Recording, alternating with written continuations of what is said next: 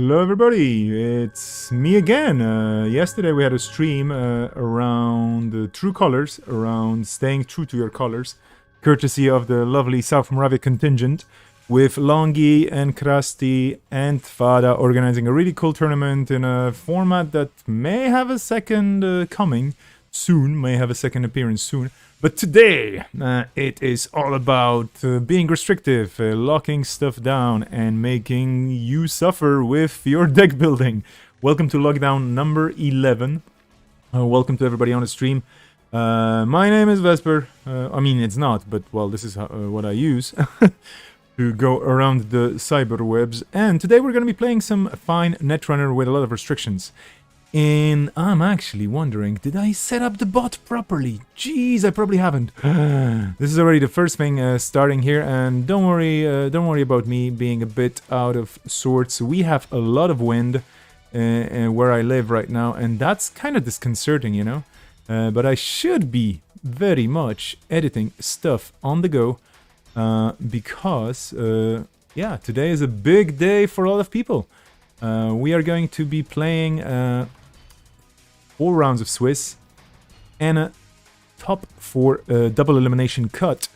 If you have no idea what this means, don't worry. Basically, there's going to be games online. I'm going to be showing Netrunner games played between people, and at some point there will be the top 4 players from the tournament. You will see the scores on the screen, and there's going to be a bit of a break, and then we're going to go into this elimination format, which is going to help people figure out who's the best today in building decks that are pretty wildly restrictive. If you're wondering why, basically you can go to the page that I just pasted into the chat on Twitch, probably repost it to YouTube as well if you're watching on YouTube. But yeah, at vesper.cyberpunk.me/lockdown, and there's an explanation and an exploration of the format, which is diversified portfolio with twists, with spicy different additions and changes.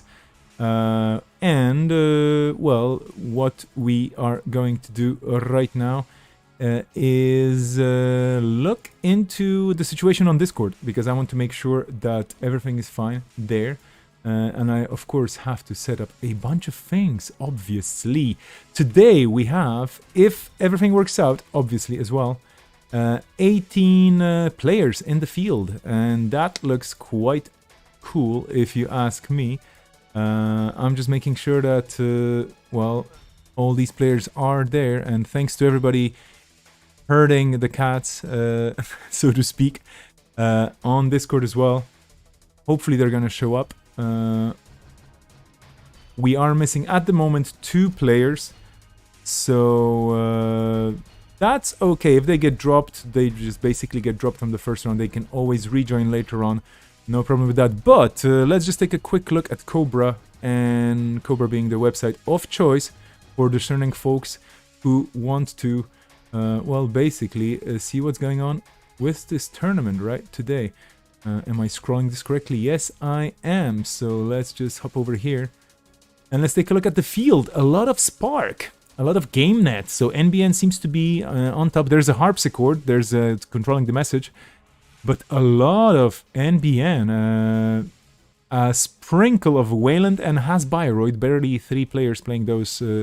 Same for Jinteki. So is this going to be dominated by Spark and NBN in general? We'll see. And on the other side, we have Quetzal dominating and reigning supreme, and Anarch basically with 11 players on Anarch today. Then a bit of Shaper, a bitsy bit of Criminals, and a Sunny. And I think I know who's playing the Sunny, but we're gonna see that later. We still are waiting for 2 players to show up. We will be starting the tournament in around 5 minutes, I would say. Rosenheim City, hello there, shorty. Good luck and have fun to everybody indeed. Thank you so much for joining.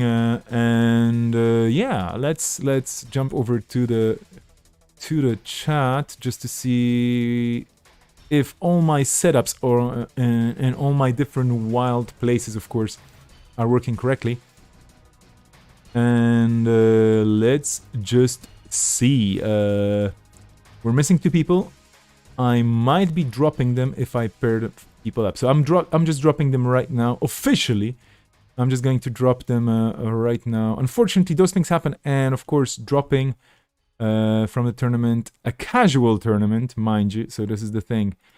We are not going to be all very, very judgmental about this. But this is probably going to change the field a bit, right? I mean, let's take a look. Well, the tournament still has a lot of those IDs. I'm just going to be pairing the first round. And let's see. I do have to type and talk to you at the same time, so apologies for moments of silence.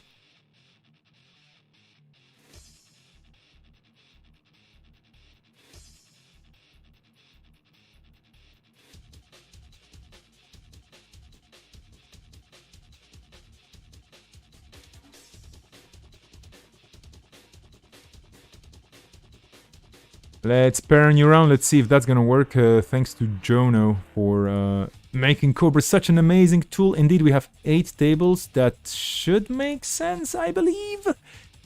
Yep. So pairings up. I'm gonna bring them on the stream as well so that you can take a look at all the lovely people. Where do they all come from, right? They come from all over the world, and I'm not kidding here. We have quite a big bunch of amazing players. We have Shorty and Dunch, we have Synchro and MCG, we have Frizzler, Armin Firecracker, Captain Nice, JTFQ, Mars, also known as Moo, Jamil, Cuddle Bunny, Meta, Joss, Baramu, Deer, and the King himself. I'm super stoked to have the King at the tournament as well. Always a great experience with the man behind the plan, on Hyobu no less, and Edward Kim. Ooh, well, we'll see what they're gonna come up with. I am putting up a bunch of timers in places, so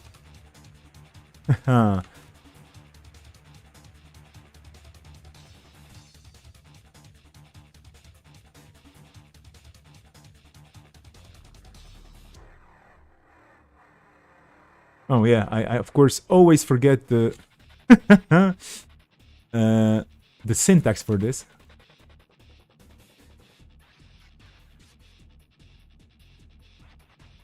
But that's just me. Uh-oh, meeting adjourned just showed up. Whoops. Let's just see if that's gonna change things.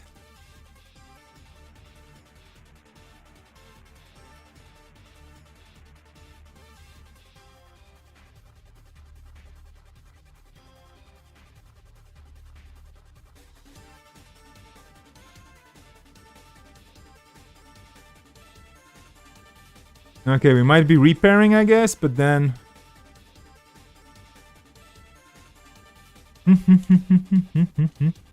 This is what happens on online tournaments, and the most important part is chill and wait for things to happen. 2 Kims. Indeed. 2 Kims in the field today, at least. We'll see if that's going to change. Oof.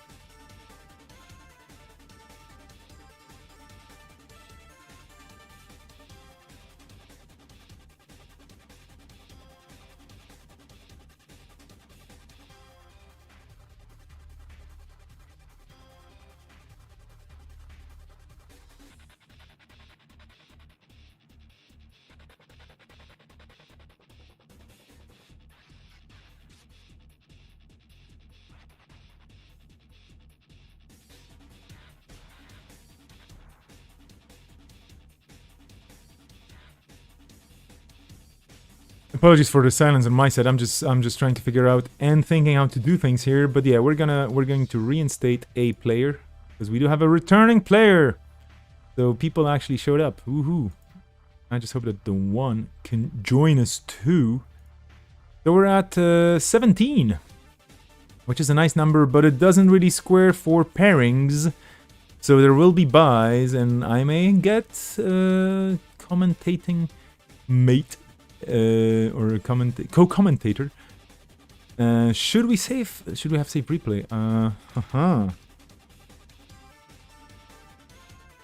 Well, there is, by the way, on JNet there is this new cool feature. Thank you so much, Lost Geek, for this, and the JNet devs for yeah.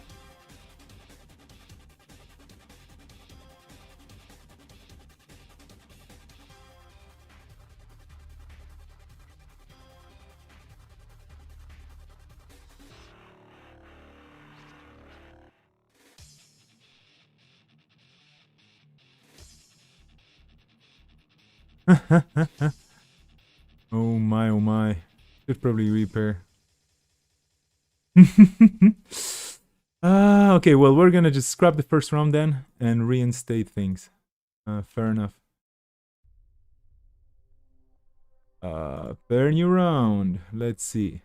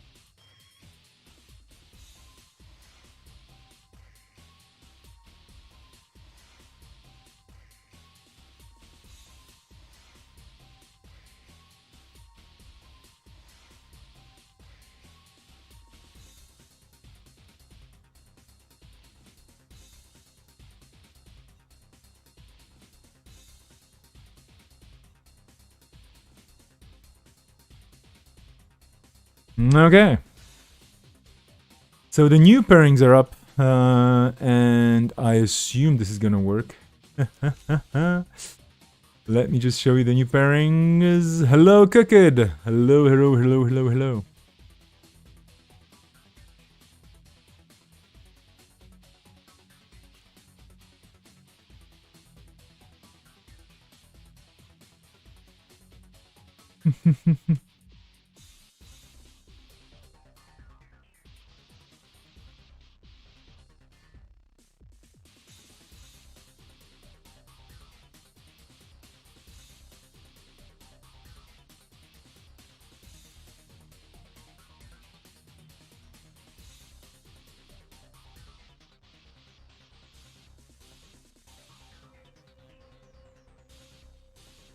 Okay, I'm gonna clear the timers.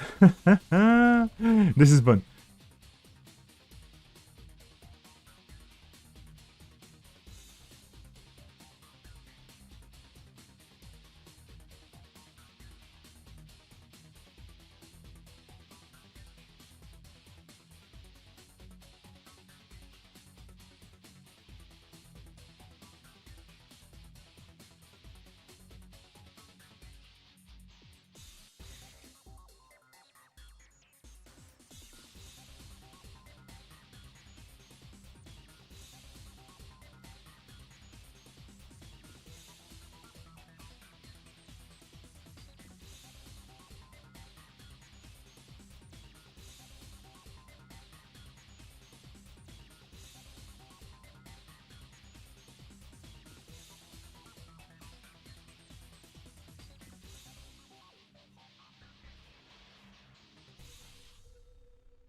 I will have a co-commentator for the first round. Hopefully, I just have to set things up very quickly on Discord. Please do apologize me for being a silly person who is, of course, and obviously jumping around like a headless me.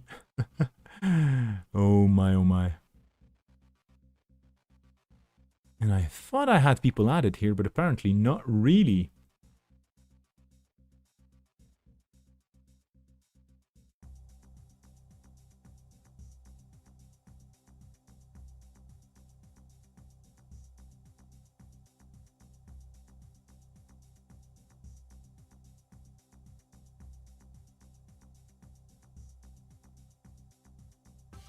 So all those moments of silence is basically me hopping around on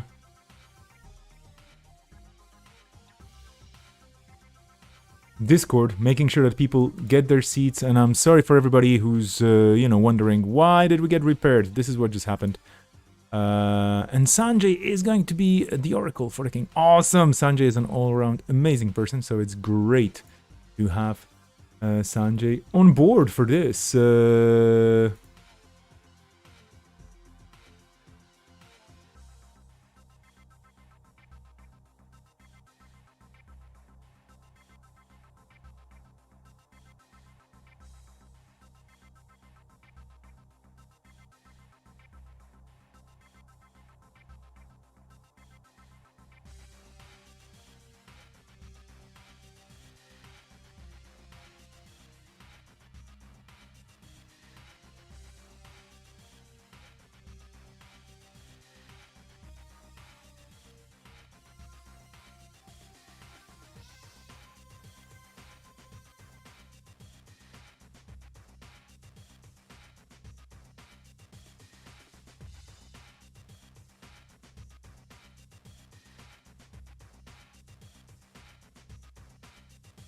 Okay, a bit of silence on my side, but anyway, sorry. Yeah, time to transition into other places. Odell be running, welcome! The legend. Having won yesterday's tournament, chilling today, I guess. Really well played, the games were super tight. This was a really amazing tournament. I'm super happy that the folks could put it together, and it was really, really exciting. But we're gonna be starting here in 2 minutes, more or less. Just making sure that everything is working, and I'm wondering, where should I head? Which table should I be going for? You can see I missed the cracking game of Pinsel versus 99 card max. Well, that is terrible. Those things happen. And I don't know where should I go for the table. We have several cool tables with a lot of cool names. Everybody's going to be super awesome today, I assume. And we have some really interesting IDs and a lot of sparks.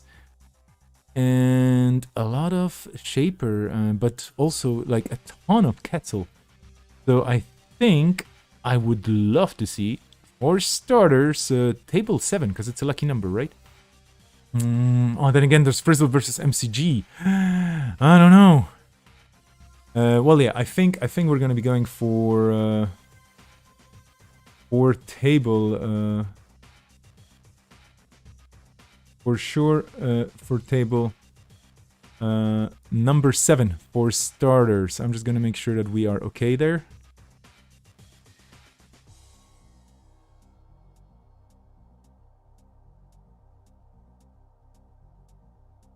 Because this is Hasbioroid versus Quetzal. But let me just make sure that we're gonna be there. We're going to see Surfer Quetzal. That's an interesting question. Yeah, E3 Surfer Quetzal. Okay, well, I mean, let's see what's gonna happen, huh? Should be an interesting turn of events. I'm still calibrating the calibratables. I'm always trying to put the chat on the screen just to make it more, you know, interactive for people watching later on. Maybe I should make the chat smaller. Maybe just a few lines. Who knows? But anyway, yep. Folks, warming up. I'm warming up as well. I'm going to be joined by Deer, and they're one of the players who managed to win. And I'm saying manage because it's always a challenge, huh? In Season 1 of Lockdown. So, Baramu coming back as well. People taking mulligans, and we're going to be kicking this off. So, Deer, do join me at any moment you want. We're going to be co-commentating this game together. And I'm expecting hot takes and interesting information about Deer's decks as well. Maybe. Hello there! Hello, hello. Can you hear me? Oh, I think you're muted. Why would you be muted? Is it on your side? Hiya. I can hear it right now. Great to have you. It's a good morning, right? Yep, good morning. 9:16. Oh, well, that's a good time as any to start some net running, huh? You got the buy, unfortunately, because we were at 18, and then all of a sudden we were at 16, then at 17. But here we are with the game. And what's your prediction? Whoa, that was noisy. Excuse me. What's your prediction for today? I played a little against Meeting Adjourn's deck. We practiced together, and his Architects of Tomorrow is spicy, and I am so excited and do not want to make any spoilers. Okay, so here we are. But it is a very fun deck. I don't know anything about Quetzal, but I think it's a great pick for this tournament. I was very much considering Anarch. Yeah, there's a ton of Quetzals, and I'm curious to see this lockdown. People keep telling me, because this was the time where I chose the ban list just because I could. It's apparently fairly restrictive on the money and on certain key cards, but not all the key cards. So I think it's gonna be interesting to see what people come up with. A lot of NBN and a lot of Quetzal. So Spark and Quetzal all over the place, but this is one of the 3 Hasbioroids, and Meeting Adjourned, you're saying spiciness. Okay. Yeah. We can probably expect a lot of shenanigans with MCA austerity policy and maybe some biotics. Ooh. Ooh, that's a virus breeding ground and Quetzal. Is it probably a Yusuf engine? Yeah, maybe you're also running medium, I guess? Let's Yeah, see. that makes sense. 0 Palangi. Okay, yeah, this is looking good. Oh Lord, this could.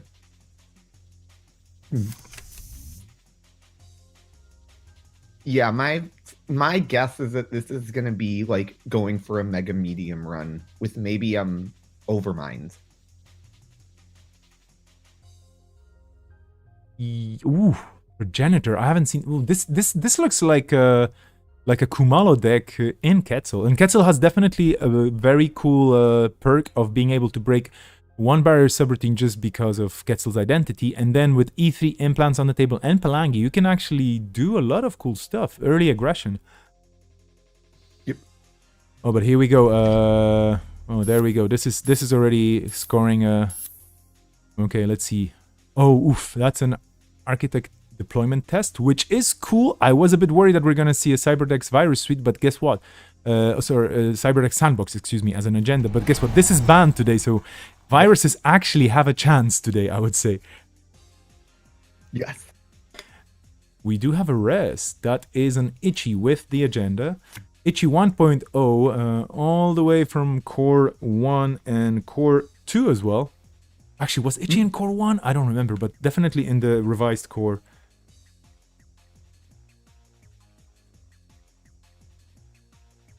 So since it's super early in the morning, dear, is there a beverage that you're on? Because I'm on green tea today just to make sure that my voice doesn't falter. I like drinking coconut milk. And I put in some chai. That sounds tasty. But still too early for me to take that just yet. But by round 3, I'm sure I'm gonna be drinking it. Basically, your brand of diesel. I guess all different Netrunner players have their own brands of diesel. We know of 2, of course. There's the Shaper diesel and the Blueberry Criminal diesel, but I'm pretty sure every person playing the game has their own recipe. Mine would probably include some caffeine, and I'm kind of between citrus and forest fruit. I don't know. Depends. Server 1, we have a run. Baramu not letting Meeting Adjourn here come up with more agendas. Cortex Lock. Ooh. This could hurt. Holy. Indeed. Cortex Lock in has Bioroid. Exclamation mark. So is this the spicy? Is this a part of the spicy? Is there more spicy? This is not even the spiciest part. This is, okay, already exciting.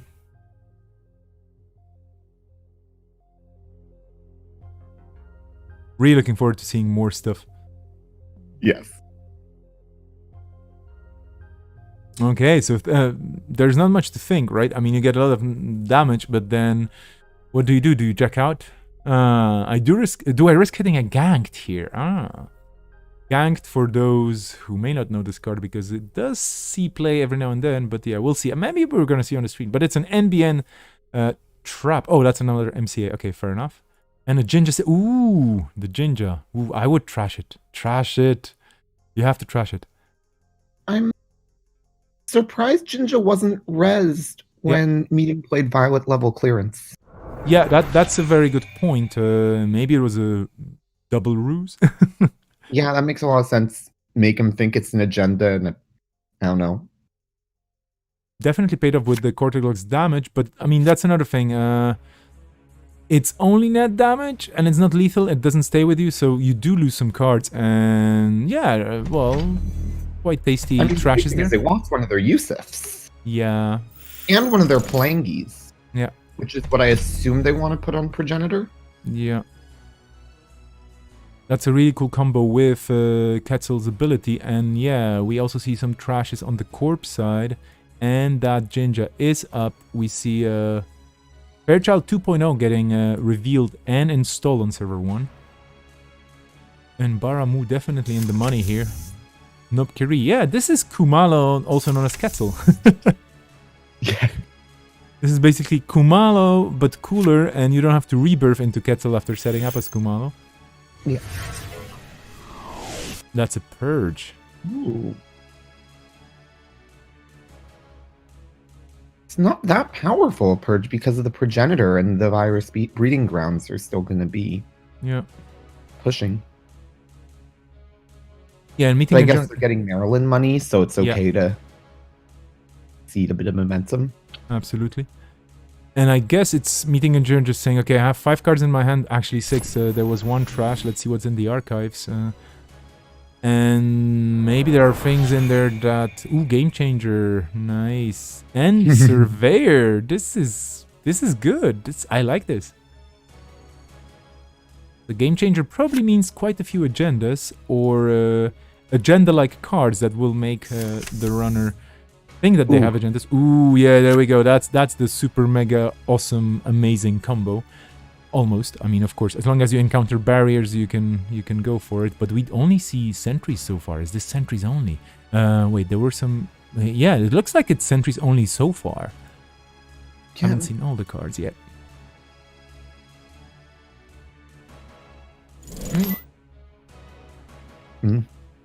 Subliminal messaging now is out, trying to bait runs. And red lever clearance, that's always nice. Eli 1.0. Okay, so that's a barrier. So this is already a cool thing. And is that another? Oh no, this is actually... Oh, this was paid. Okay. Yeah, I think just having a barrier on the outside is too dangerous. Yeah, and that Jinja is a May, so you may want to use the Jinja discount, but this is what happened here. Meeting adjourned, from what I see in the log, went for a fully paid install without revealing the card, and this is just saying, yeah, I'm going to keep server 1 safe, good luck to you. So Baramu has to consider what's going to happen next. We do know that there are barriers in the deck, though, so that's good news for Ketzel. But yeah, are there any breakers in here other than Yusuf and Ketzel and the combo of Pelangi and Imp as support? That's interesting to see. Archive memories going back for the MC austerity policy. Okay, so prepping indeed. And that Maryland going back into R&D. And the MCA is going to be pesky and annoying for the runner. So what would you take, what line would you take, even if you, I mean, you may have some knowledge of the deck. Oh, Surfer, there we go, that's it.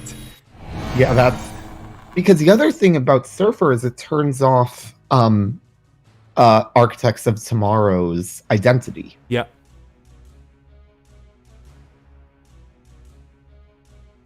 This is amazing. Yeah. You basically surf on a piece of ice that you turn into a barrier. With Ketzel, you break it super cheap with E3 implants as well. And then you just get into this. This is amazing. I'm loving this. Yep. And Surf now Ketzel. Eli is on the outside, so Yeah. Ketzel doesn't even need to fire another Pelangi token next time they run it. Yep.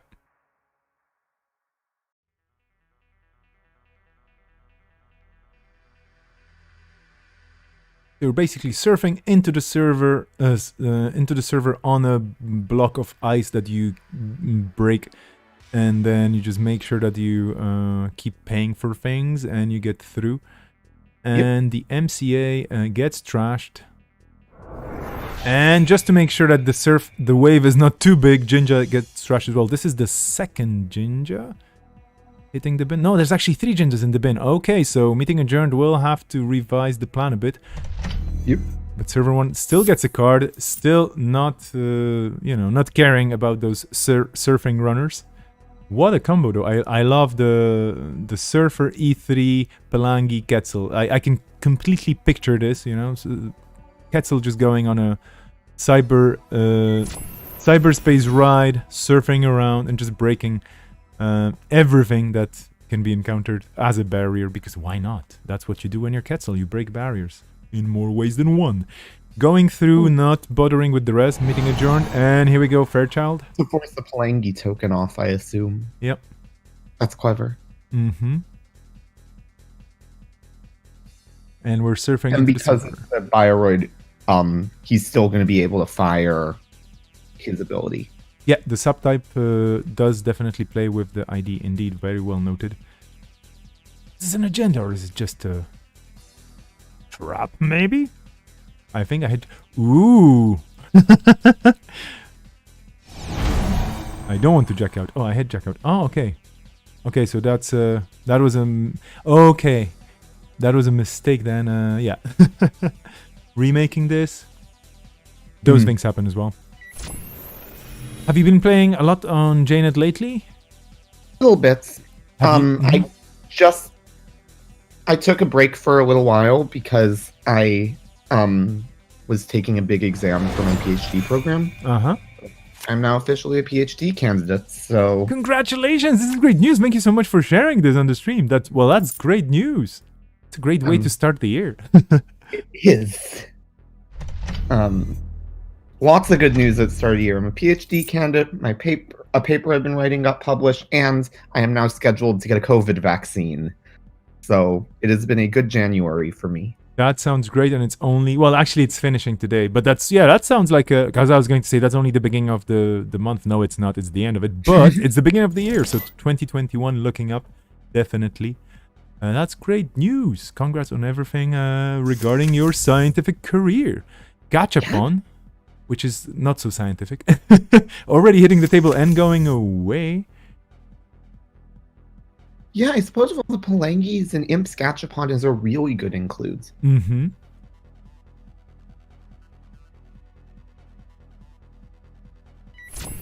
And we're going for server 2.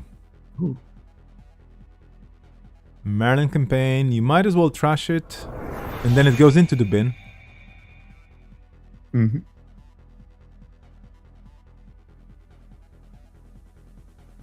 Courtesy of Imp and an Imp token. And the virus breeding ground is just... Oh, there we go, the medium. Oh, sorry, go on. I wonder if against horizontal decks, Baram Wu's going to do the opposite, where he puts the Imp on Progenitor. Yeah, because then you can just keep on trashing, and it's a great, cheap way to just keep up your money total while destroying the corpse plan. Yeah. I also wonder if there's any Monday chips, or Friday chips. I always forget which one it is. Friday chips in this deck. Maybe that's a cool way to expand the game. We should have a chip for every day, right? Okay, running archives. Trackpad is whack. Okay, well this is what happens when the runners have hardware problems, you know. Imagine in the future trying to plug your, I don't know, your E3 feedback implants into your console, into your Zero, for example, which is not a console, but still. And then you have the wrong USB because your USB 16.5 is not actually compatible with 16.3. And then... Lord knows what you do with Hippo. I guess if you have a Hippo, you know, on your setup, you should definitely pet it because Hippos can be fierce. Probably has hardware as well, and as we know, they're quite destructive. We're in, so that's gonna be a medium dig. The Itchy getting rezzed. No credits left, no liberated accounts. Oh, there's a Vacheron, which is nice to see, and it's a bit of a timer, but the Corp doesn't really mind. Now, in the 16 cards in the bin, is there anything super spicy that would betray the game plan? Not just yet. Is there punishment for stealing a Vacheron? That's an interesting question. Meeting Endured going for the score with the Hyperloop extension. I'm gonna hop out into Discord for a second just to type up stuff, but feel free to keep commentating on what's going on. I'll entertain everybody. Thank you so much. You are absolutely an entertainer. Thank you so much.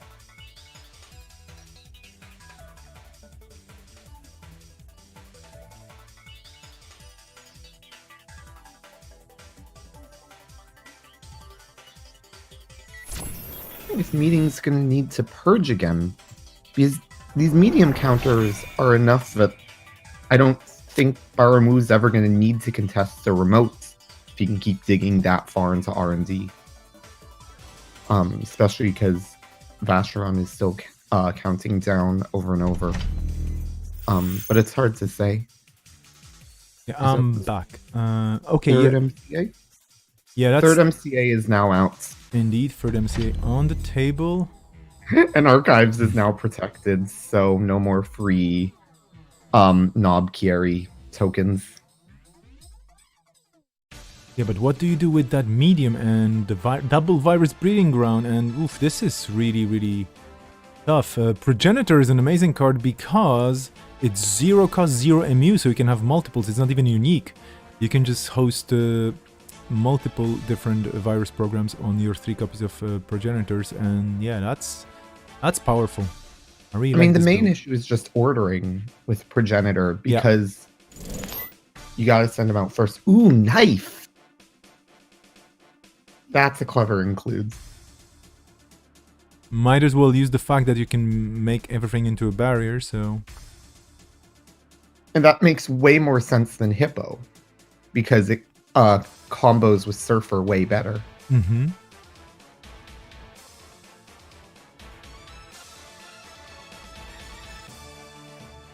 Baramu going for an HQ poke. No other multi-axis here other than the medium on R&D. Fairchild 3.0. Oh, okay, that's a biggie as well, and it's good to know that it's HQ there. can at least be defended. Yeah. But if meeting defends HQ, you won't be able to purge the medium counters.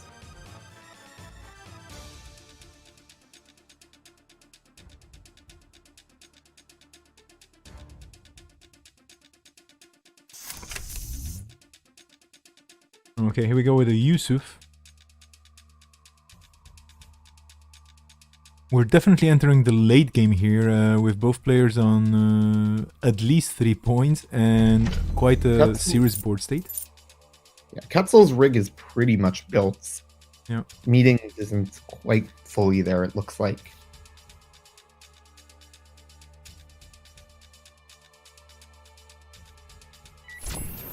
This could be it, with the Vacheron ticking down and with a 4 medium counter. Oh, sorry, 4 counter medium.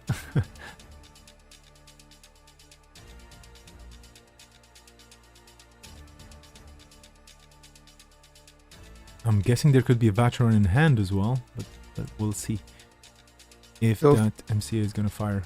Sorry, go on. If Baramu takes 2 Vacherons, we see a game changer that could, I think, get meeting 4 agenda points. Yeah. That is a serious potential threat here on the corpse side, indeed. We do have a game changer in the bin.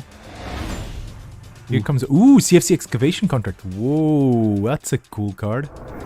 And there's no more agendas, so... I assume there are some agendas in HQ. Yeah. Baramu doesn't run HQ very much. It's possible that Meeting Adjourned is totally flooded. Chances are.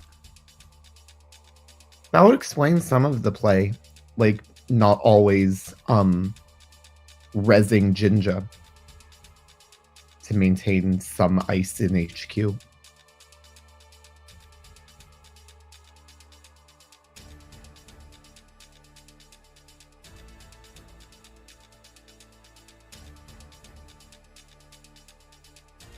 Yeah. So 2 credits from a game change. I think it works if Meeting hasn't CFC, because then he won't be short on money. Yep.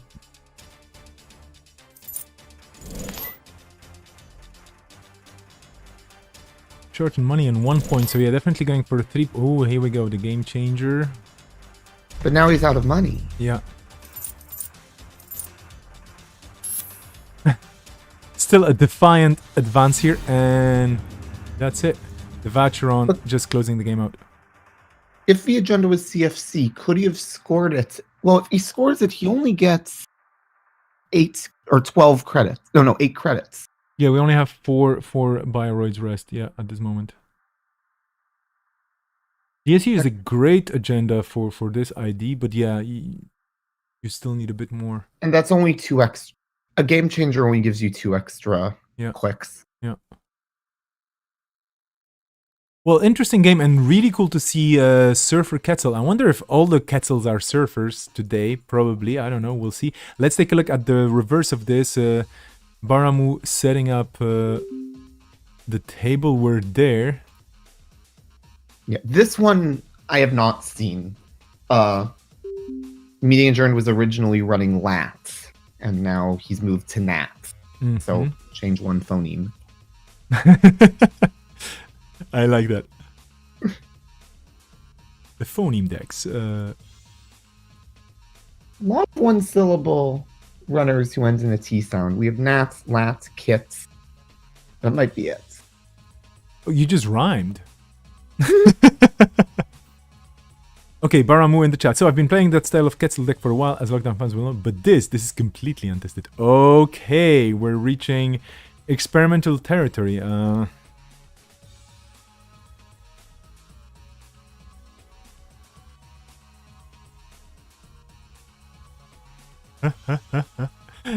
Cider Laboratories. The first time each turn the runner loses or spends a click during a run, you may add one card from archives to the top of R&D, which is kind of interesting and useful. Well, maybe. And Nat. 0. Yeah. When your turn begins, gain 1 if you have 2 or fewer cards in your grip, which is definitely interesting. Kind of like a mini-max from the other side, because basically you don't trash your cards, but you don't want to have too many cards. Turtlebacks on the table, turn 1. And already making bank by installing, but I don't think those turtlebacks are going to stay up long. We'll see what Matt is packing. And this is completely untested, so if you see any sparks or if you smell anything funny coming from your screen, this is basically Baramu's deck doing stuff. Bookmark! Whoa! Well, hey, what is going on here? Oh, I love what? Whoa. I already know what to expect, or maybe not indeed. What a combo! Maryland campaign for some extra cash. What a combo.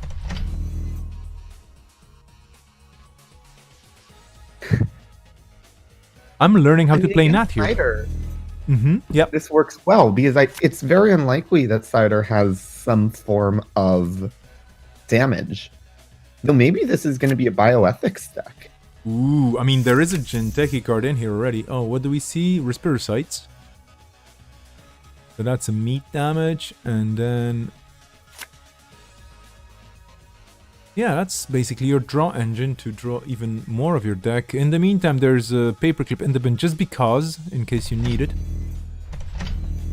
Okay, Baramu playing definitely a game which I call zooming out.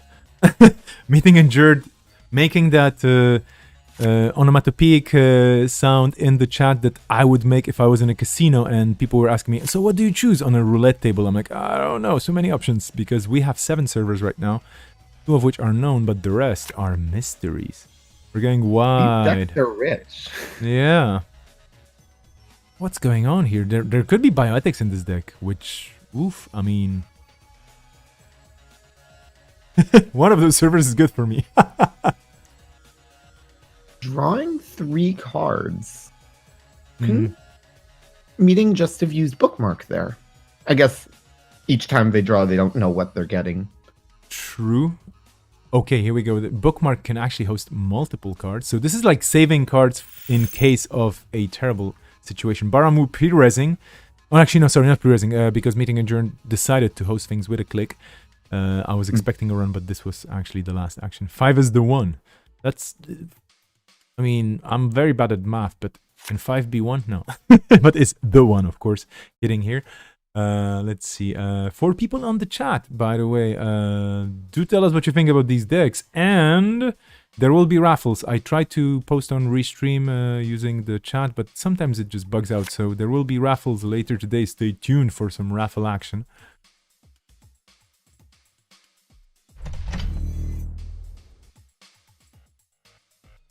Okay, server 8. I've had worse for extra draw. And Bookmark is not unique. You can have multiple bookmarks as well. Ooh, true. To stay through. Oh, and it's hardware, so trashing it is going to be tough. Yeah. I'm trying to think. Okay, Shapers. Multiple clicks. You can host a lot of cards. This is basically... if you have, if you have the right number of cards on Bookmark, it's kind of like Plasky's Carapace back in the day against, it can save you easily from a potential boom, for example. I like this. Clever. Yeah. You heard it here first. Bookmark is going to be tier 1, and people are going to keep playing it over and over again. Server 8 double advance. What can Nat do to contest? There's a paperclip and an MK Ultra in the bin, so there are options on the table, or actually in the heap, but kind of on their way to the table if need be. So there's nothing in archives, so meeting could just click through Bioroids. That is also true.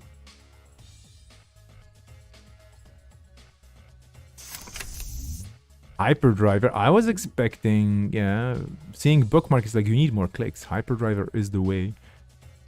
There probably might be a Beth hiding somewhere here as well. Although Beth is extra influence, and well, there's only so many Shaper cards you can put in. This is already 5 influence from Shaper on the table, and we have another bookmark. Oh no, sorry, that actually gets... Well, yeah, there's another bookmark going into the heap. 7. Okay. Yeah. Here we go. Server 5 is the one. So let's see how much, how good of an oracle is meeting adjourned. Actually, let's see if he's 5 is the one or it's a 1. It's a 1-pointer, maybe, perhaps. Ooh. I think that needs to be trashed. Yeah. The hostile infrastructure with a horizontal deck, you don't want to see that. That's an Ikawa getting scored. 3 points for Baramu. Plenty of money in the bank. But now with hostile infrastructure in the archives, Sator's ability becomes much more relevant. Yep. Hyper driving for extra clicks. 7 clicks on the table. Okay. Oof. A lot of draw. And a lot of money. Trashing Paladin Plemu. Yeah, that was unfortunate, but I mean, I guess that was the extra cost because you have to trash a resource, so might as well turn that little plushie into some money. Ooh.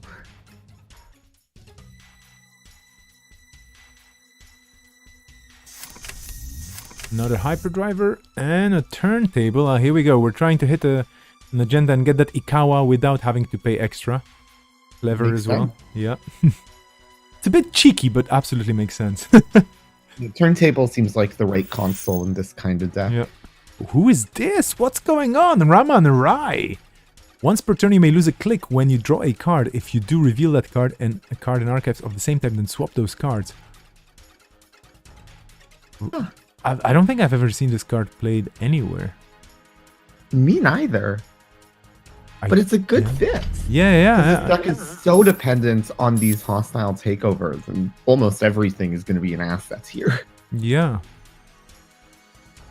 Server 2 getting double advanced again with impunity, just saying, I know you can break some things, but you won't be able to break through whatever I have there. I'm wondering if this is another Ikawa. Does Ramen Rai fire before you see the card or after you see the cards? Very interesting question. When you draw a card, I think you draw a card and then you may lose the click and then you reveal that card and then you can swap them. So I guess you see the card and then it fires? Okay, then it's a lot better. If you didn't see the card, that would be like a weaker... That would be like a more terrifying Oracle May. Yeah. Vacheron and Baramu is just saying, well, this deck is untested, but guess what? I'm on 6 points. 6 untested points, so I don't know if they actually count. Would you say that 6 untested points count as 6 properly tested tier 1 deck points? Amped up. Even more clicks. Ooh.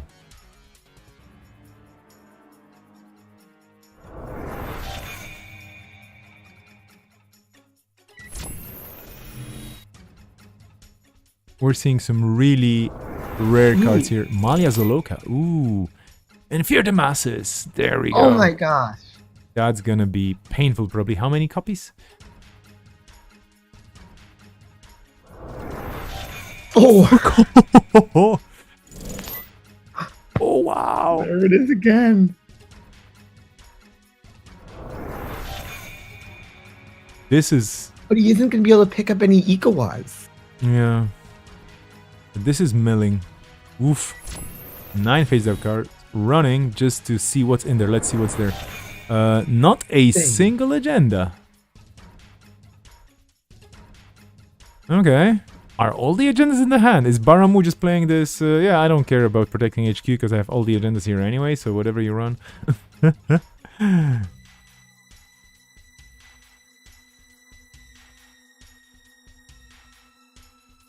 What a combo that was. I mean, the pieces, you know, it's like, wow. I wonder if he's running Wanton Destruction. Chances are there's still 14 cards we have no idea of.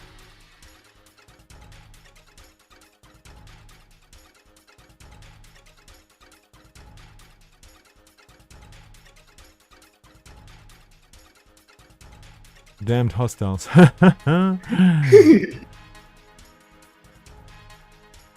Oh, here we go. This deck is definitely fun to watch. And I mean, both. This was a good pick. Yeah.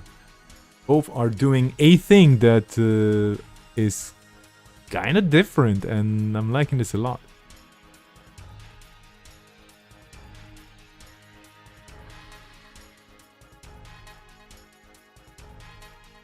Yeah, I think Baramu's right. If you just trash the top card of R&D without looking at it, it doesn't trigger hostile or roll-ins. Yeah, because this is basically the corp trashing its own cards because of your card effect, but this is not you trashing corp cards the way runners usually would trash, paying any costs or interacting with those cards. Yeah. Yeah. That seems logical to me as well. Chat, if you think we're wrong, we're probably not. But hey, let us know what you think. Okay, we have Turtlebacks making more money, additional servers, more stuff for Meeting Adjourned to trash if he so desires. Oh, okay. Ah, okay, no.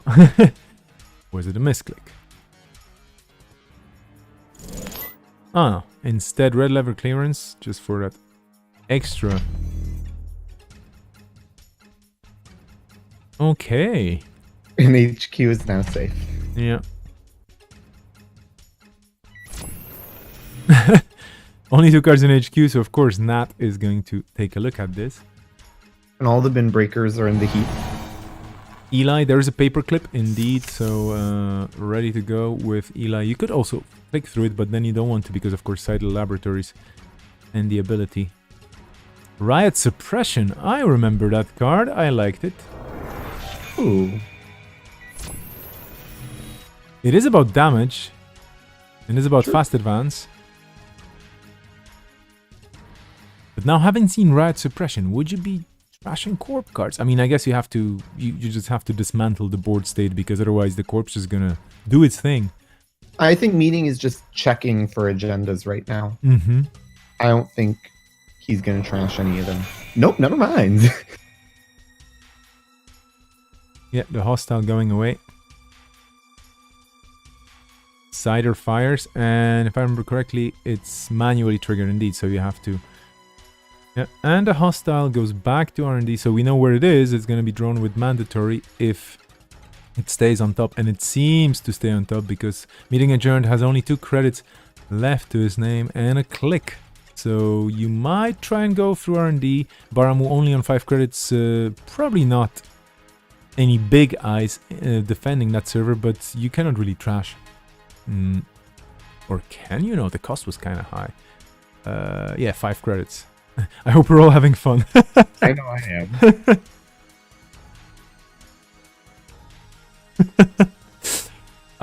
Yeah, we're definitely having fun here. This is just so much fun to watch, and I'm trying to wrap my brain around what's going on the table because I would definitely be going like, wait, what's going on? What?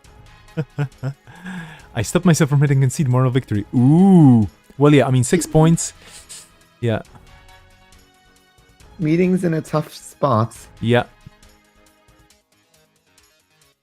This cider might be super spicy, and it's only one of the 3 HBs in the game today, at the event today. So really looking forward to seeing how it performs. That said, of course, with NBN being everywhere, we're going to see some Spark games next round for sure.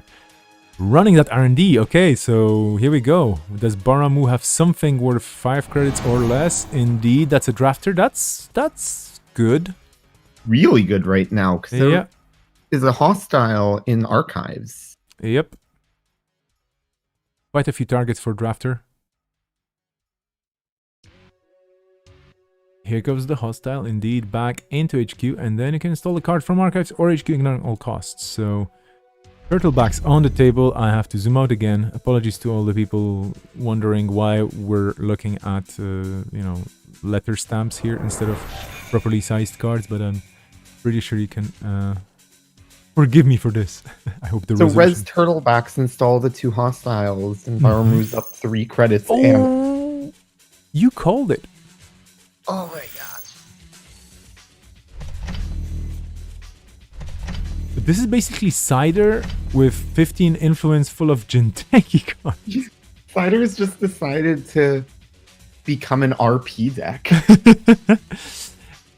It's like the CEO of Cider is going like, well, I know we're part of HB, but we actually signed this very lucrative contract with Jinteki, who's a direct competitor in many ways, but we just decided to collaborate, and it's so much more fun, and also we just are very annoying. So yeah. The opposite of an HB identity that's you can't have influence from Jinteki. You can only have influence from Jinteki. Actually, that'll be a hilarious theme. That's a cool idea as well, yeah. Like HBs where you're required to have all of your influence from like the opposite of true colors. Yeah, were you playing yesterday? Cause I wasn't. Oh, okay, because there were quite a few games going on, and I was only on some tables streaming as well. And I found this format very interesting. The idea is really cool, and your riff on it, like the idea of, okay, you can only have colors from one other core because there's like a merger. We could call it a merger. Ooh. Yeah, and yeah, that's cool, because then again the thinking about deck building and the thinking during the game changes, because you see a color like, okay, so there's certain cards I can expect and certain cards I don't have to worry about, and then your playstyle can change from one click to another. Yeah. Yeah, I would imagine that if in the core side, it would be mostly HB merging with Jinteki and mostly NBN merging with Wayland. Mm-hmm. Like, my guess is those would be the 2 alliances that form. Yeah. Just because NBN benefits from so many Wayland cards in their decks and vice versa. Yeah. Humble Juggernaut in the chat going, Sir Rai made our offices an offer we can refuse. Indeed, I mean, here we go. Raman Rai has to go, apparently.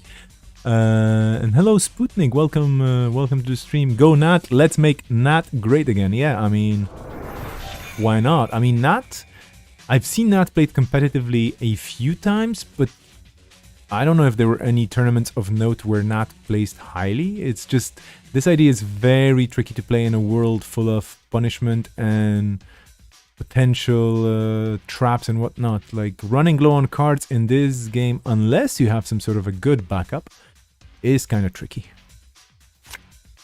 14 servers. Or actually not, is this 14 servers? I'm just counting. Where's server 3? We lost server 3.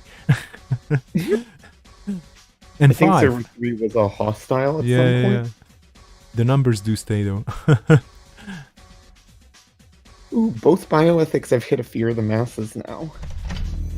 Okay, we keep stretching, and this is how you crash Janet, basically. You know, it's not about the amount of people playing or how many takebacks you do or weird interactions. It's basically just building this one super horizontal deck that just goes horizontal, and at some point Janet just runs out of memory, and yeah, there's nothing you can do. Just the game stops. Okay, meeting adjourned. Meeting the deck has a Miss Bones. Oh, yeah. Or even a Scrubber would help a ton. Yeah. It's really hard to play against this deck.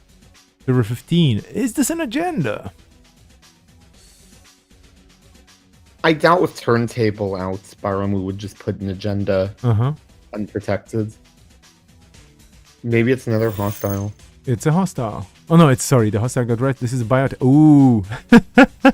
Damned if you do, damned if you don't. But I think you have to trash this. Yeah. I mean. Ooh. That's a no-no. 2 damage. Yeah, meeting is basically gonna die at this point. Mm-hmm.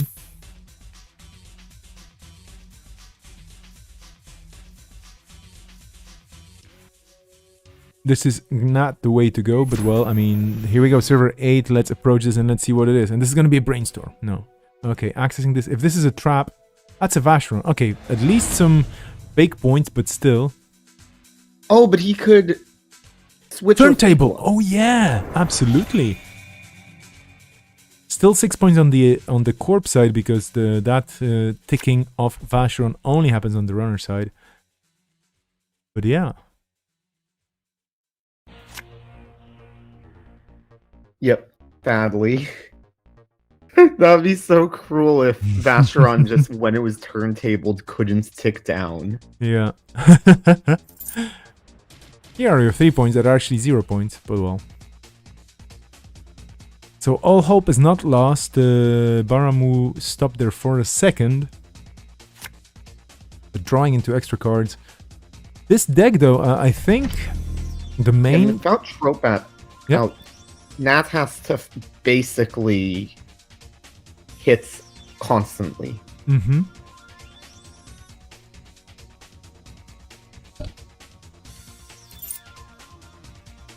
I wonder if this is just 3-pointers. Or 6 3-pointers and I don't know, maybe a Vitruvius or something. Oh, no, actually, Vitruvius is banned, excuse me, yeah, so 2-pointers are kind of out of the question unless you have something else in there, but, well, we'll see. Medium, okay, here we go. This is labor rights getting played as well. Maybe the last one is an efficiency committee? Could be, yeah. Would make sense. Those are fit with what they're going for.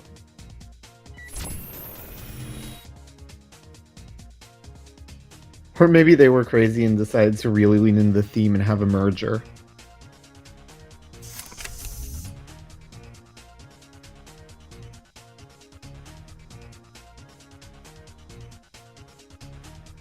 Still around, by the way, still around 20 minutes left in the round. For people wondering how long we're gonna play.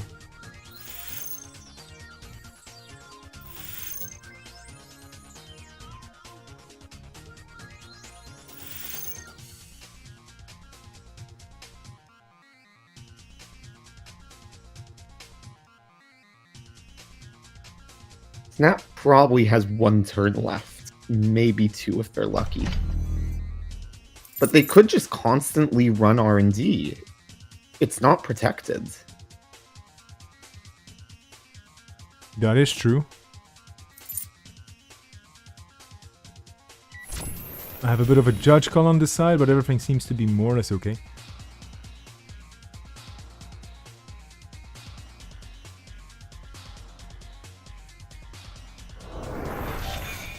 Not sure why they're breaking Drafter. This is almost definitely their last turn.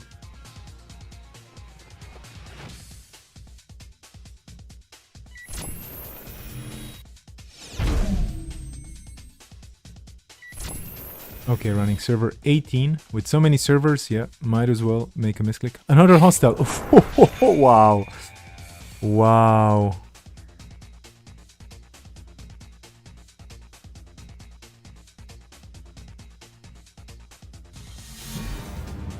That's a flat line then. Oof. Well, Sato just took out Nat.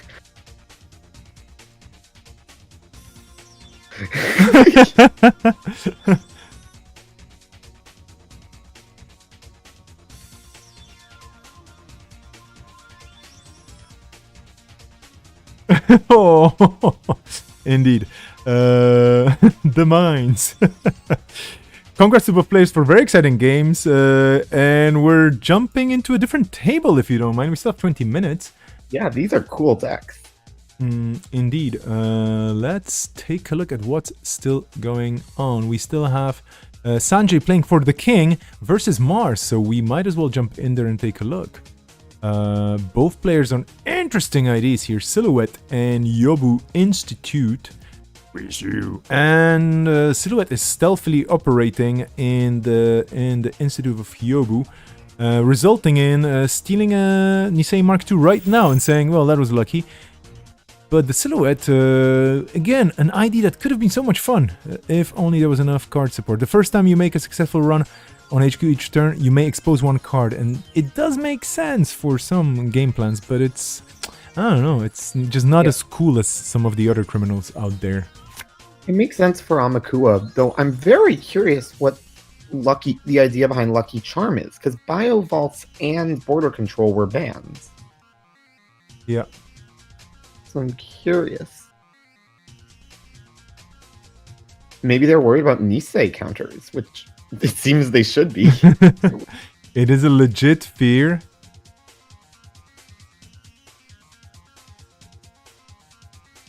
Some results trickling in slowly, so I'm going to be clicking in the background here. Yep.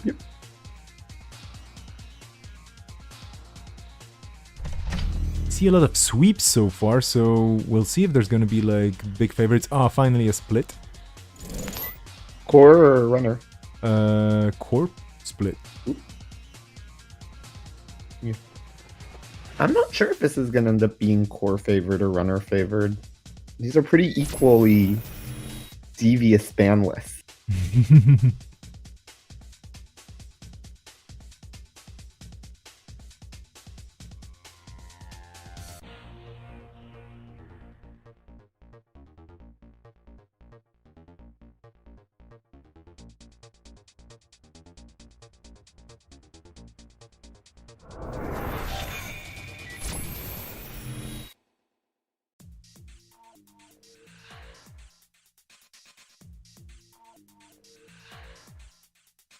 Oh, Amakua can just break the ciders and is only going to get stronger and stronger. Yep. Going in through that cider for Hyobu Institute, which can gain a credit the first time each turn you reveal a card, and you can also click just to reveal a card from the grip at random or the top card of the stack. So could there be a kill potential here? Who knows? Sanjay here playing as the Oracle for the King.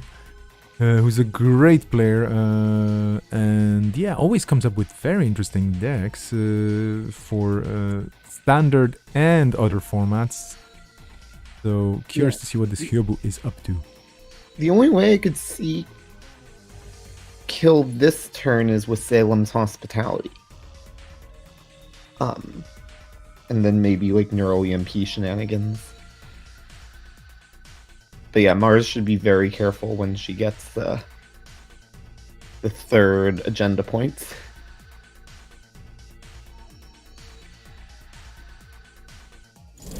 Wait, Mars is running a 69 cards deck? Yeah. Oh, that's cool.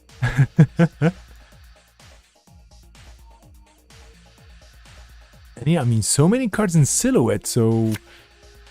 Yeah, like, what are you trying to build for here? That's an interesting question. Also, you have only 15 influence, so maybe there's just a lot of good stuff. This is like good stuff silhouette. The question is, can you reliably draw into it with so many cards? I guess the idea might be that because she has Class Act, more of the deck's going to be drawn. Yeah.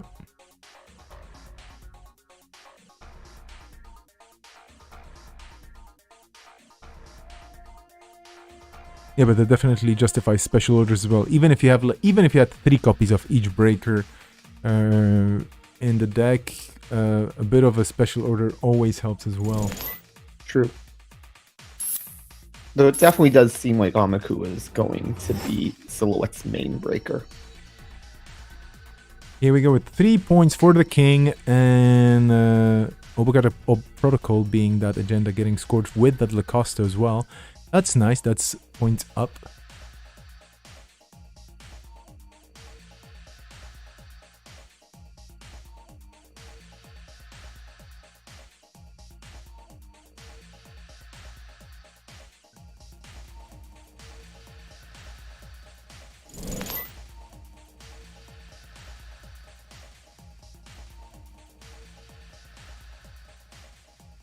That's a lot of draw indeed.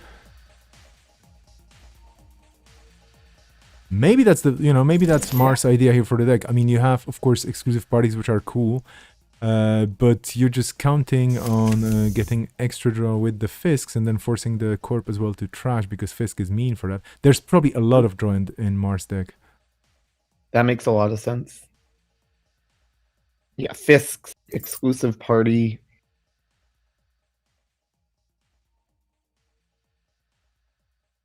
Wonder if Mars is playing Raspberry or Blueberry Diesel. Not a bad idea. Getting some. And I was going to say Desperado, but it's not Desperado, it's Paragon. Paragon is always a good pick as well. Okay, the king going for some messaging. Yeah. Good card. What's your take on Salvage Memories? Do you think these cards should stay, or is it good to have them phased out again when new cards arrive? I mean, I never played Netrunner when these cards were originally there, so I've really been enjoying learning how to build decks around them.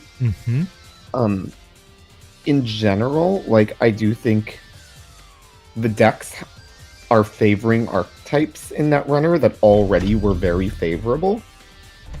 So, for instance, on the core side, it seems like the decks that got the most from Salvage Memories were RP Jinteki horizontal decks and NBN everything. And Wayland's, which already I think was becoming one of the weakest cores, just became even weaker because of Salvage Memories, since its 2 cards were pretty much NBN cards and good next ice suite activators. So, like, I'm excited to be playing with them, but I'm also ready to see them go. Like, I think it was a really clever idea, and I want to see more of it. But I don't think it was a great meta that was created by them. I'm still pro Salvage Memories. Yeah, I think that this is, like, especially for people who had the experience of the meta growing over the years, Salvage Memories is a bit of a, okay, well, yeah, these cards are cool, but we've got used to a different meta. I don't know, I mean, of course, it depends from person to person. I'm just curious to see what's going to happen. Oh, that's another Nisei Mark II, by the way. Sorry for jumping so terribly over to the other side, but this can be scored next turn unless Mars decides to go for it, and here we go, that's a paperclip. But first, going for HQ. Okay. Oh, to turn on Lucky Charm.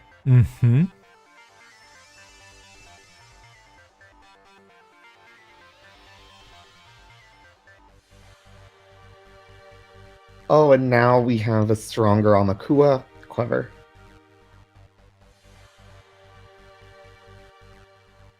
In the meantime, in the chat, we have discussions about bees and buzzing noises and whatnot. If you have any audio issues, by the way, with the stream, do let me know. I'm the one turning the knobs around here. So, you know, like, any technical issues with the stream, including me getting disconnected, which happened yesterday, unfortunately, wasn't my fault. It's just the ISP decided to crash me because I'm too cool, apparently. It's on me. So here we go with an embezzle. Okay, we're going to trash.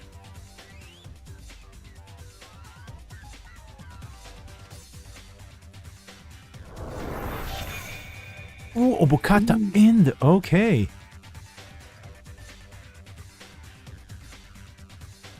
It's a worthwhile puzzle. Yeah. But now we know there's a Nisei getting scored, I assume. But Lucky Charm does offset that. Yep.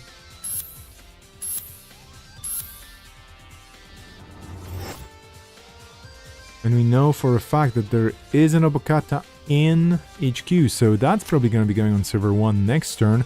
In the meantime, Mars kind of low on credits, definitely low on cards. What's the way out here? Poking R&D? Because that Obokata needs the 4 damage you have to pay for stealing the... Oh, Miss Bones, okay, well that's not bad, but is it going to give you money for running? And server... Oh, let's see. Also, it's worth noting that Miss Bones is only for installed cards. You cannot actually use it to trash anything from the hand, for example. Which makes it synergize kind of well with Scrubber, though they also occupy a very similar niche. Ooh, celebrity gift.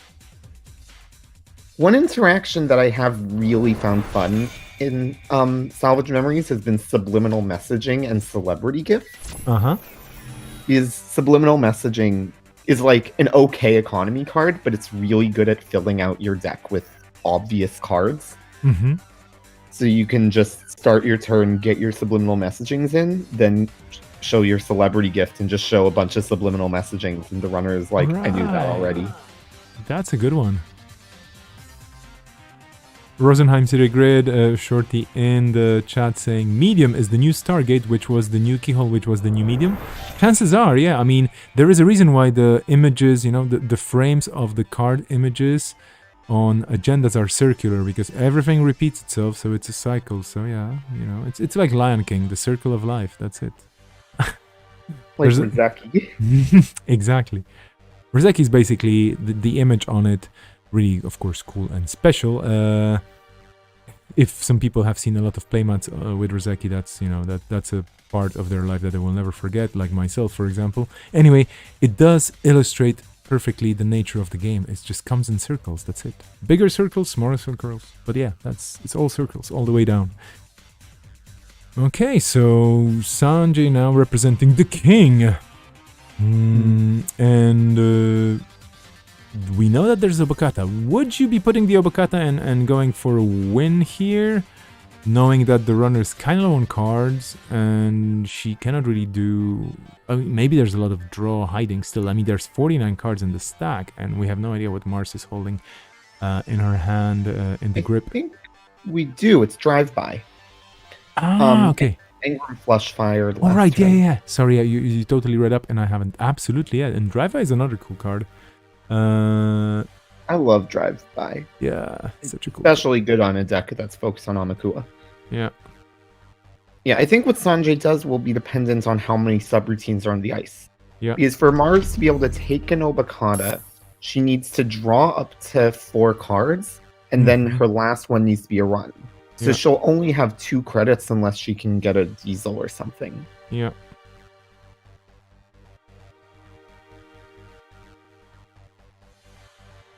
Because even Raspberry Diesel or Blueberry Diesel wouldn't do the right number. Yeah, and the thing is, yeah, if you want to avoid that Nisei counter, you have to run HQ first to turn Lucky Charm on. That already limits your options. But now I don't think. Is this the Obokata still in hand? Or are there just 2 Obokatas? Uh-huh. All 3 Obokatas are out.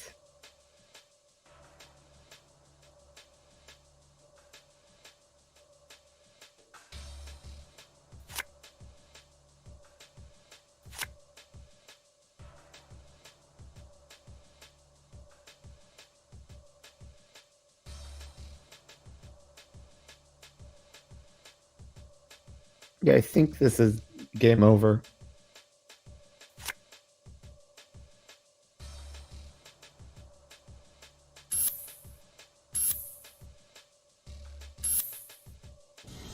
Yep, that is game over. And I'm very curious what Lucky Charm could do in a silhouette deck, because I think that's a clever include.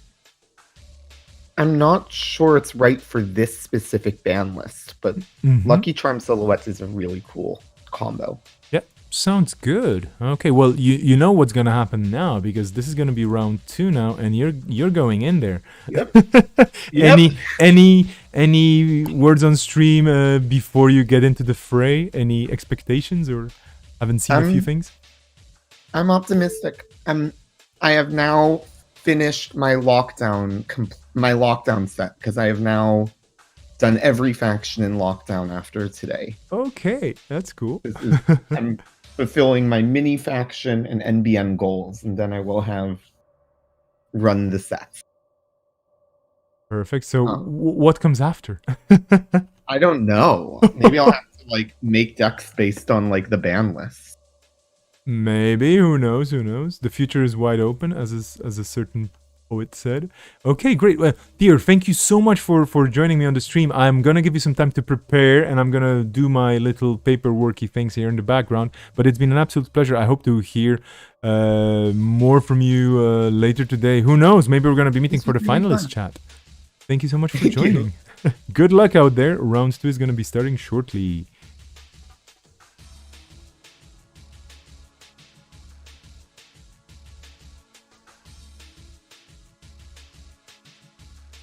Okay, everybody, I'm still here. Of course, I will have to quieten down for a sec and make sure that I input all the scores in all the places because I happen to be running this tournament, which, well, guess what?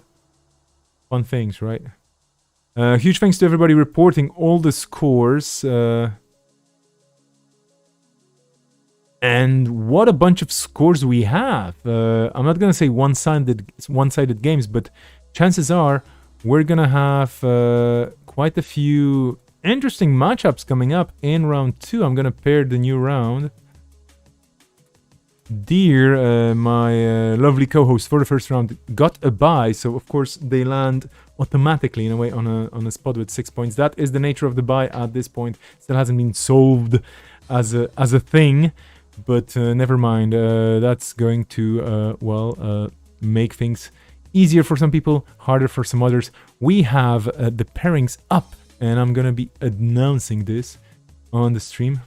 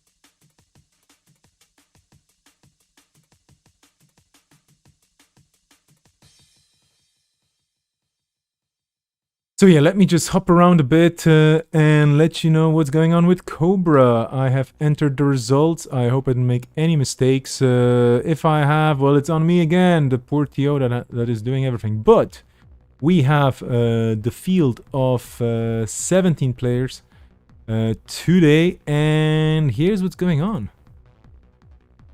We have Baramu, Captain Nice, Shorty, Armin Firecracker, JTFQ, The King, and Deer. Those 7 players on 6 points. Deer, thanks to a bye that they got for round 1 on Sonny Lebeau, representing for Captain Nice, I guess. And then we have a bunch of players on 3 points with the splits, and a bunch of players with no points because they got swept. But that doesn't mean much, because guess what? Round 2. And the person with the bye is being announced. It's going to be Cuddle Bunny. So I'm going to be reaching out to Cuddle Bunny. Maybe Cuddle Bunny wants to join me on commentating.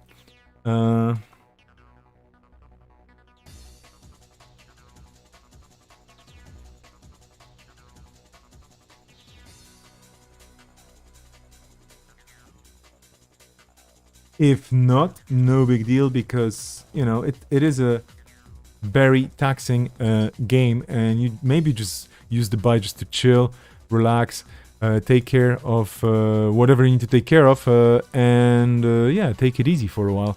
But yeah, players are taking their seats. We're going to be starting in a handful of minutes. In case you're wondering what's going on, this is lockdown number 11. Oh no, more lockdown. I got the inspiration from Lemmings, of course, obviously. And yeah. If you have never played Lemmings, the video game, you should totally check it out. Psygnosis, cool old school studio from England, I believe, or maybe America. No, probably England. Really cool folks, or maybe they were actually from France. I don't know, but great game. I think they were British. Anyway, great game, loads of fun. I wish there was a new Lemmings game somewhere. Gotta love Lemmings. Indeed, Mark in the chat saying the same. Of course, everybody's gonna love Lemmings, the most lemmingy game ever.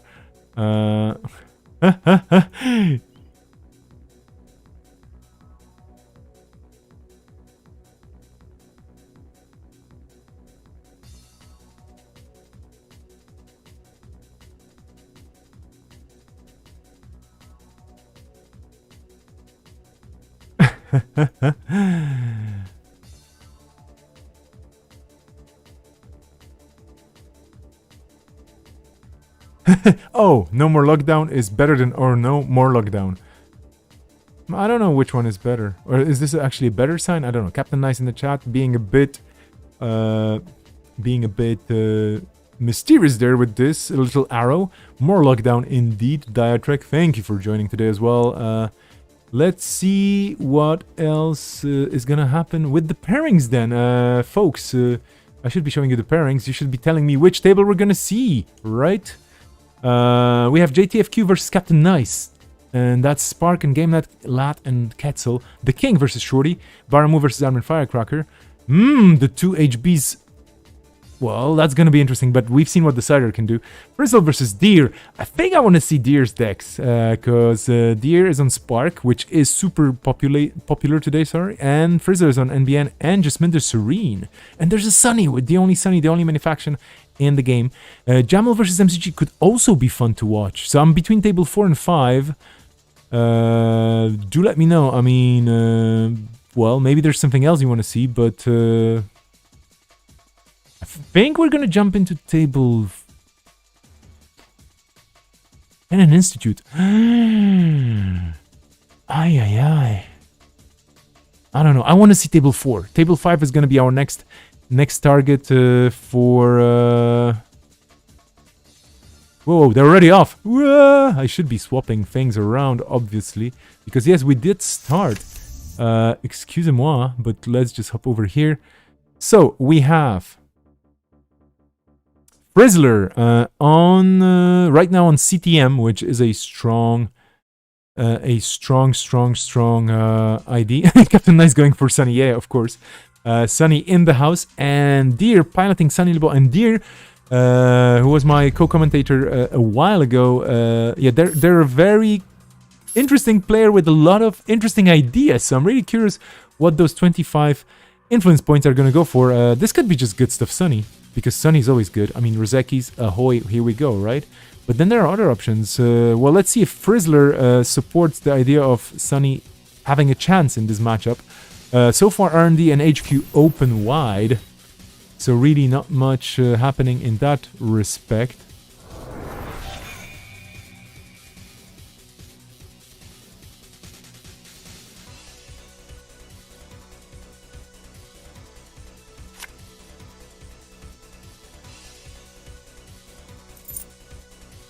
And Captain Ice definitely going to be judgmental about the Sunny game, huh?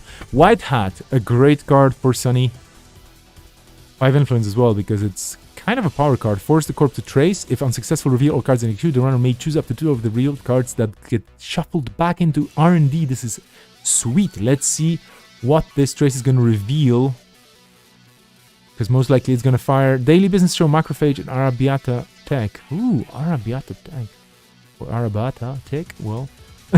You're going, ooh. Whenever there's a successful trade, it gets in one. Wow, okay, this is a blast, this card. DBS, well, yeah, Macrophage, just in case there's a lot of viruses flying around. But Aryabhata, this is spicy. So the Aryabhata staying in hand as the only card. And then Frizzle drawing into something new. And both players low on the money. Silver one double advanced with a thing. Frizzle calculating now because that could be a Bologna. Which is 5 credits in your bank if you score it.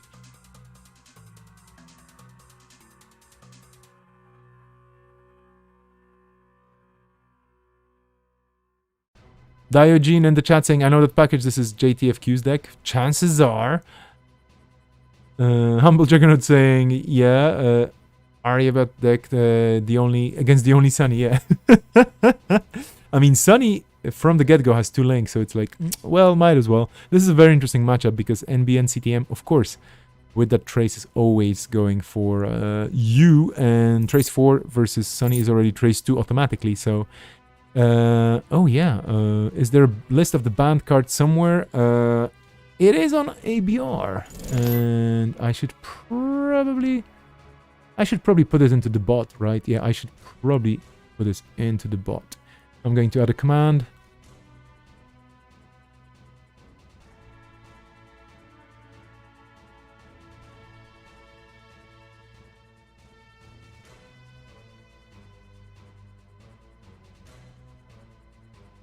Look at me, I'm hacking.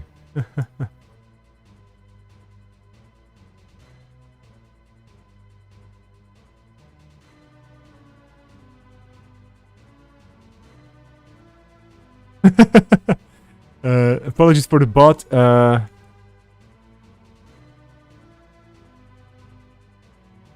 I will be fixing the bot's permissions because it does react to different roles differently. And if you don't have a role on Twitch, it might be a bit annoyed. But yeah. The ABR event has a full list of all cards that are banned for today.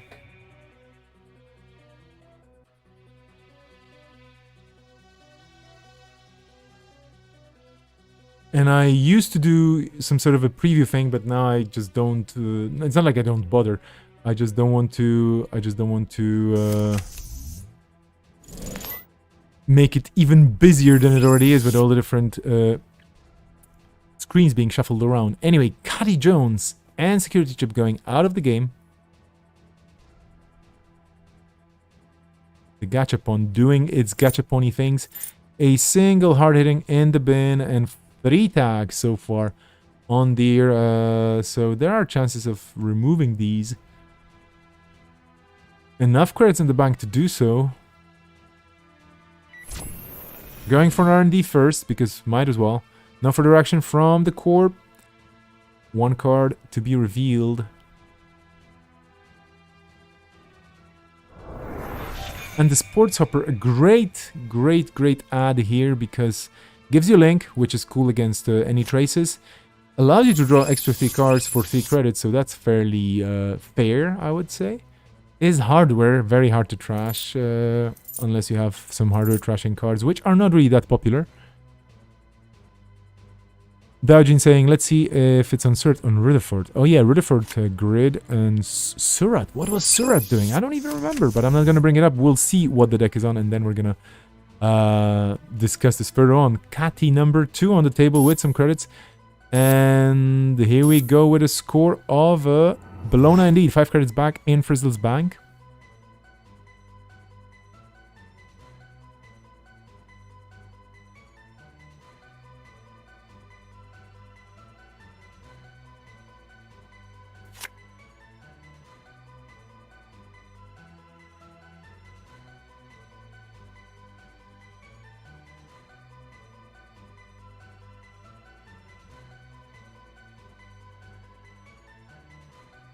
Deer getting that Rozeki action going, those glowing orbs, producing a lot of money. Another of his supplies, which is discounted further by the Sports Hopper. So that's sweet, because for 1 credit you can actually get 4 or draw 4 cards. And this is a brilliant card. It was a later include. It came in the last card pack from FFG. In the last deluxe set, and it really made Sunny more competitive and more playable. And I mean, look at this donuts. Who can say no to donuts, right? I mean, not even Miriam can resist. And Miriam looks like a person that has seen some stuff happening in the future, you know, like in the tough future of the Android universe. Miriam's probably just like, well, you know, I've seen, I don't know, like hedge funds being toppled by online communities and politicians being crooked beyond belief and all that stuff and whatnot. And here I am with some donuts. Donuts. So here we go. Also, you know, I look at the illustrations on the cards and those people are not wearing masks. What's going on? They're not cyber enough, right? People, remember about your masks and your hand gel and all that stuff. This is not the future you were expecting, but this is where we are. I hope you're all doing well, by the way. I'm doing definitely better than I was expecting after almost a year of this, right? In March is going to be an anniversary of lockdown for sure, and an anniversary of things going really bad really fast for a lot of people in a lot of different places. Oof. But anyway, let's take my head out of this. And Restream is acting up today, by the way. If you're seeing my messages in weird places, I'm sorry for that. Sports Hopper, number 2 on the table. So now, for 0 credits, your donuts can bring you more stuff. There's only probably one more copy of Office Supplies somewhere in that stack or in the grip. But it's still Value Town. I mean, you know, 1 click for 4 credits or drawing 4 cards. Duh, sign me up.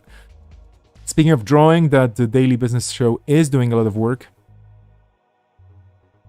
Although it's just started, but filtering the deck, especially when you have your HQ just open wide, definitely helps to, you know, just take it easy and choose the card you're gonna go into and make sure that you hopefully can put all the points beyond the runner's reach. You don't want them to, you know, get too happy with the points. Deuces Wild. Deuces Wild, which is basically almost the same, but no donuts. So, and you don't get a discount, sadly. But an iconic card for sure. Gachapon and a Sherman. So is this gonna be Sunny Breakers?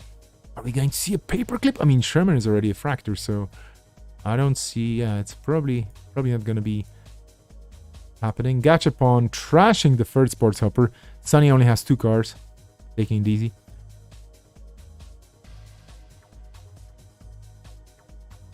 And fair enough. I mean, Sunny down to half of her stack. Frizzler still close to the 49 cards in a standard build, so only 12 cards so far into the deck. So still a lot of opportunities, a lot of options, a lot of different things. Oh, Diogen saying, let's mention that in the Android verse, while corruption is rampant, air pollution is almost solved in my understanding. Yeah, I mean, that's the way it looks, right? It's a very green, if grim for some reasons, it's a very green future, biologically speaking, or, you know, like, I mean, there's fracking, there's evil things happening on the moon and on Mars. And, well, there's probably some ecological or biological disasters happening, but yeah, pollution, for example, poof, yeah, I mean, you know, clean air at least. So this is what I like about the universe, that it's not so grim, dark, rain, and everything is just screwed. It's like there's hopeful parts in it. It's very colorful, it's very diverse, it's beautiful, it's kind of like The Expanse. Sorry for saying this, but The Expanse is one of my all-time favorite shows. And it's like, yeah, you know, there are bad things, but there's also beauty. There's also hope. There's also good stuff happening. Speaking of good stuff, Deer definitely enjoying those Rozekis. 15 credits. I mean, you might as well go to town and trash some things. That DBS, for example, could be a good target.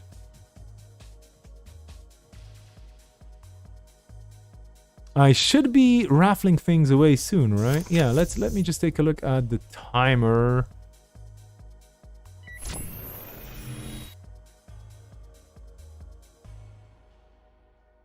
Oh yeah, plenty of time left. So yeah, let's just have a bit more extra action in this game, because there's probably going to be some oh, let's just say it this way. The moment Deer scores an agenda, or steals an agenda, I'm going to put the first raffle in motion. Are you ready for that? I hope they don't do it right now, because I'm still choosing what to raffle.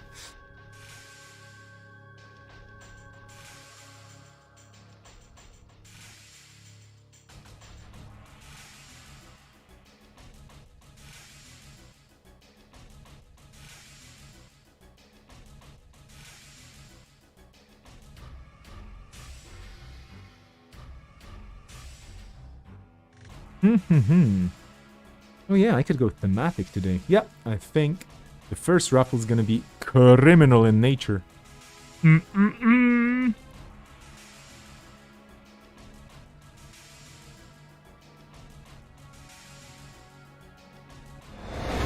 Okay, yeah, so this is a score. This is a degree mill. I'm just gonna explain the agenda very quickly. As an additional cost to steal degree mill, the runner must shuffle 2 installed cards into the stack, which happened with the sports hoppers. Very cool for Sonny anyway.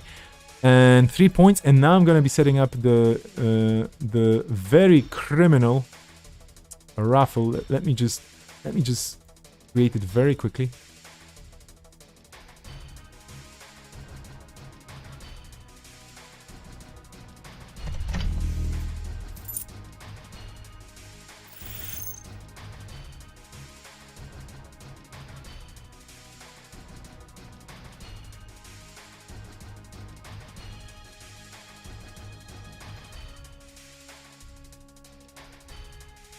Okay, let's just start the raffle then, right? We have oh, you know what? Let's make it a bit.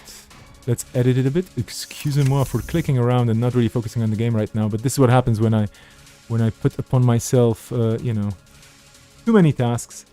Well, not too many. I just wish I had 5 brains, 7 pairs of hands, and maybe an additional liver from time to time. Hello, things. I'm clicking you. Okay, this is working. We are ready to go. The raffle should be on.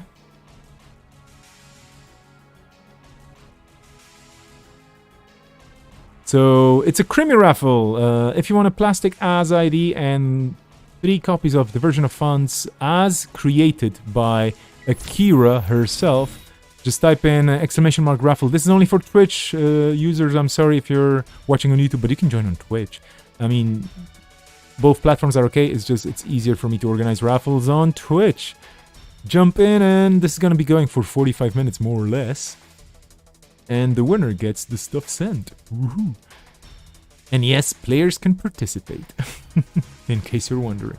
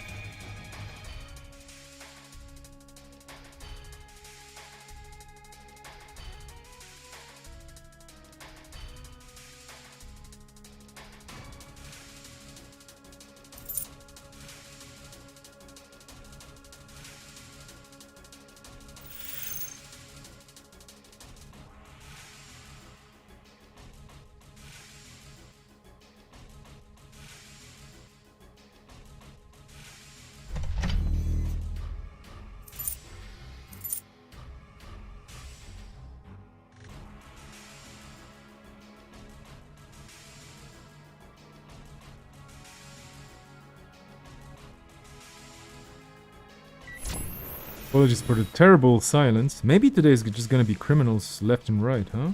For the raffles. I'm just looking at the things I have here in front of me, and there's a lot of... Well, there's probably gonna be a corp tossed in. Quite a few things in my stash that I can still part with easily because they do not form my physical decks in any way. I see a card. Could be quite cool, I think. Well, anyway, I will be getting back to the game in a second. Yeah, I think this is going to be a good option.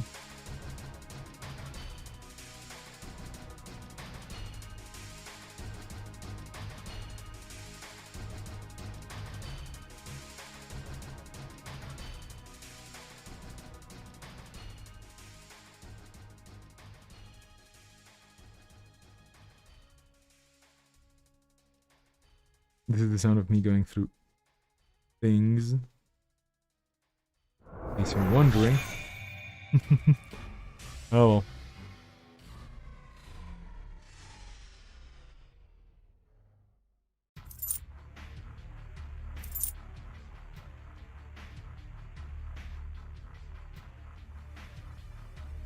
Okay, back into the game. Apologies, I was looking away from the screen and I'm back. Surely enough. We're almost up to 2 hours of streaming, which is good. Discord seems to be going okay with no judge calls just yet. We had a bit of a good glitch in one of the decks, but that got fixed. And all is fair. This is round 2. In the Swiss round of lockdown number 11. And there will be 2 more rounds after this round. And then there's going to be a top 4. Exciting times. It's time for Deer, I guess, to start putting more pressure on Frizzler. But then again, Frizzler's down on 3 credits and not really getting a lot of money in.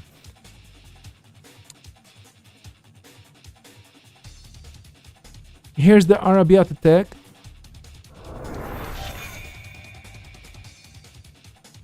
Doesn't get trashed. No need to. Interesting spicy includes here. There's a bioethical association, there's an MCA, there's a Mombud, which is a great include for CDM. And there's a Pri-second server one. Yeah, you don't want to go there. Or you could. Captain 9 saying, this deck looks familiar. Which deck? Please be more specific. There are 2 decks on the display right now.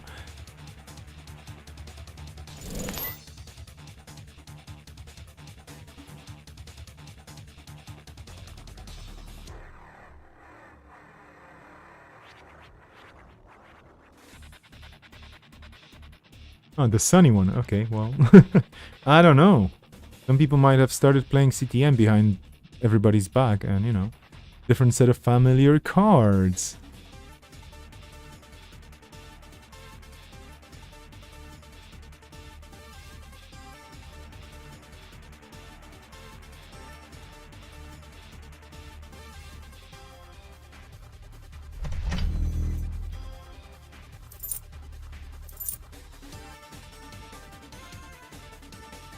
I'm gonna zoom in a bitsy bit. Yeah.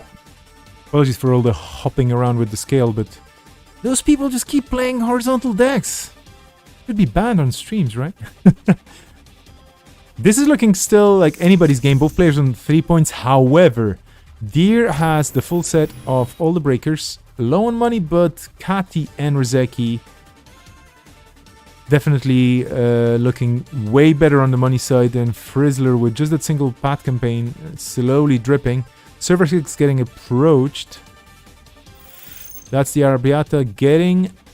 Okay, that's a Bioethics. Okay, here we go. This is going to be interesting. There's going to be some traces. So the CTM trace is going to happen. Sunny has 2 built-in link, so that might offset it a bit. But let's see. Okay, not trashing anything. Dreamnet just being triggered to draw a card and gain a credit, which is great value as well. Dreamnet is a very good card for Sunny.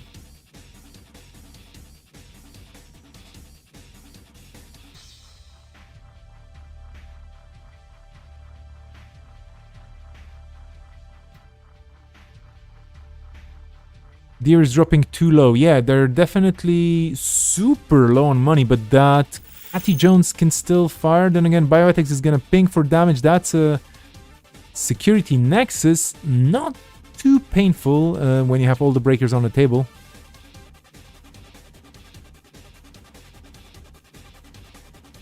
But definitely useful.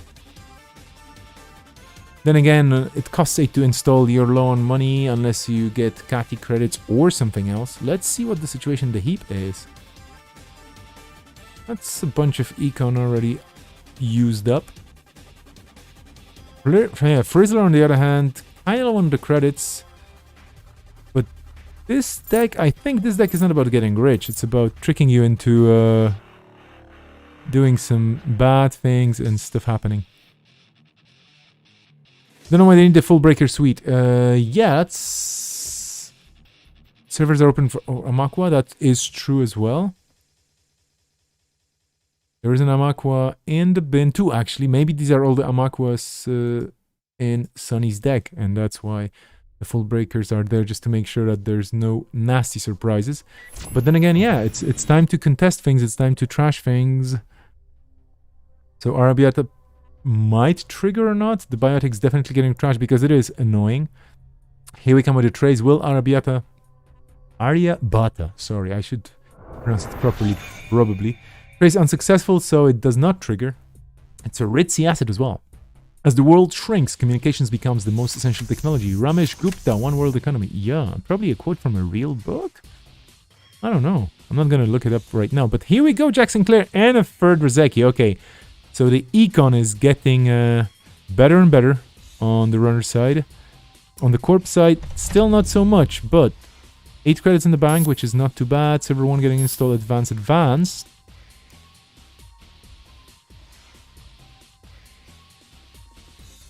Yeah, 3 Rozeki, Jack Sinclair, and a DreamNet that's just living the dream. You can just keep running archives.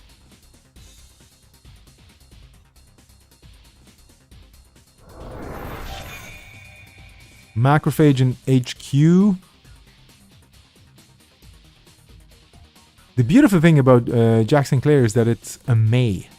You know, it's your boss or associate or colleague, whatever, you know, looking at the lore or guessing the lore. But it's a person that doesn't demand you to run. It's just like, yeah, please go. Marskew, thank you for joining. Thank you for the follow. I'll follow you back later on when I get everything sorted out on my side. Don't forget to take part in the raffle, by the way. Who knows, you might be raffling something. Still a hefty 40 plus minutes left in the round, so that's good news. At least for me, I don't have to hurry with anything. You don't need to follow me, I don't stream. Well, if you ever start, I follow everybody back because I just, you know, I don't want to miss a thing. No, that's an Aerosmith song, never mind. Anyway, my stream yesterday with small bits of True Colors being, you know, used from the Cyndi Lauper song. On YouTube, it got banned in certain countries for using those certain short 8-second bits from the song. I'm like, them bots be strong, right? I mean, seriously. Server 2 getting attacked successfully so far. They're approaching server 1. What are they gonna see there? Well, an NGO front with an NGO back. And a price tag.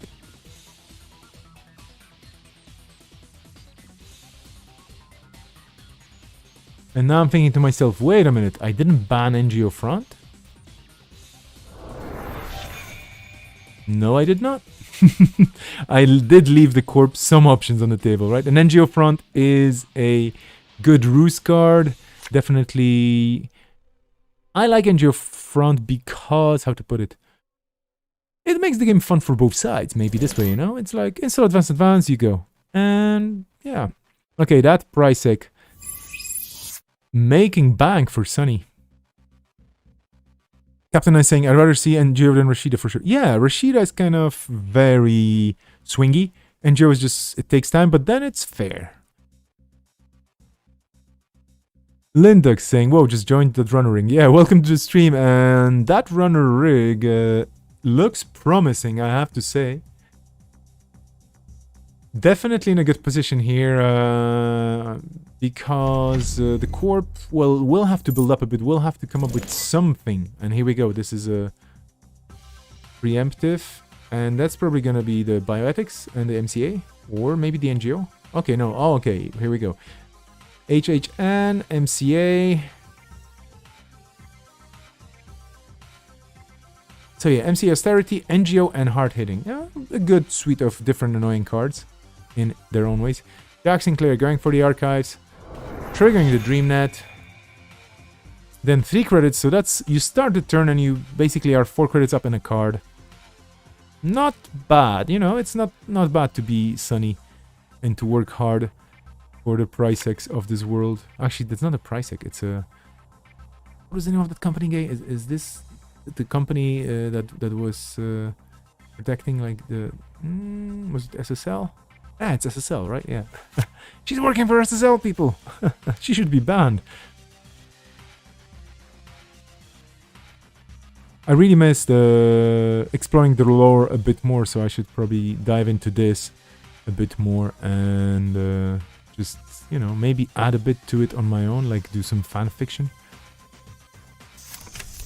Then again, there are other ideas for some other stories in a futuristic setting in my head, so, well, who knows, who knows. Keep your eyes peeled.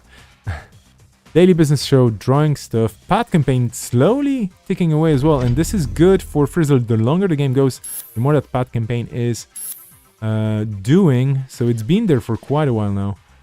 Double advance in Silver 1, and yeah, what do you do with this? You do contest, right? I mean, you don't want any shenanigans. There is a price tag in there, we know, but you may have to poke, and you have all the tools you need.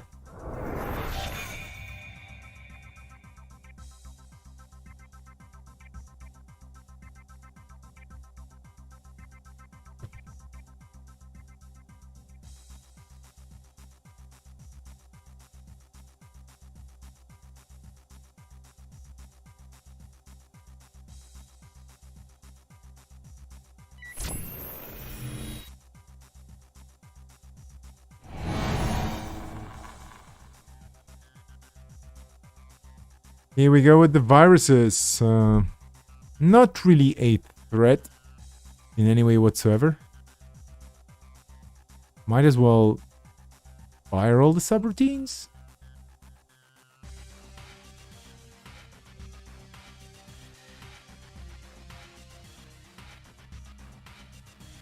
Because, I mean, what would happen? Amakwa would get removed.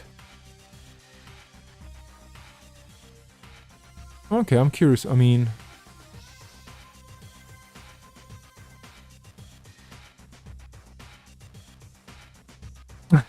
Hey there, Metaphor, in the chat. Yeah, there was an NGO and you missed it. I'm just thinking, I mean, is... Here goes an NGO again. But I'm just wondering, is losing the Amakwa in the bin... Okay, of course it is. So I'm wondering if breaking that macrophage all the way was... Sunny's been had again. Going for that Pricek. Frizzler now with the upper hand here, because that Pricek, you still have to access this.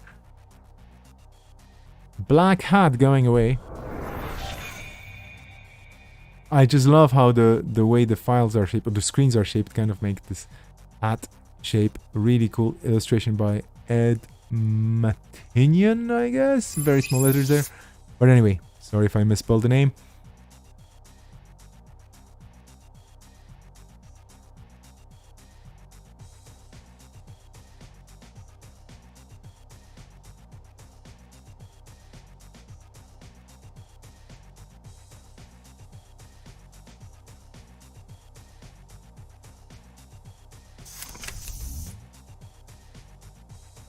Alright, Arbiata, indeed, if there are successful traces, but you could still... No, actually, no, yeah, that makes sense. Yeah, no, losing the money, okay, fair enough. See, this is the part, again, that I simply forgot that there's this card on the table, and if I was playing, I would have to be reminded that, hey, this is actually going to trigger. I was like, okay. That's it, we need a Netrunner companion app, which is basically... Like, on a shoulder, you have this helper that just tells you, hey, you know, this is what's going on right now, and if this happens, if that happens, then this is gonna happen, and the other thing is gonna happen, and therefore, you know, and you're like, Then making decisions is much easier for people like myself, who are a bit scattered, and then sometimes miss things. Diogene in the chat saying, Aria plus Macrophage plus GameNet, very good. Indeed, so... It seems hunting grounds indeed in Deer's deck. Just in case, you know, you never know. There could be a Data Raven, right? Somewhere, or some other things.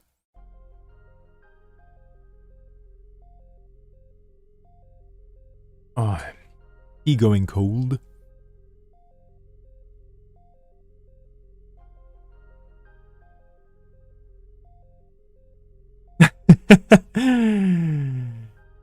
Green Haggle, also known as MCG, with a hot take. I'm gonna practice. Aryabhata is the most loathsome card in all of Netrunner. What? I mean, easy to trash.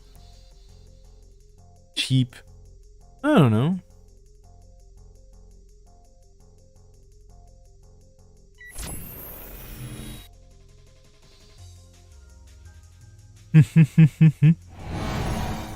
Here we go! IP block. Oh, sorry, resistor. What am I? What? I didn't see the resistor from the distance.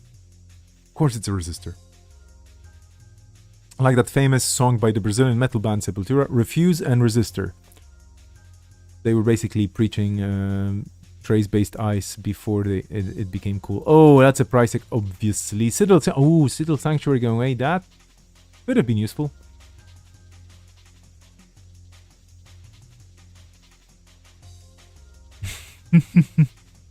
I shall leave the chat to it. I'm not going to stir any dissent by... reuse and resistor.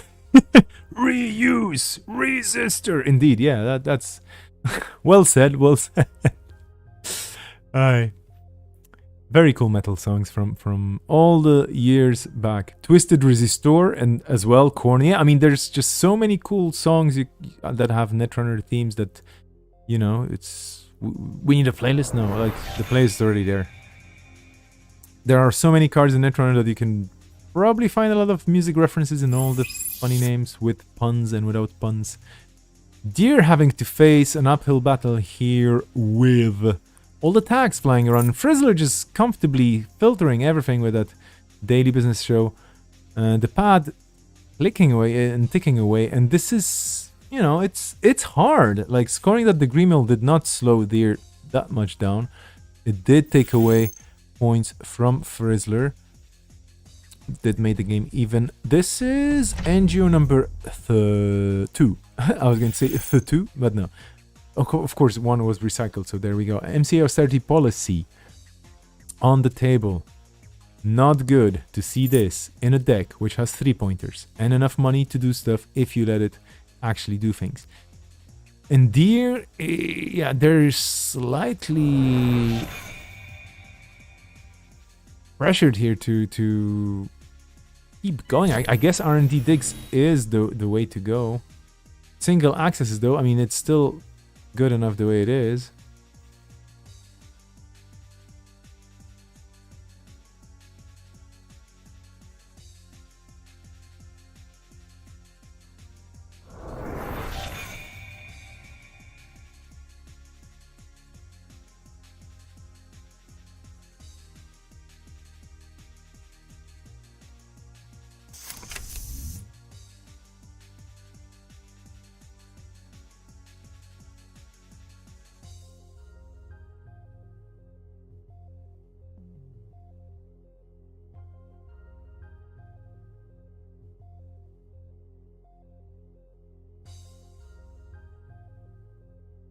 The turtle in the house.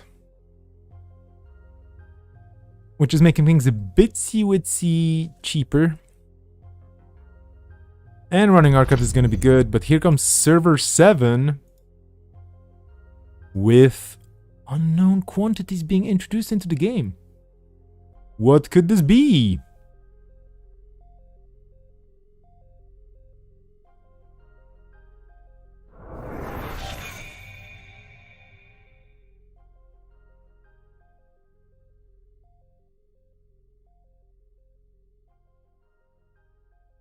Seriously, for reals?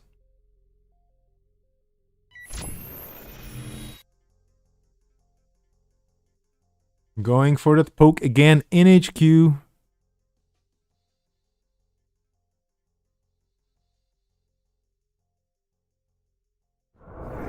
No luck, no dice.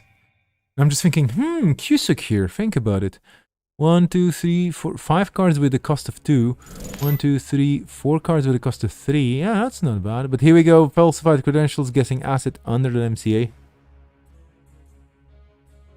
Oh no, actually we're checking server 7. That's an Aryabhata tech number 2. It is not unique. Despicable tech, I would say. Okay, this is mean. It's a nice deck. Cusick 3 is pretty nice and sunny, and yeah.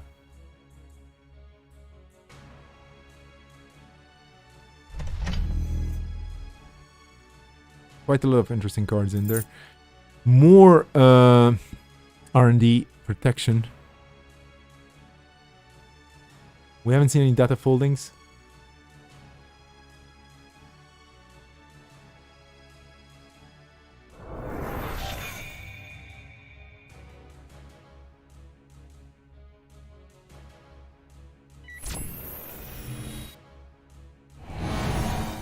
Okay, double the resistance.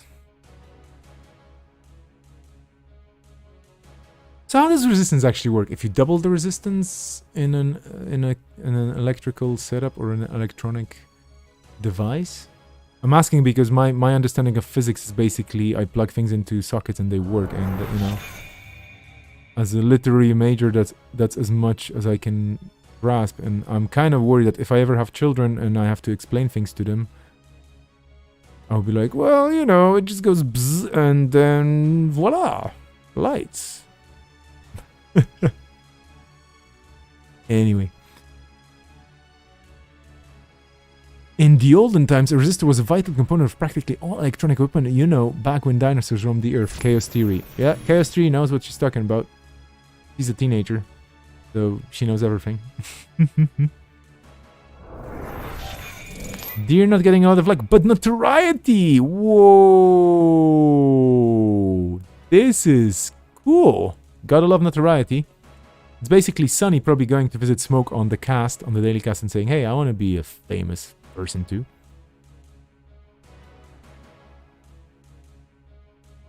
Yeah, I wouldn't be surprised if there's a Cusick somewhere in there, right? Sunny is notable, yeah.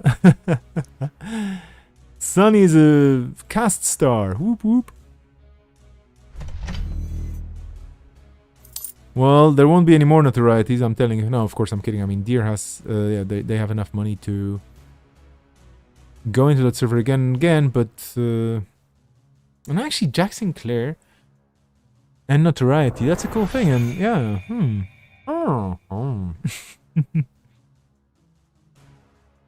I know. Me making the sounds of thinking... Probably one of the most exciting things you can hear online today, so you don't have to thank me, you know, just enjoy. Thinking sounds. Okay, here we go. The Turnpike. Looks scary. But anyway, you definitely could lose a credit, but your hunting grounds is like, nah. And then a trace. I think there's a theme, apart from the Enigma, you know? Like Tracing Eyes and those Aryabatas, sorry.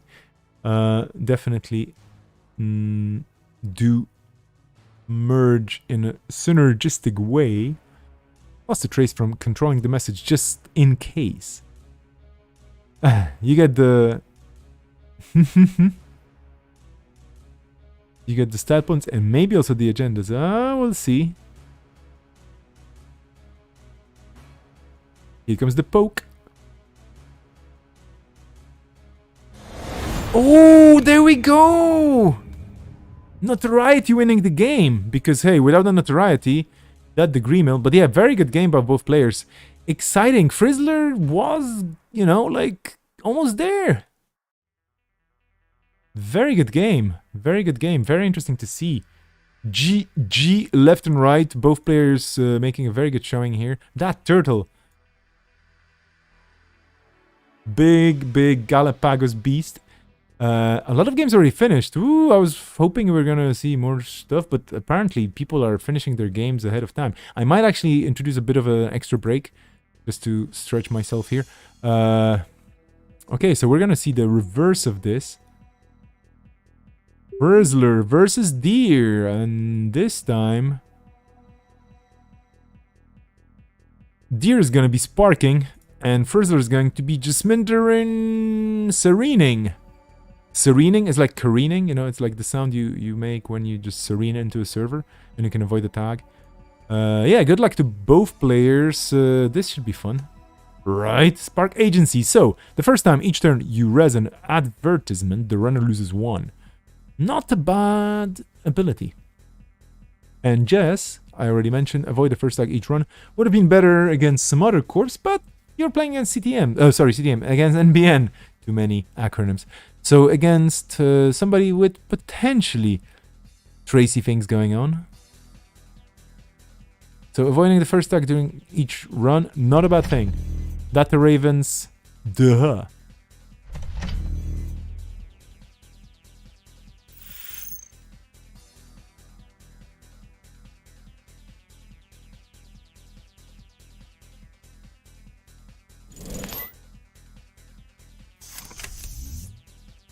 And that's a wall-to-wall, which is an advertisement. Duh! On the other side of things, we have a fortunate career fair into a Procon to counteract that evil res that diminished the runner's credit pool. Meanwhile, in the chat, hot takes from Rosenheim City Grid, surely saying they all net deck the Spark with early premiere. Chances are, huh?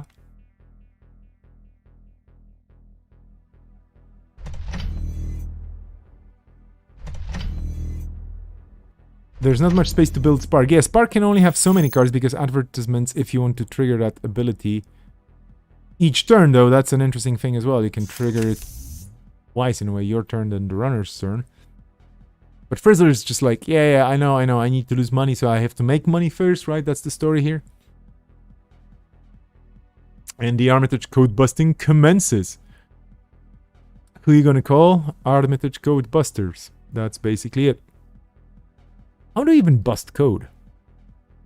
I mean, is it like creative code busting? So you kind of, I don't know, or is it just bug resolving, like, you know, troubleshooting the bugs and stuff? Any programmers in there? How do you code bust?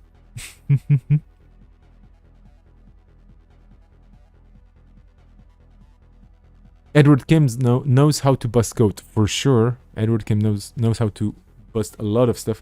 He can also bust a move. Wall to wall to wall to wall to wall to wall. It's a lot of walls out there. Sweeps weak. Good card, good card. Bouncing wall to wall to keep resing it. That's a very neat trick indeed. Because, again, just to tell you what's going on here. Wall to wall is an advertisement. You can, as an effect, take it back into HQ and then you can just, yeah, re-res it. Unless the runner decides to say, yeah, well, you know, enough of this. And trashes it. Rude. Definitely rude. San City Grid, here we go. Yo, Deer going low on credits, but that doesn't matter because this is a remastered edition. Also known as the AstroScript pilot program, but actually, you know, fair. We're in the uh-oh territory because, yeah, that San will have to get trashed. But this is the thing. Frizzle doesn't have any breakers. Deer has 3 credits to their name. So what do? You run Silver 1, right? I mean, what's the worst that can happen with 3 credits on a corp side? Yeah. A pop-up window which costs you credit, and then costs you credit. And then the corp gains 1, but still, the pop-up is not enough, and then you have to trash that Sansan, because otherwise the corp might just run away on points. And goodbye, Sansan, one of the best illustrated cards in the existence of cards. Ed Matinian here again. I think that's the way how you pronounce the name. I mean, for me, this is one of the defining skylines in Cyberpunk the musical. Remastered Train. Could also be a train edition, AstroScript edition. I don't know. Imagine if there was a little train in this image going around the castle. That would be so cool. Just saying that, you know, Davis Goetten got a good briefing here, but could have been a bit better. And yes, greetings from the San City Grid. One of the most defining cards in all. Off the game. It's a meme. What I just it's a very limited range meme that is only recognized and appreciated by approximately 3.5 people. Greetings to all my fellow netrunners in Switzerland who are lovely people. I hope we get to share pumpkin soup made by me this time soon. Tiered subscription, because guess what? It's an advertisement. Duh. Little gems. Gemsy gems.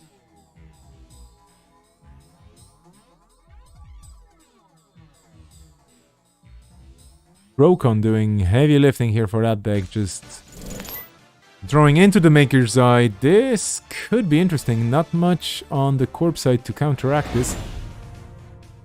Ooh, the Ares, also known as AR Enhanced Security. That would have been a cool score for Spark, but I guess it's just basically a 7th point, or just to make sure that your assets are a bit safer, and the runner has to be a bit more careful.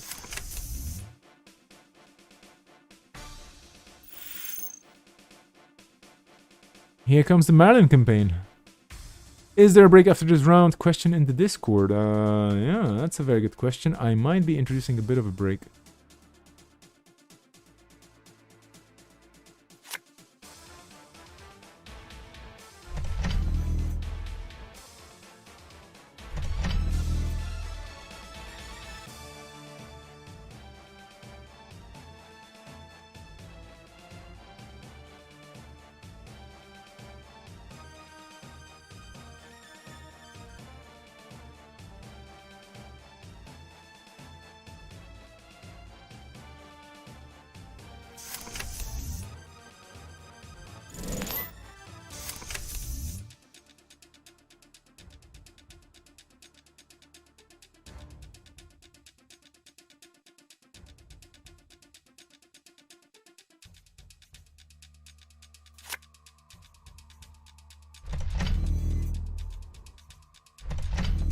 Okay, Deer now firing on all cylinders with all the ads and all the money, and Frizzler now, well, in a good spot when it comes to money, because that Procon and that code busting, they're gonna help a lot. But other than that, it's time to start thinking about the next avenue of attack. Those Merlins are gonna keep ticking and give the Corp quite a lot of money, which is good. Tier subscription itself also, a bit of income.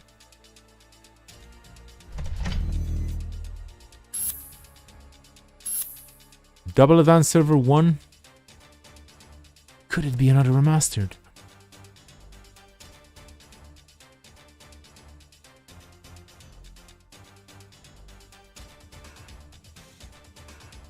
So far, not that many uses for Jasminder's ability. Spark had a bit more luck with theirs.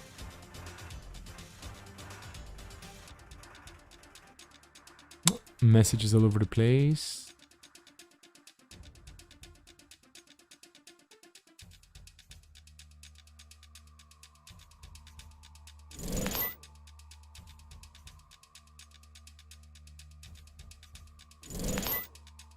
Going over the Hot Pursuit and tinkering whatever that is into a barrier. The Hot Pursuit.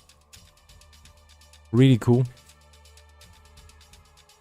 Not only because of the penguin, but that penguin, seriously. That Raven, which is great as you get to avoid the tag that you have to take, and you get to avoid it with Jasminder. Value.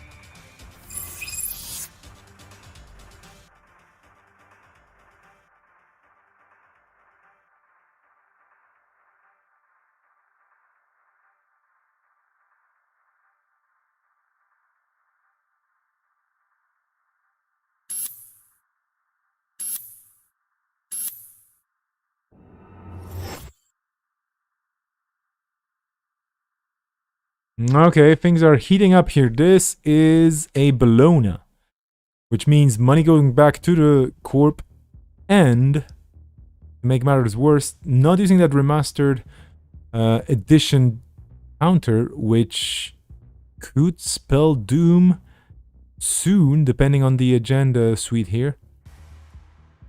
There could be a Beal hanging around there, or it just could be Bologna's remastered editions and something else.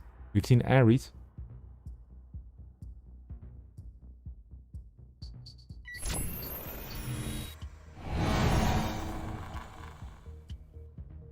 Oh yeah, right. Beal is banned. JT, you have more reason in your head than I do. Indeed, Beal is banned because it's a project, of course, and I banned it myself. I just never memorize the list because I have sillier things to do with my head than memorize my own ban lists. By the way, this ban list was put together only by me, but the next one, Lockdown 12, happening in... Ooh, that's 3 points for Bologna, but it's a bit pricey. Anyway, the next edition will have some spicy picks by the players themselves. So expect some other meta shaping happening.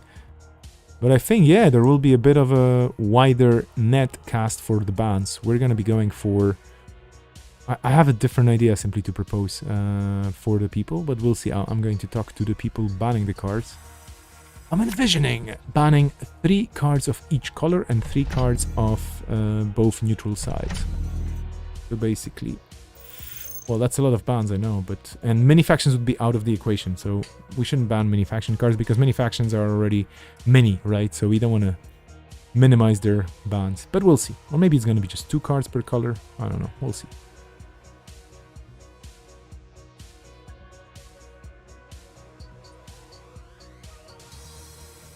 By the way, I haven't asked in a while, and I do care. How is everybody doing in general? It's a Sunday, right? In most places nowadays, so... Hope you're having a good weekend and you're enjoying this and you have the time to just chill and watch some Netrunner.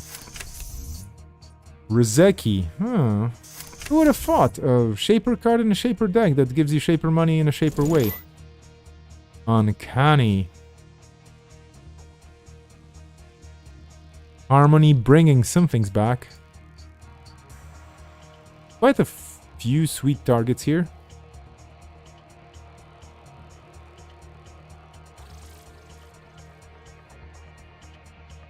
I have my picks, but then again, probably Makers, Hot Pursuit, the other Harmony, maybe a Career Fair. I don't know, really depends. The Armitage. So Armitage, Code Busting, Career Fair, Hot Pursuit, Maker's Eye, and Tinkering. Okay. Not taking the other Harmony AR Therapy. Fair enough. Server 9 getting scored at an Ares? Or is it? That's... Oh, wow, that's forget... That's... Wow, that was ballsy! I mean, ballsy, sorry, maybe that's the wrong word, but... was an Explodapalooza pretending to not be an Explodapalooza. GG! Oh, wow. That was cool. So, Captain Nice, now we have...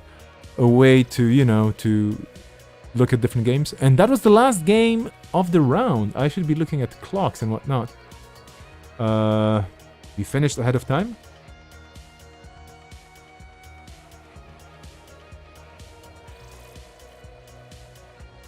People are playing fast today, huh?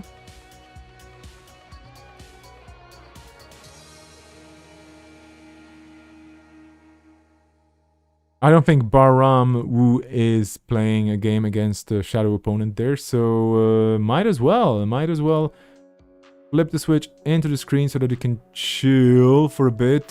Chat, do you have to keep yourself entertained while I put the music on a bit louder?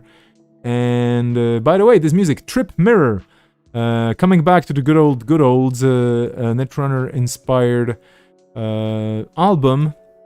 This is Lotus Field, might sound familiar, right? Or Jinteki, of course. Trip Mirror with a double P, by the way, on Bandcamp. Look him up, he's an awesome artist with Netrunner-inspired Netrunner-inspired songs about cards, or card-themed in a way. Enjoy the music while I head off to be a TO for a while, okay? Don't break anything, please.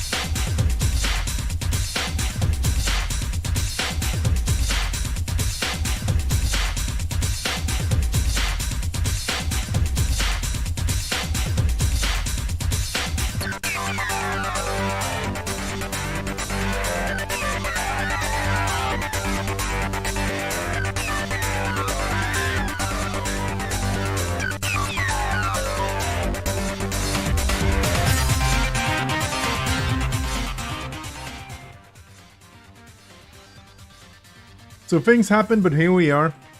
And the internet just dropped, and I don't mean the player continuously known as internet dropping. Greetings to you, Alex. It's more about my network just failing. If this happens during the rounds, by all means, jump into the tables, watch the games. Don't disrupt maybe the games, but feel free to continue. I'm gonna be, if this happens, I'm going to be trying to run this somehow, but I might not be able to stream, sadly. Nevertheless, I'm back, and we're gonna be going back with the next round. So let's take a look at Cobra, what the pairings are. Oh, actually, sorry, I should be looking at the standings first, right? Captain Nice, Army Firecracker, and Deer in the top. Shorty the King, Baramu, Joss, Cuddle Bunny, MCG, JTFQ, and Jamil following up. Still a lot of opportunities, 2 rounds to go. This is gonna be round 3 now. Other players still competing as well, and many interesting decks. Much wow. Let's take a look at pairings for round 3. Captain Ice versus Armin Firecracker. It's a classic. It's like, you know, it's a derby. It's a lockdown derby. Shorty versus Deer. MCG versus the King. I think we're gonna go there. Right? This is gonna be the game we're gonna start watching. Cuddle Bunny versus Jamil. That could be fun too. JTFQ and Joss, Dunge versus Baramu, Synchro versus Meeting Adjourn, Meta versus Mars, and Frizzler on the bye. But I think we're gonna go table 3. Just hopping over to the table right now, if everything actually works. Looks like it. I should be able to join, even though stuff has crashed in the meantime, but let's just see if my browsers are actually going to be good for this. Please work with me. Don't be a bummer. Let me actually stream. Let's try again.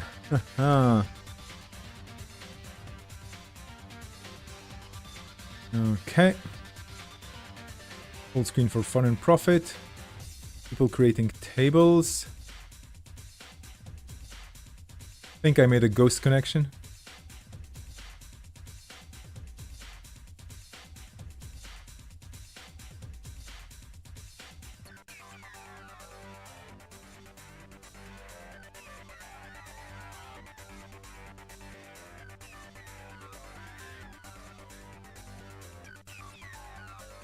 I hope they won't start without me. Let's just see if I can get in there.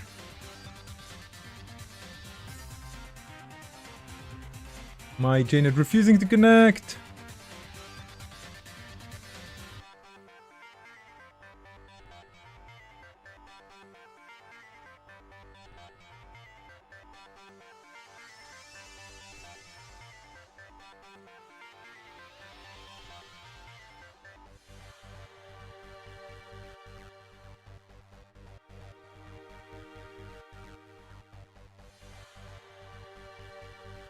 Okay, there's definitely something afoot or any other body part with my connection here. So I'm trying to see if I can get in there somehow without causing a global crisis. Oh, bummer. Why you not let me in?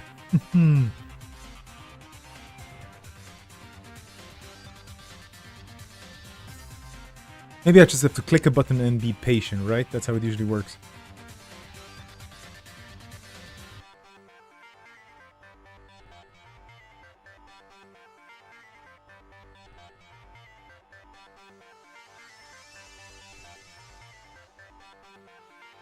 No, that's not happening. I don't know why.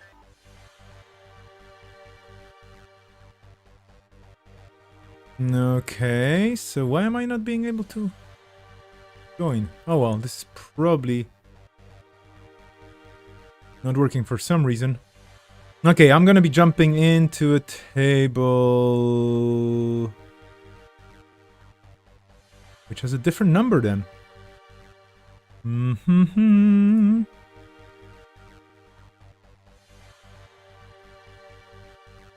Yeah, we're gonna go here. Apologies for all the issues, but we are starting right now with a bit of a delay. and some people have already started, which is okay. Those things happen, especially if I lose my connection as a TO. But here we are. We're on table with Captain Ice and Armored Firecracker. We're going to see what the top 2 players at this very moment are up to. They're up to some red herrings, which I don't know how I should feel about. I mean, herrings are tasty little fishies, right? But still. I was going to watch MCG play. I want to see MCG's decks because there's an Earth station in there and a Chaos Theory. Apologies for the glitching of the webs.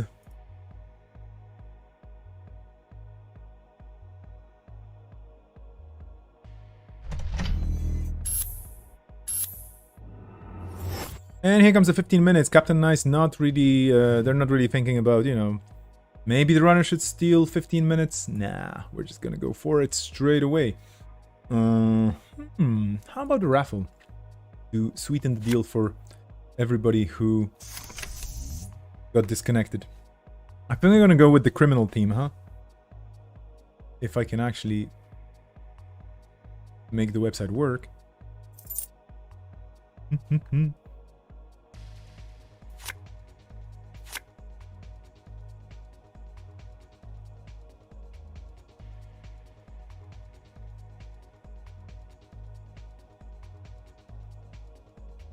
The stream bot might have been collateral damage. Yeah, we may have lost. Bots were lost along the way, I guess. But well, what can I say? I'll do my best.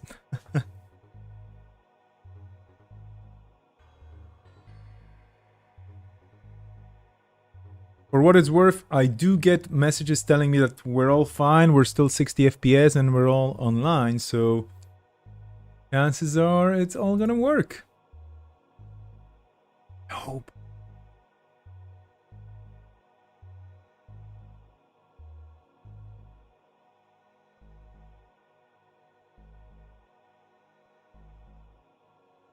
While these two are duking it out, I'm gonna add another giveaway. Might take a while before I get there.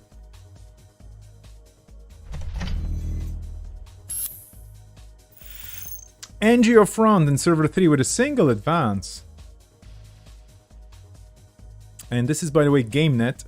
Whenever a corp card ability causes the runner to spend or lose at least 1 click during the run, gain 1.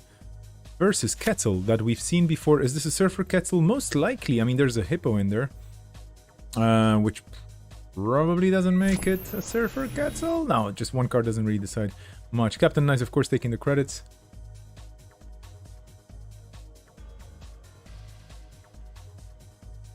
I seem to have lost some connections to some very important bits and pieces that would allow me to click some buttons and make some things happen. What is going on here? No.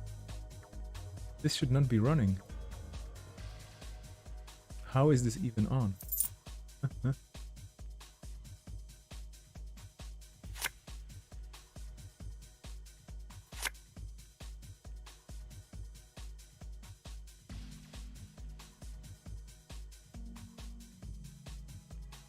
Okay. Apologies if things misfired.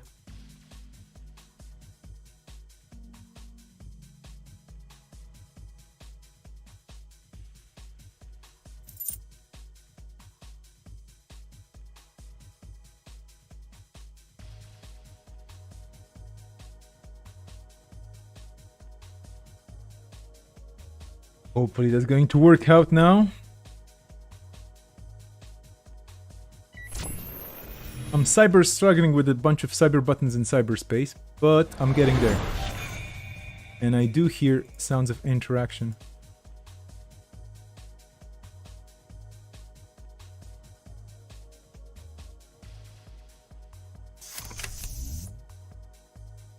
The speed raffle was very fast, it was just cancelled because something the bots just went bloink, but this raffle now is on for real.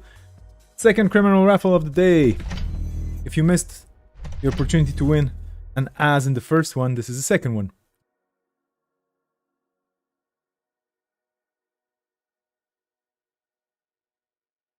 What is the score, by the way? 3-1 for the runner. Armin here with all the credits, all the toys, the surfer, and the E3 feedback implants. Here we go. There's a single Pelangi counter, though. Wasn't there a Pelangi? No, there was an imp.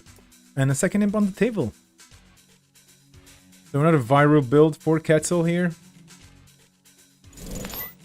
And here we go with the knifed. And that's an Afshar, believe it or not. It just doesn't load for some reason, but that's an Afshar for sure. Which means, of course, two... yeah, for some reason I just... Ah, there we go. Two subroutines, and of course only one of them can be broken. Which also means... that knifed is actually not gonna work. Splendid. I mean, splendid for the corp. Very good anti-ice trash tech here, especially when they're using knifed. Those pesky runners.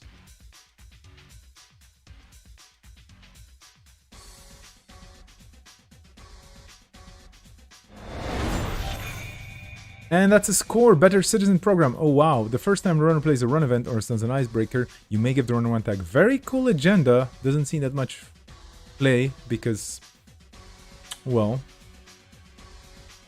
could actually see more play nowadays, I think, right?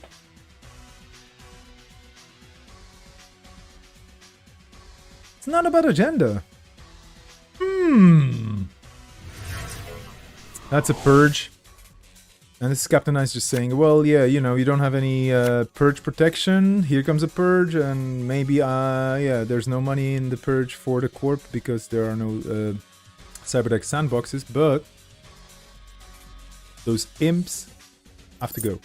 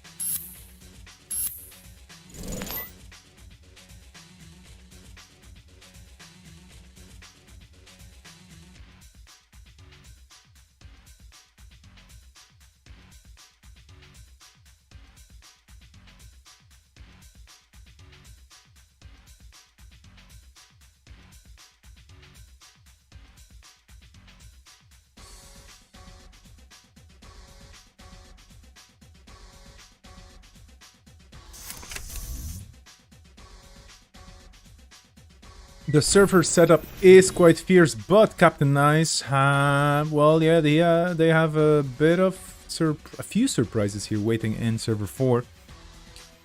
Probably some calibration testing, right? Wouldn't be a bad choice.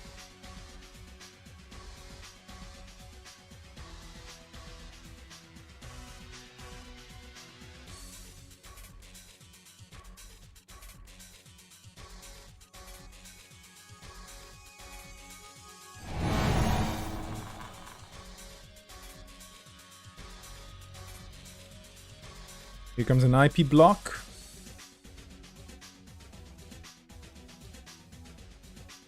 Which, with 24 credits and being a barrier, doesn't really do much.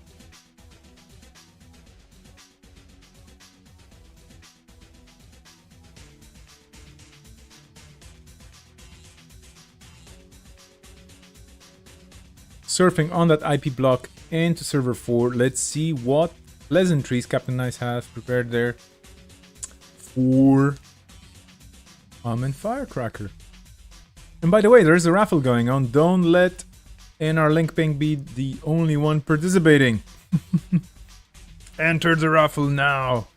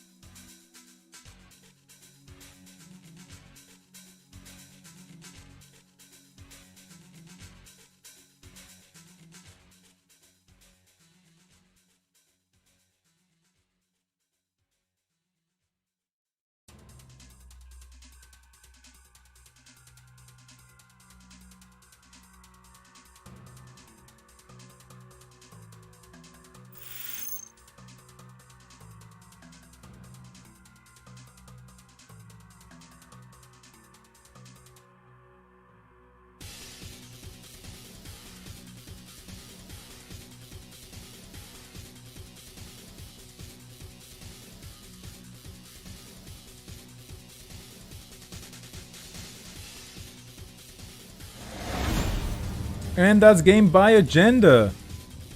The Ash didn't really help much with all the money. So Captain Nice here, without many options out, probably a bit of a flood happening as well. Yeah, the ice throw wasn't ideal. Kind of hard to enjoy if you draw into all the agendas at first, but well. Let's see about the next game then.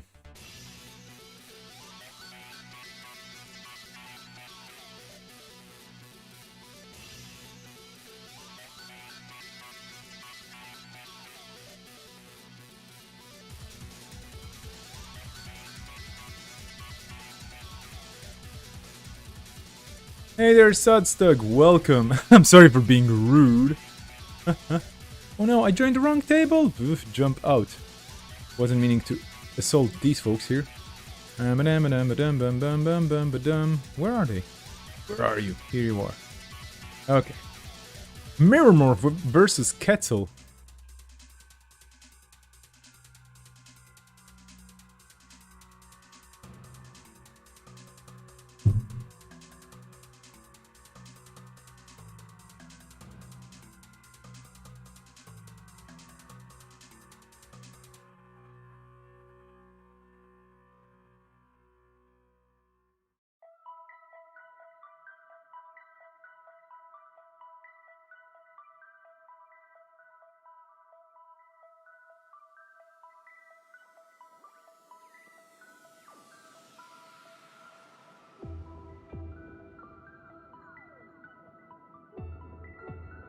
Quetzal being definitely undervalued, but this is it. We haven't seen that much Quetzal action in the previous season, so I decided to lower Quetzal a bit. And the thing is, people got to vote. One of the things I'm experimenting with as well and kind of trying to tweak is that with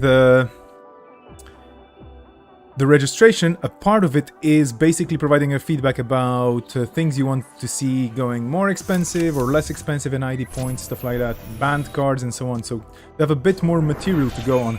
Jinja not staying long on the table, Imp doing impy work, Captain Nice in a good position to keep Mirrormorph at bay, although Mirrormorph 5 credits, Army Firecracker here, just taking it easy. Time is on the corpse side usually. Nano Etching Matrix.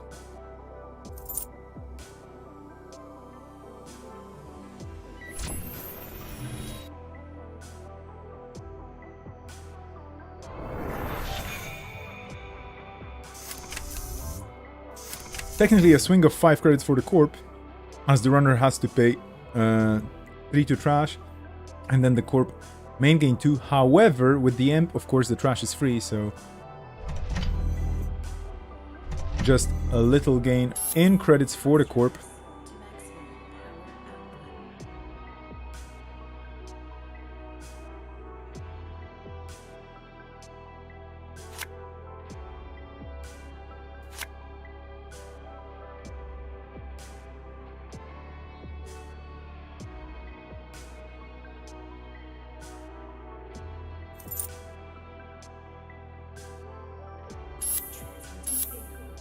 And here we go, that's an agenda, and that's a CST. That was one of my, I would say, meta picks for this tournament. This is a very solid 4-2 that gives you money with a lot of econ banned. It's actually a very good agenda for you to score. Pays for itself, pays for other things, keeps dripping, keeps the runner counting. There's an AMC austerity policy, also a good card. And I'm just wondering, because I did ban quite a bit of economy, but it doesn't seem to me that runners are suffering much from money problems, right? Or corpse. I was expecting maybe a bit more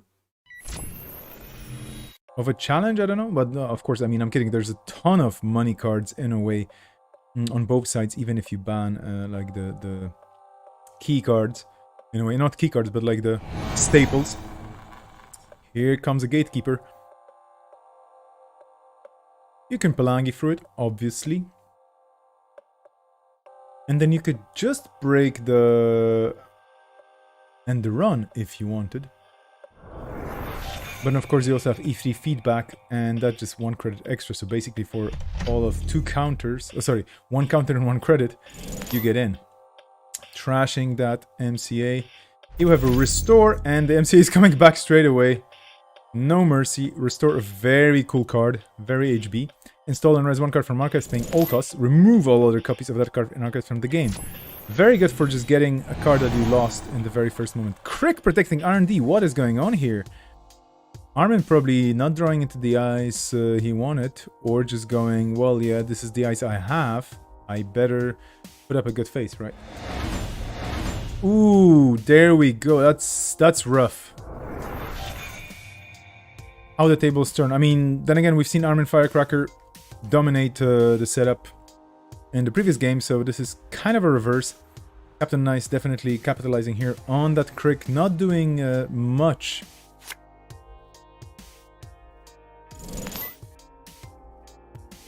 But the game is far from over.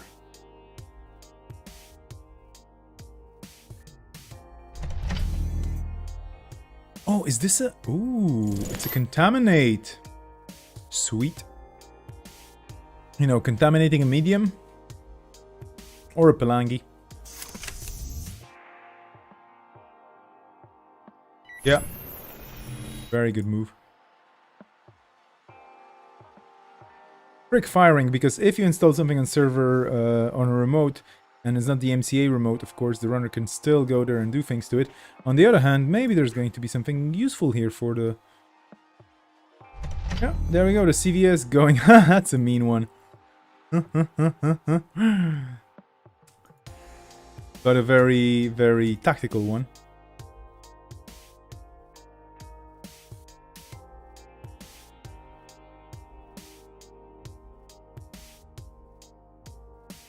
CVS getting encountered and trashed. But the purge is there, so that's very good anti-medium tech. Not to mention all the other virus counters. And if we learned anything about the Quetzal builds for this tournament, is that they like viruses. They're not that bad with viruses at all.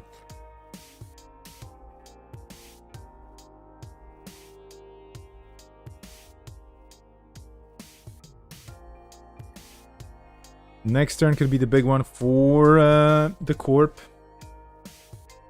Will the runner go and push for the trash of that MCA? Probably not.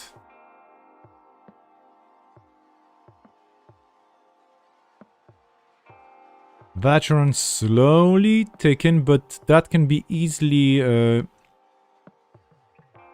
evened out on the scoreboard when the next turn happens, because now Armin drawing into extra cards,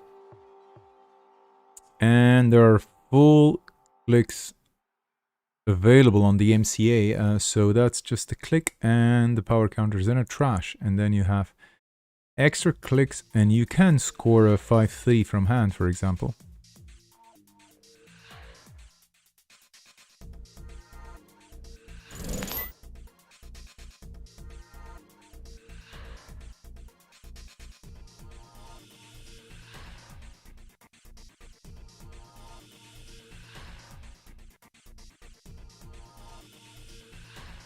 Oh, okay, more tokens on the... More counters on the MCA austerity policy? Oh no, okay, now we go... I think there was basically a... Oh no, okay, here we go.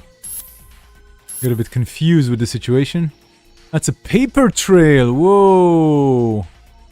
Okay, it's gonna take a while to load because, again, my connection is a bit tricky, I guess. But that means tags. Oh no, sorry, that means a trace, and that means... being silly. But yeah, that means... Well, is this a connection though? No. Okay. Okay, then never mind. This was basically useless other than 2 points, which is always good. For some reason I thought Liberated account is a connection, but no, it's not a connection. It's just you on holidays, chilling.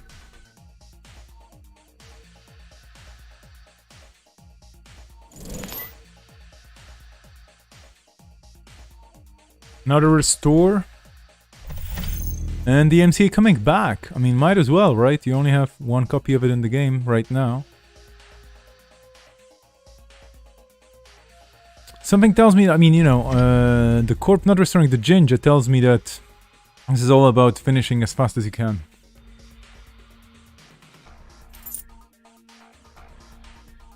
And also, until the runner has an answer to the crick on R&D, which is a very interesting positioning for this ice,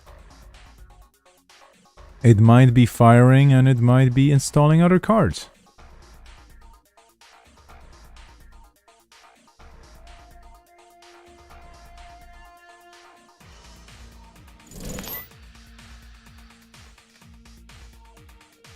Captain Nice drawing up to a ton of cards. And now here comes the trash. There's probably going to be some other breakers in here. Probably there are some bin breakers, maybe, just to have them. Yeah, there we go.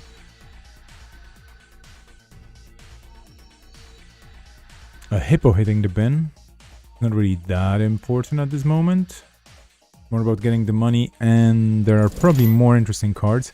Subliminal being played on the corpse side. The time is slowly getting tight. And I don't mean the time in the round, I mean the points left on the table that the corp can score and that the runner has to steal in order to stop the corpse. So Captain Nice on a timer here in a way, because that MCA austerity policy is going to be wide dangerous quite soon. Pelangi, number 2 on the table. No memory left. So whatever is going to happen, there will be, if there will be an install, there comes a knifed. And here we go. Let's see.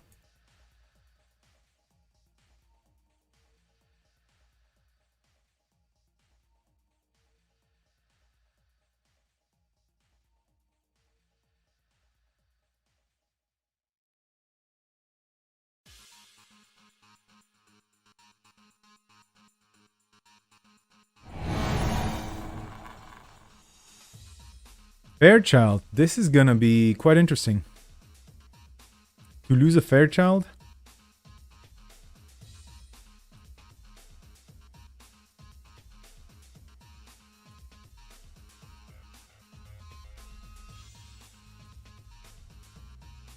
I'm just looking if... Yeah, pretty safe here.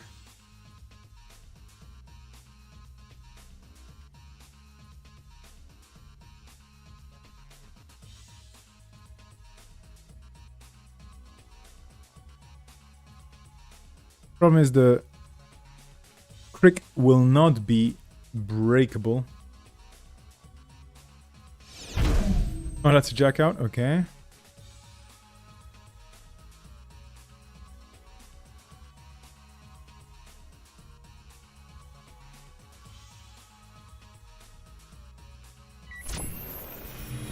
Going for HQ with the last click.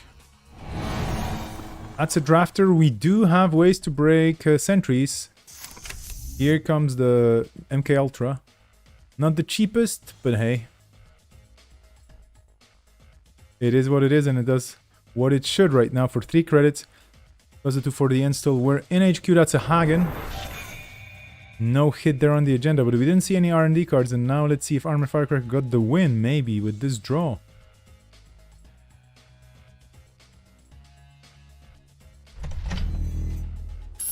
This looks like it's not over yet. 6 points. Oof. This is going to be interesting. Very, very tight game. Really hard to say who's going to come out on top here, but Quetzal's still in the game with enough fuel to just keep going. And now the crick might actually be broken and... well, protected, of course, by the outermost ice. So the hippo cannot really barrage through it. But yeah, the Pelangi counter is going to help. There's going to be some medium counters. That might not help too much. We'll see. I mean, poking R&D definitely makes sense here right now. And that's not a game. 1 click left. Probably money? Yes, indeed. Captain Nice taking the money. The holiday fund. server 3 single okay, well, it's probably an NGO, right? Or is it?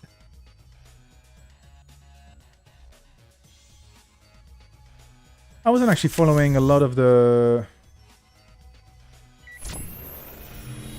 interactions or the flow of on the Mirror side, but I assume Armin is going for optimizing the ability, the ID ability of Mirror Morph, and just making sure that it gets fired as often as it can. Hagen being rezzed here.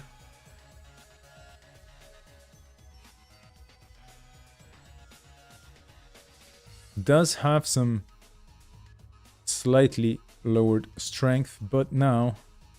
Oh yeah, of course, this is a... Haha, you can hippo through it with Quetzal. And Crick will get to install something. Probably the CVS on R&D. That'll be my guess. Could be wrong. Oh no, we had a Pelangi counter. Right, so never mind. Forget about me saying anything. We're through, and that's gonna be a bit of an extra dig.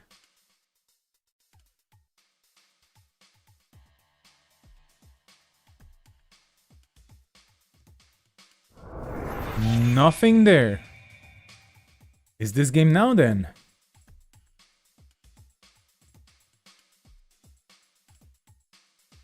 Or will we see a run on server 3? Although that gatekeeper there is just curiously useful, and that could be game if server 3 has an agenda. No, that's a purge.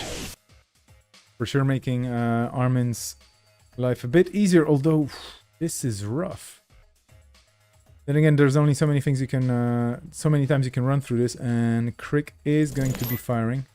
Labor rights, okay, what goes back?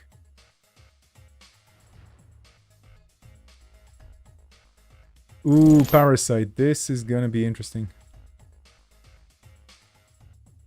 Parasite can take care of certain cards in certain places. Nupkiri hitting the table. And here we go, poking the hand as in HQ, just to see what's up there. And getting a Pelangi counter because now you can go into R&D again. How many copies of Knifed were played? Only one so far. Angio Front giving the money that is definitely needed here on the Corp side. Exciting game, a very different kind of game again. Because the Corp, even though on 6 points, is in a bit of a survival mode here right now. The Runner, fortunately for the Corp, not really swimming in money. But here comes the Parasite on the Crick. Apparently Crick is annoying. Hippo, and here we go. Deuces. Okay. So no run this turn because no time for that.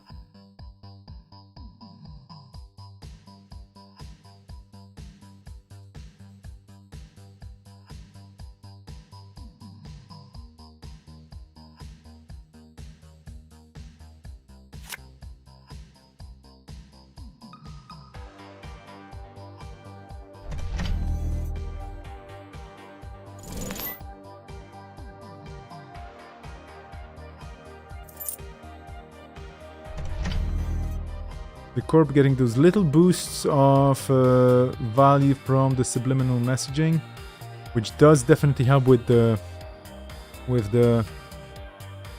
Mirror Morph ability itself as well.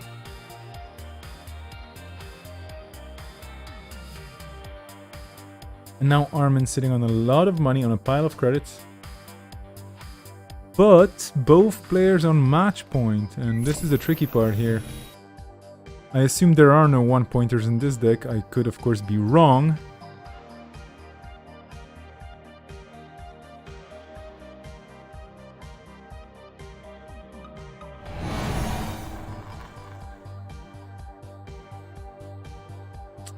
That's a Surveyor, which can be broken with an MK Ultra, although it is Kinda expensive.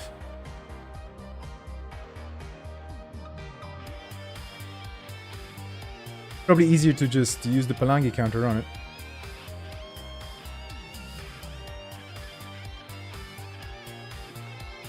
Which is what happens.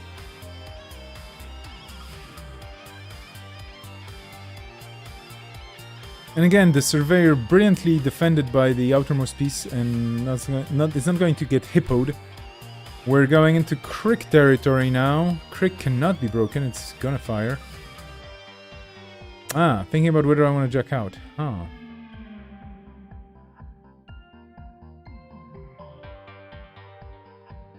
What are the worst possible scenarios for installing things here? The MCA would be nasty. The CVS would be annoying. That's a jack out. There's a lot of cards that could be annoying. The Jinja could also be annoying. CST finally taking down to 0 credits on it, and Armin on 15 credits. In a very good position. There's a Jinja in server 3 that just got rezzed anyway. Now drawing into cards is basically potentially setting up defenses.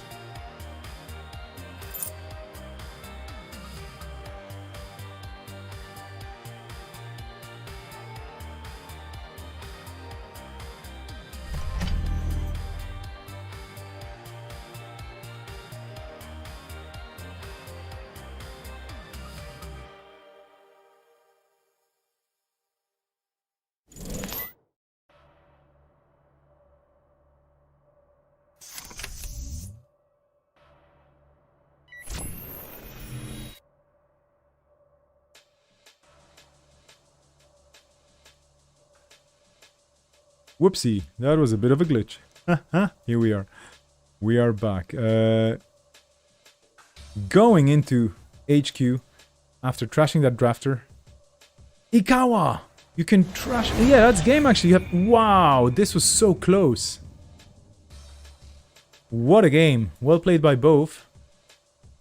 Jumping out of this. Hopefully another table can welcome us.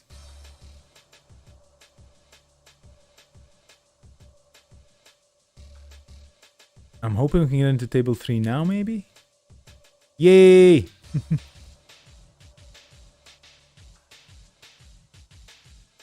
It might take a while to load up because, again, my internet is getting choppy. I hope you're getting a decent quality stream out of this. Otherwise, I'm going to be putting the recording somewhere up. Hopefully.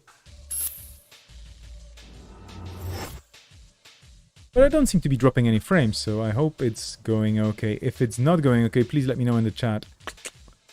Thank you for that. I would like to see MCG's full game, and this is not really anywhere. Thank you, Diatrek, for reporting that it's all fine. By the way, you should enter the raffle. It's still on. The bot is not saying much about it, but there is a raffle going on. And it's for real. The Sneak Door Beta Alt Art by Pumice is for real, and there's another plastic ass to grab, so this is a criminally themed raffle. The next one is probably going to be Shaper with a touch of old schoolness, but with a really cool card.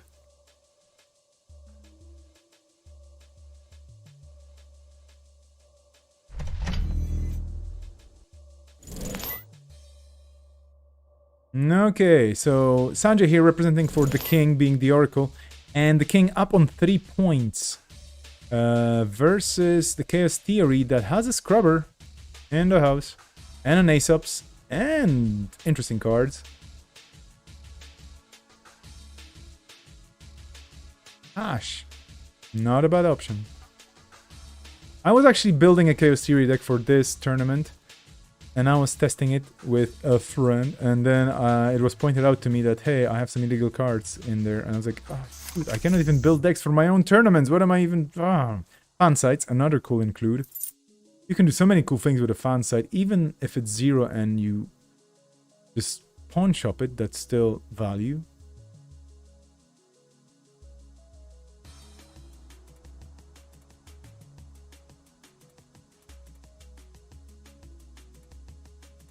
I believe we're gonna have a Nisei Mark II. Oh no, that's a flower sermon. Ooh.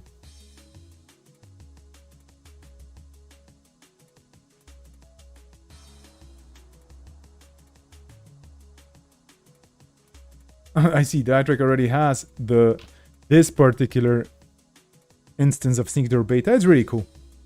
Features a Netrunner player from Germany, I should say, I guess. Even though technically not German, but who cares? A European Netrunner player, that's it. And there will be another raffle for the next round, and then maybe one more in the finals, in the top 4 cut. Incidentally, if you are an artist, or if you want to support my projects with your artistic creative things, let's talk about this, because I will be looking to expand my prize pool with extra things for this season, so do let me know.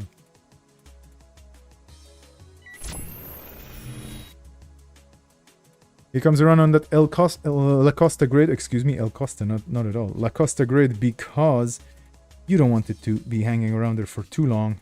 It's already given the Corp 5 points, who knows what's gonna happen next.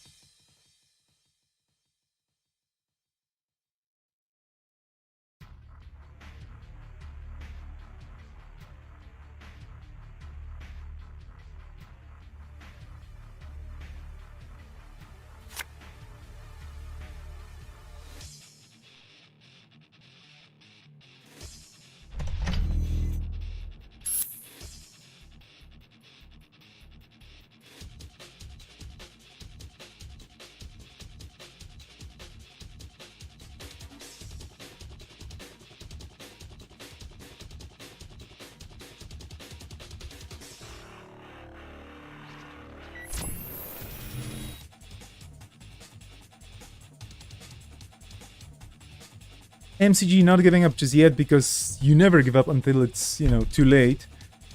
Going for server 1. Meeting a surveyor strength 4. No worries, there's a Pelangi on the table. You can totally make it a barrier and just go through it. What is the king holding in server 1? Could be an agenda. I mean, there's only so many places you can hide an agenda. That's an NGO with 1 counter. Ho ho. Boom. I mean, NGO. Check in on Discord. Things looking okay. I didn't get any reports from people saying, oh, geez, we need you. So that's great. Cash, providing some extra money. And, of course, Aesop's Pawn Shop Fuel. Artist's Colony, which is a very good card in the current situation for MCG. Basically, it allows you to forfeit that... fan site for installing any card that you want. Quite a sweet deal. Plus, you can always monetize it for 3 credits with Aesop, because Aesop is gonna buy everything from you. A whole artist colony, How many of these artists do you have there? Like 25? Yeah, sure. They're just gonna art my place up. The king drawing here into... extra cards, looking for points or defenses or, challenges for the runner. While the runner's setting up MCG with the trifecta of scary shaper cards. Or not scary, your kind of friendly connection cards. With the professional contacts and Beth and Aesop's. You don't really need much more in ways of in terms of an engine. To keep going with, extra stuff for whatever you do, technically speaking. And also keeping the corp in check with extra clicks if they go over the top with their bank accounts. Double Rozeki. Okay, well, this is definitely a scary shaper rig if I've ever seen one. What do we have in the bin? Misdirection. Could be useful here.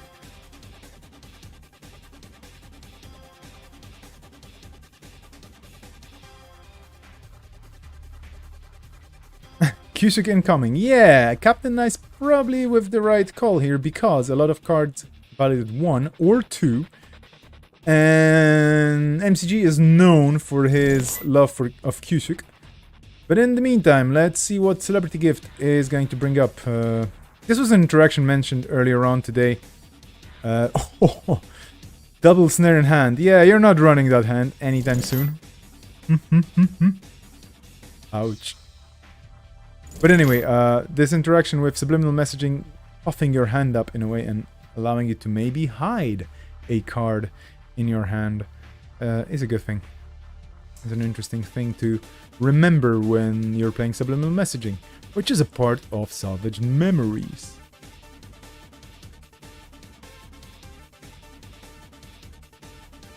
Proco doing so much here, but the 3 Razekis again. Okay, we're nearing a full rig.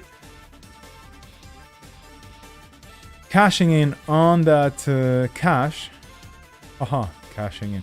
Is that a Cusick now? Is this a Cusick incoming? 24 credits in the King's Bank. Let's see. The tricky part with running a Cusick is that you could actually... Well, no, you don't really mess around with Cusick too much, but you can interrupt it a bit. You can disrupt it a bit. But the runner still gets to choose a card, so that Flower Sermon is actually not that bad. You could do it on the runner's turn as well. You could do it on your turn. In this situation, yeah, it's... yeah. The problem is revealing the cards. But then again, Hyobu's ability is giving you money for this, so turning those counters into credits. Then again, the king is not really in trouble when it comes to money right now, so that could be hanging around for later. Just to make sure that, you know, in case of some unusual monetary trouble, you can recover faster with those Flower Sermon counters and Hyobu Institute's ability.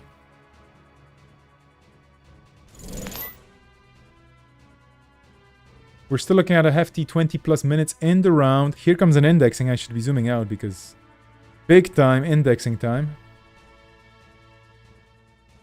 Lovely card. I love the stack of books. I mean, virtual books. E-books, right? A little corporate restructuring is necessary once in a while. I actually felt like this when I was organizing my paperwork, you know, the other day. And I'm not a corporation. Excalibur.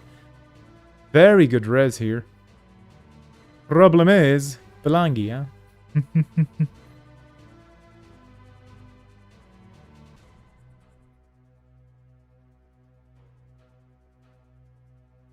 Code gate for additional value because that Excalibur now can be broken with the Gordian Blade, and then you maintain the strength of the Gordian Blade until the end of the run, which means if there's a code gate innermost here, and it's not, ooh. Interesting, but now we can simul chip and trash the Palangi to, right? To reinstall the Palangi, and then paint it into whatever we need, and then trash it, trash it, and then break it with that. So probably simul chipping the Palangi and turning it into a code gate as well. You can also fetch the killer true with the agenda that you had. It is a bit more expensive, but yeah, fair enough, makes sense. And Ica is cool, but it has to be bumped if, well, it's gonna be 5 credits. Not too bad. At least it costs 0. The MU, though, stretched to the limit here. 7 MU.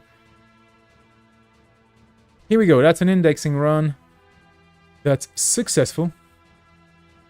The target has to be in the heap before firing the ability. I could be, so please feel free to correct me. But I think Simul Chip can be used to trash Pelangi and then reinstall the Pelangi if there are any other programs in the bin. So you need to have a program in the bin that you might be able to install from the heap if you trash something. But you could trash and reinstall the same program as long as you have another program in the bin. Okay, I think I'm getting a... Yeah, I think I'm getting a... Indeed. And this is... It's a very interesting interaction. I learned about it the other day. Because again, it's a really cool combo. Like, you can basically do it for Pelangi. You can do it for Stargate, which I loathe. But hey, it is what it is. And it's good to know. Yeah, so... I definitely subscribe to the idea that it shouldn't be possible because it's kind of broke. But on the other hand, if you're playing runner, it's like, yeah, it's cool, I can do tricks. It's Shaper, you know, Shaper manure.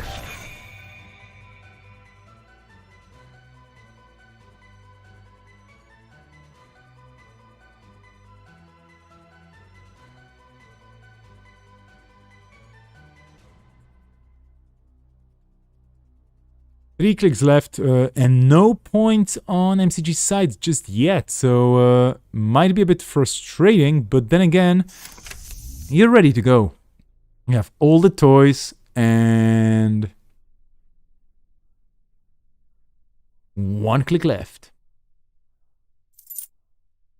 Okay, oof, that was an interesting indexing then. Is the king sitting on a bunch of agendas? I mean, 26 cards left in R&D, 15 points still left somewhere in there. Chances are they're just at the bottom. Oof. This is not cheap. Let me tell you.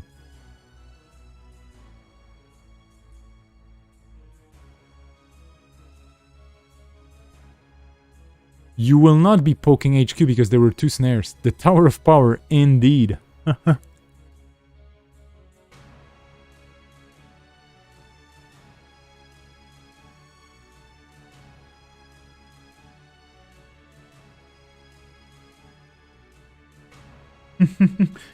We had Mars posting a resistor screenshot with strength 22. Somebody's having fun at their table.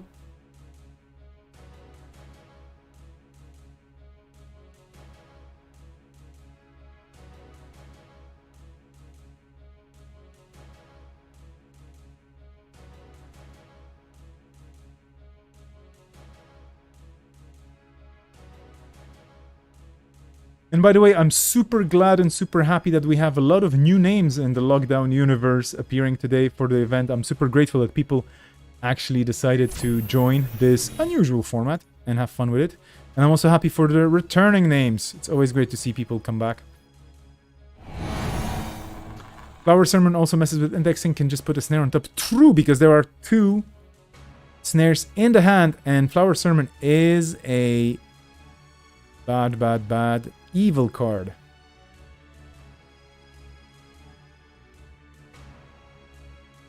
Angrim Flush, not a program from Gordian. You can keep going.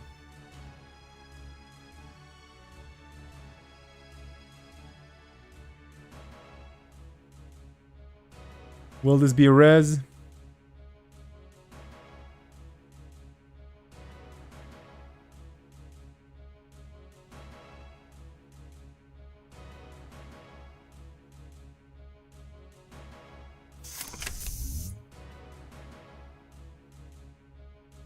Here comes a Pelangi to twist Excaliburs around.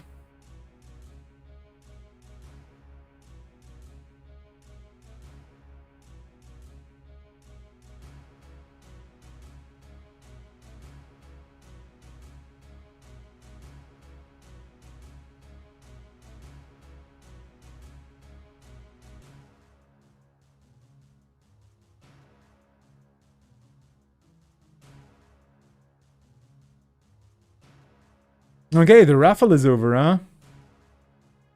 So, I believe we should... We have... Oh no, actually, that's still on. There's still 5 minutes left in the raffle. Come on, join the raffle, people. I don't know why Streamlabs keeps doing this. Why do we keep doing this, Streamlabs? And fish. Maybe don't, because you're a bot.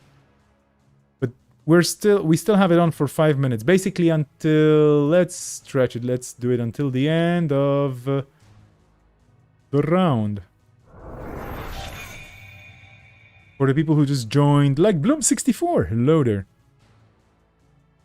Ah, there was the fun times, and the snare has been accessed.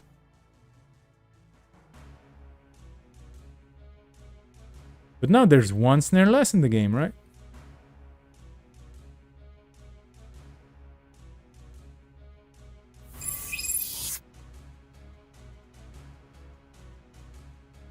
And this is the thing. You cannot, for example, you cannot say that Hyobu here, that the king, that he's playing like a slow game for any reason whatsoever. It's just server 1 is what it is, and there are some defenses in there, but 7 credits is not a lot, and the runner has to be running 5 points on the corpse side. It's a very comfy place to be in. You just have to drain the runner until they're no longer able to, for example, steal agendas for whatever reason. Problem is, I mean, the runner... No, okay, actually. If the runner goes below 4 cards in grip and stack, then you might want to forfeit. I don't know. I mean, maybe not. You might not want to concede because you still have an option, but not being able to steal an Abocada might make things very, very... expensive for the runner because you will have to steal 3 agendas. Oh, sorry, 4 agendas, unless there's future perfect. There is a new raffle indeed, Mars. you and your 22 strength resistor. Raffle away, plastic as and some other toys. Sneak door beta 2v1.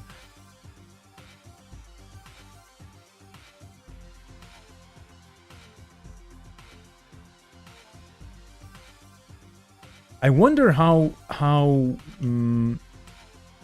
I actually have to test this on my off time anyway, off the stream, but I would love to just, take a replay file and then, for example, meet with the players and have a stream where we just walk through the game step by step and just talk about this. This would be a cool thing for, like, really kind of particularly exciting or exemplary or kind of a walkthrough games for different strats and so on. Really cool idea. Technically 23. That's a nice amount of strength. Ooh, legwork. Okay, but there's a snare there. This is dangerous. And this also... You cannot... I mean, you can... Flower Sermon is very annoying. You can just shuffle things out. It's a lovely idea mechanically. Glad to hear, Mars, that you had fun with this. That's the whole idea of this event. Thank you so much for joining and being one of the new names in 2021. I hope we're gonna get many more people trying the format out, depending, of course, on the different changes to the rolling meta. If MCG has a snare, Obo becomes impossible to steal. Indeed. I mean, this is the trick. This is the problem here. What do we hit? Celebrity gift was there, but now, what if you drew into an agenda, just put it onto R&D, you're going to draw into it later. Potentially. Flower Sermon. Okay! That's good. Oh!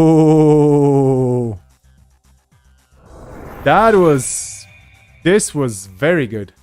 Basically, you steal a Flower Sermon that's empty when you steal it, but then you switch it for the one with the counters, and now the corp is sad because, well, no more counters.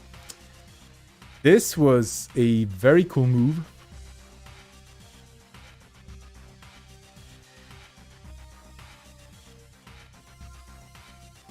Tricky. Okay, I'm gonna give them...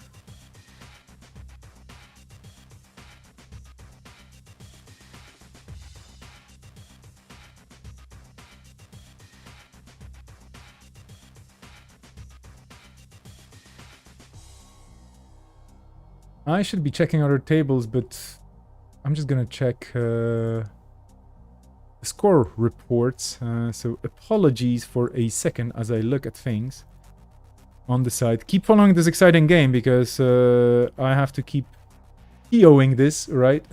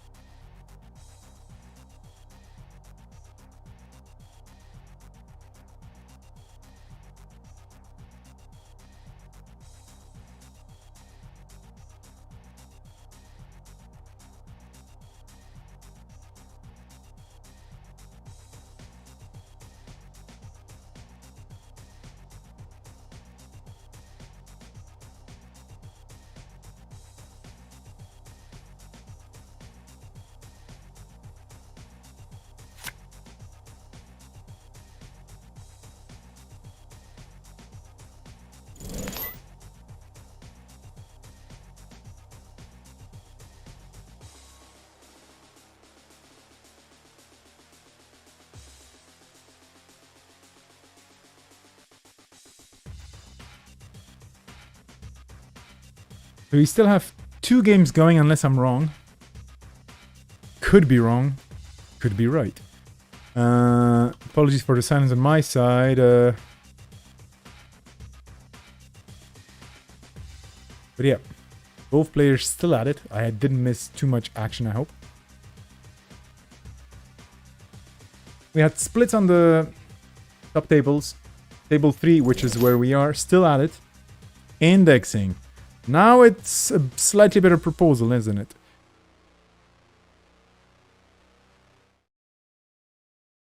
Basically, we had it split on all the top tables, and then the bottom tables had some sweeps. And much fun was had, so that's good. Oh, we have the replay.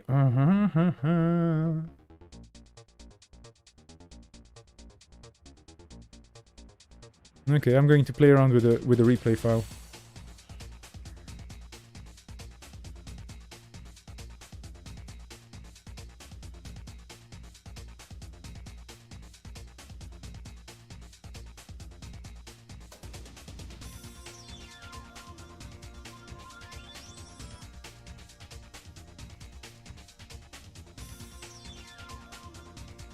Going through all of this in order to index and then probably go back in again, right?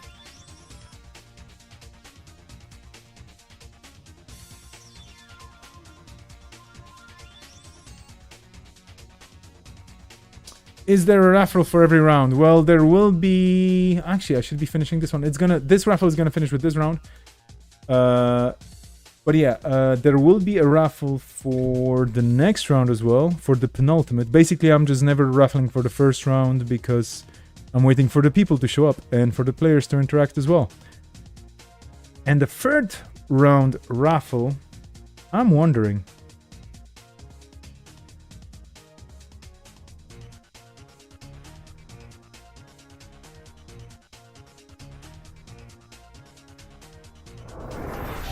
Maybe I should make it an Anarch one this time? Do I have Anarch cards to go with this though? That's the question. Now, MCG with 3 clicks left and 12 credits in the bank. With that indexing firing, and I should be scrolling the log down, excusez-moi.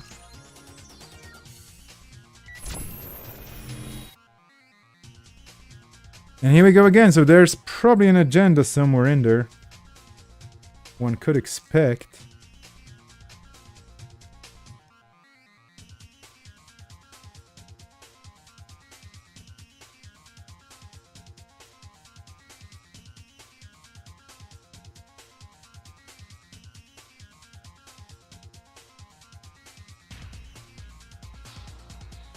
No, let's make the next one a corp one, huh?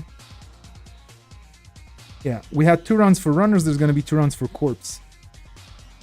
That is it.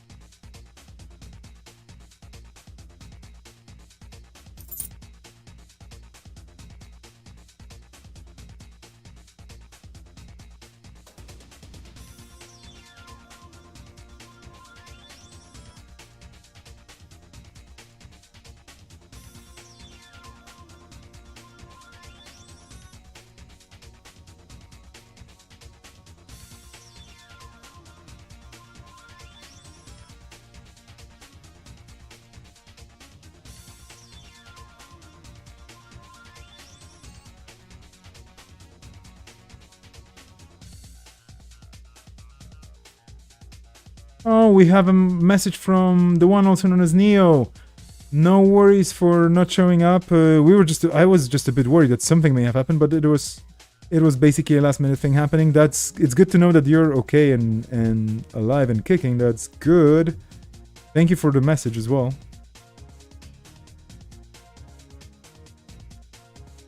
Do appreciate that.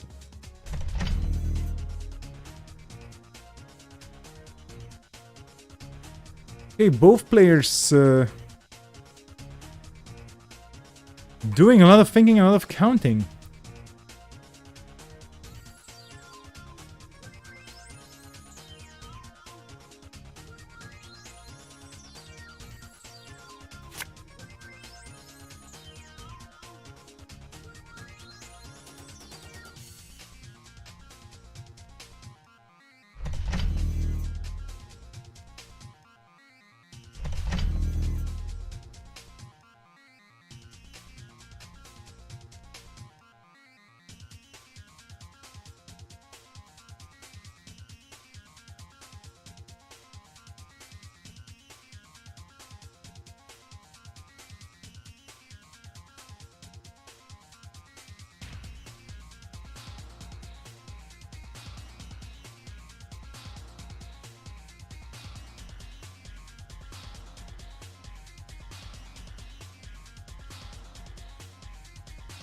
Time for risky business. Here comes the legwork. I should be zooming in for additional splashes. That's a satyr, which is basically taxing at this point. Nothing much else. Okay, that's an Issei. Do you swap it for a Bocata? I guess you do, yes. Because it's counterless anyway. Oh, that's a snare! That's the risky business. Ouchie. Okay, you survived. The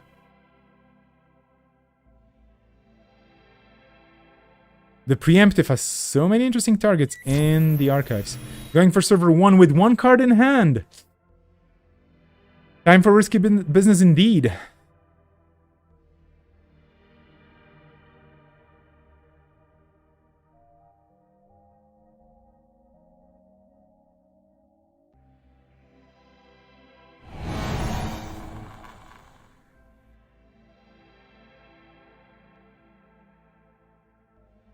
DNA tracker, which is taking a bit to load. I'm sorry for the graphics glitching on my browser. I have to refresh things in between rounds.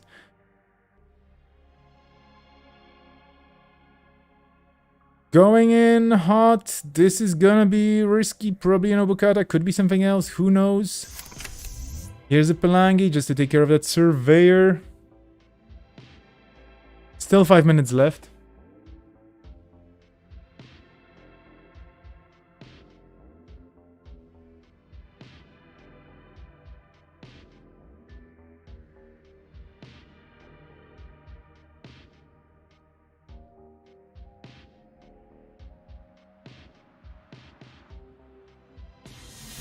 And that's a snare!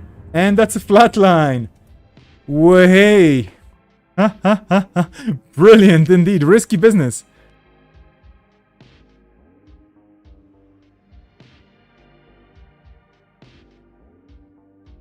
Great game, both players. Very well played here. And a Lacosta, just because you can. Okay, I'm hopping out of this table to let them cool down a bit. The round finished, and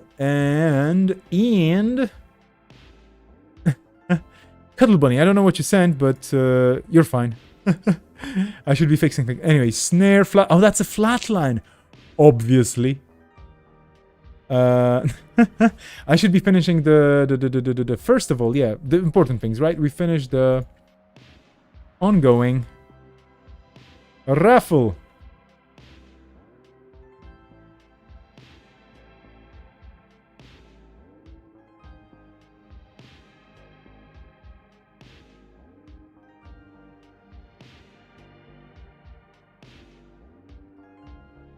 Okay, Hip Lion, congratulations!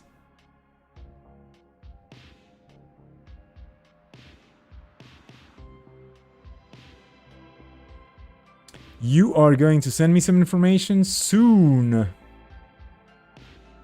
Hopefully. I'm gonna ping you about this, or I'm just gonna do it right now.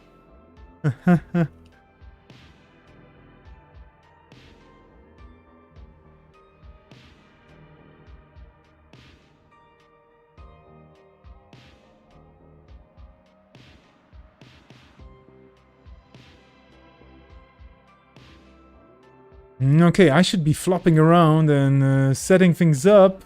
Flop, flop, flop. Setting things up because... Yeah, well, there's going to be a round coming up in around 5 to 10 minutes. I'll let you know soon, but now I'm just going to quieten myself. Or as in, shut up. That's just a different way of saying shutting up. I'm going to shut up and get to POing and be back with you for round 4. Take a break, do your thing, and whatnot.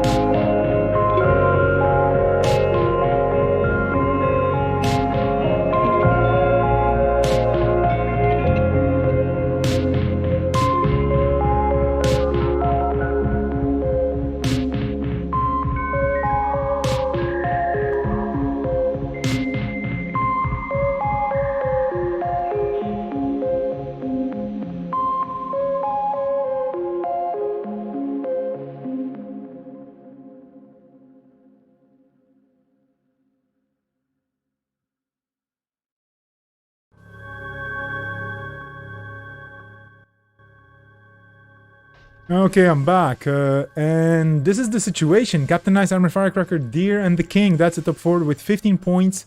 Shorty on 12. And then a host of people on 9. And everything's still possible. Baramu, Joss, Cuddle Bunny, Synchro, JT, FQ. 5 times 9. Rizzler, Jamil, and Metaphor. They're all on 9 points. And who knows what's going to happen. Of course, I mean, between the top 4, there would have to be... I hope nobody's gonna split. Please don't do, what are those things called? Intentional draws? Get out of here. This is a fun tournament. You should be playing for fun, right? We're gonna be starting in a few minutes. I'm going to hop around a bit just to make sure I get the pairings right and whatnot. They should be up on the screen on my Cobra. I think I would like to see... I don't know. Meta versus Shorty? That could be cool. We haven't seen those players yet. Let's just see. That's table 3.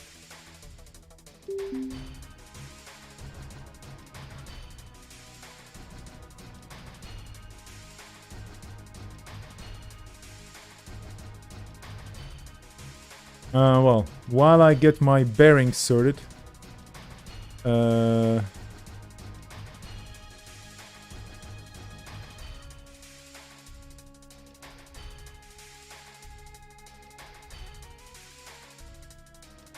How is everybody doing, by the way, in the chat? There will be a raffle coming up. This time it's going to be corp-themed. I have 2 packages here. One of them says Spark, the other one says Harmony MedTech. I mean, they're not going to be that exciting, right? Or will they be, actually? I don't know.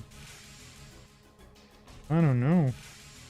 Well, anyway, let me just put some cards around here because I'm trying to clean up in my headquarters. With all the cards everywhere. We're gonna be starting, and I'm gonna be joined by Mars, which is great.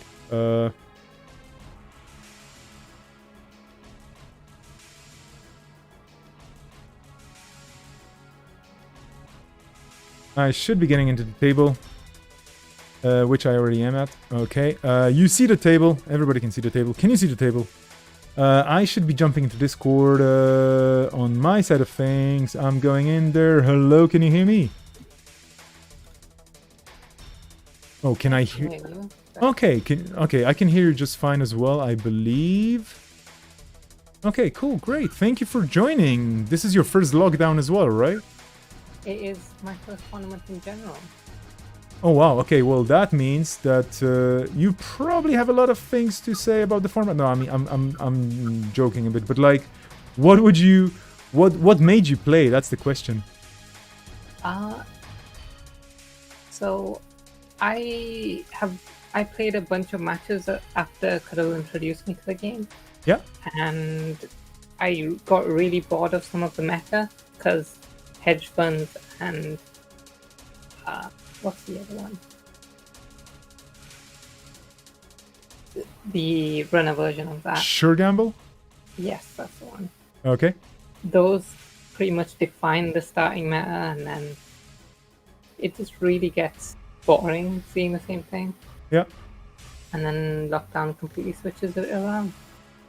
Oh, I'm glad to hear that this is a fun tournament for you. I'm very happy that you gave it a try.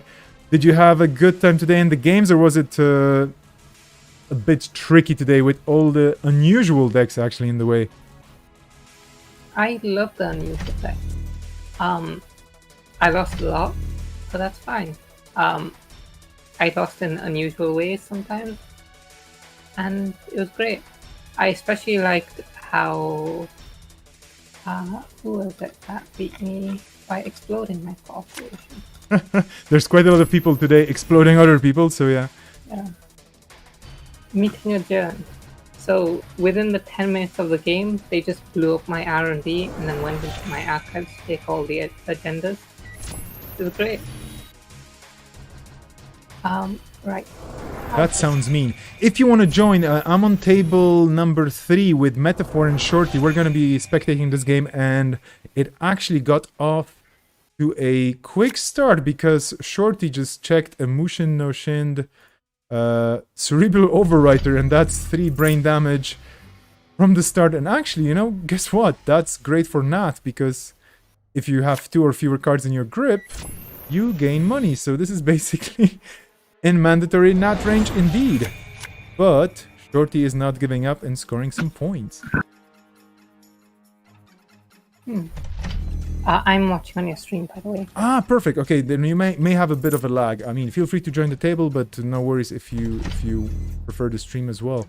And by the way, thank you for watching the stream. It's always a lot of fun to have people just enjoying the game for what it is without having to think a lot. If you don't mind, I would ask you, when did you start playing Netrunner? Last month. Wow! So welcome to the hobby, welcome to the game, welcome to the community. This is an amazing thing. That's great. Wow. At least I believe it's last month. Just let me check in case I'm wrong. I mean, well, yeah, of course we have the pandemic, which stretches time in incredible ways. But yeah, welcome. That's really great. I'm super happy that you decided to explore this game, which is hopefully soon going to be expanded with a lot of interesting new cards. This game is super fast, I have to say. We have viral ponization being stolen, Petalaya being stolen, Metaphor up on the danger side here for Shorty, but Shorty just installing Trope. What's gonna be happening here? Double Trope. We have EMP devices, which are kind of mean. Patchwork in the bin as well, and Severnia stim implant. Okay, well, anyway, sorry, back to you, Mars. So yeah, last month, and what was your first experience, or was it like there's this trope of the kitchen table Netrunner, which actually is also the name of one of the coolest podcasts about the game. But you know, where you start with friends over at home, and you just friends or family, you just play, and it's just this very, very small meta, and at some point you're just like, okay, now I'm ready to spread my wings. Was it the same for you, or was it more like exploring it mostly online and then trying to see the game in slightly different formats? I mean, Lockdown is quite an unusual format, and you're already having fun with it, which is great. So it was more every Saturday, a bunch of us get together and play games on a server. We're just various people across the world, and Awesome. Cuddle introduced me to Netrunner, and then and we started with these training wheels decks, and I did not like those. They were very boring. And we went through. What's the stock buyback? Let's see. Oh, stock buyback is one of my favorite Wayland cards. Basically, if your opponent steals agendas, which they will at some point, you get extra money out of that. The only problem with it being it's terminal, so you have to play it as the last click, or you lose all the other clicks in your turn. But it's good money if you have a lot of agendas that the opponent will steal.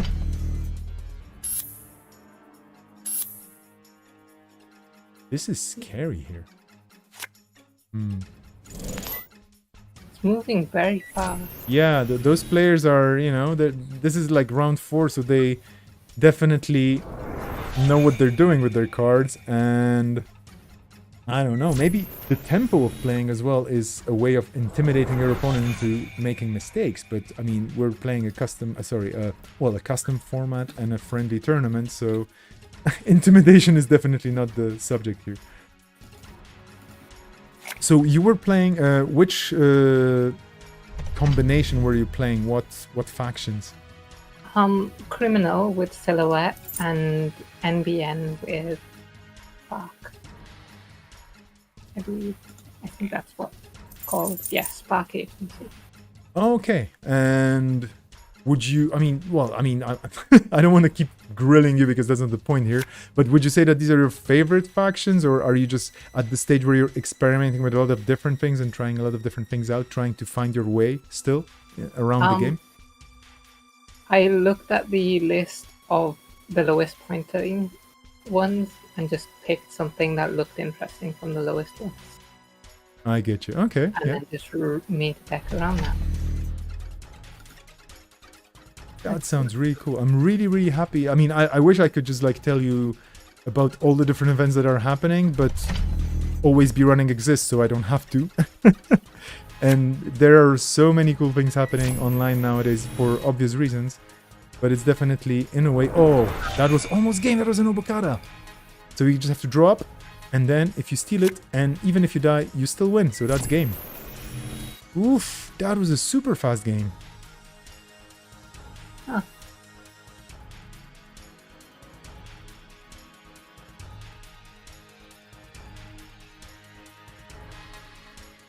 Oh yeah, I don't have to actually type it in because it's... Yeah. The winning steal, so this is another interesting thing. If you access the winning agenda and then you die, that's okay, you still won. You still have kind of posthumous glory of winning. Even though you got flatlined, technically speaking, but the scoring happens before the flatlining, so that's cool. Oof, such a flooded game though. No good luck. This was turn 9. That was really fast. I totally concur. Well, I hope we can... 8 minutes. Yeah. What was your fastest win or loss? For me, it was turn 2. For me, it was that 10-minute one that I mentioned earlier. Okay. Who was it?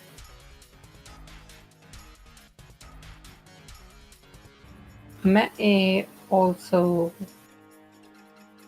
won quite fast by flatlining me. Which was also quite a fast game. But to be fair, I did not protect myself against that. Okay, we're gonna be in the other side of this SSO Industries versus Quetzal. A lot of Quetzals today in the game, which is great. It's a really cool identity with a lot of cool lore behind it and a cool ability. The image, the ID drawing by Matt Zeilinger is always, as always, on point with Matt Zeilinger. But yeah, let's see what Quetzal, probably a Surfer Quetzal, what it's gonna do against SSO, which is another not so popular ID, but it does see quite a lot of play in Lockdown. I am seeing a lot of variation in the corporations. That is very true, yeah. People do tend to bring a lot of interesting experiments, and that's always fun to see. To be honest, I wouldn't even play in this tournament because I would be super confused, and I'm already busy with other things, so I'm very happy that I can just spectate.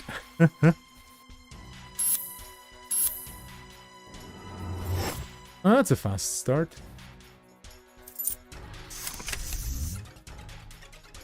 Okay, taking bad publicity straight away.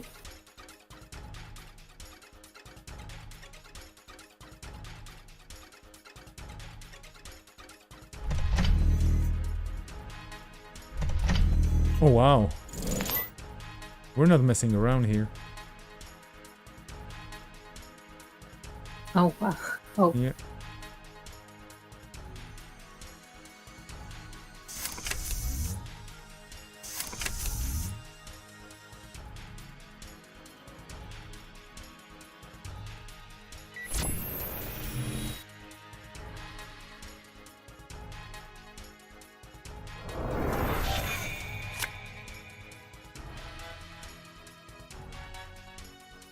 I'm just wondering if Shorty got flooded and that's why we're seeing this, or is this a very interesting situation. Whoa, and the remote keeps growing while while the centrals are just not protected at all.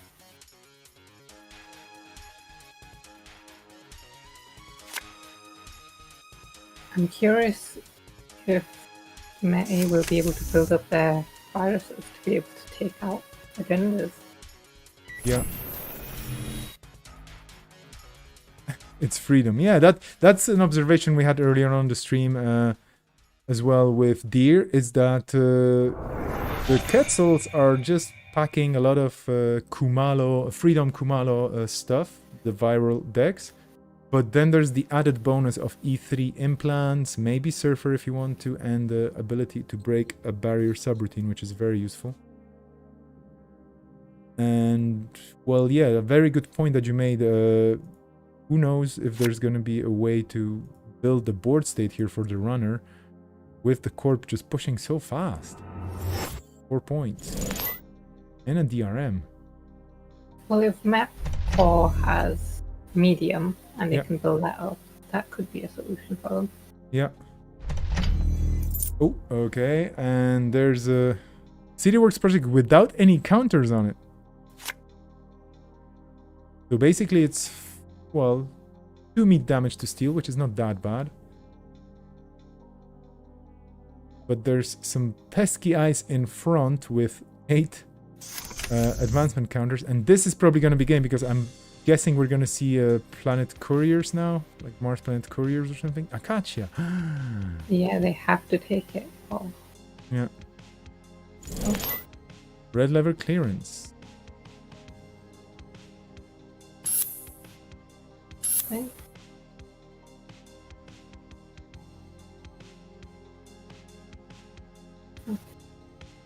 Shorty on match point here. And unless Metaphor has any chances here to draw into something useful or just getting that CityWorks off the table, yeah, the "you are too fast" is definitely the right comment here. That's my reaction as well. It's just things are happening and this is turn 5. And Corp is already on match point. It's the stem. Oh.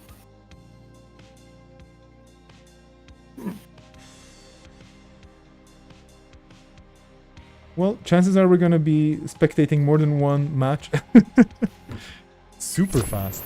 Okay, Metaphor doing the thing that yeah, they have to do, which just go for it. Only 5 credits in the Corpse Bank. That also presents certain limitations. Oof, Mausolus. That's not nice. Yeah. They might have had a chance if Shorty was bluffing, but Shorty was not bluffing. Yeah.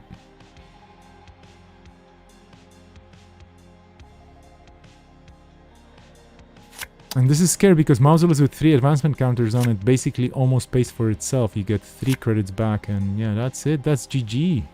Oof. Who would have thought that you can have a rushy SSO?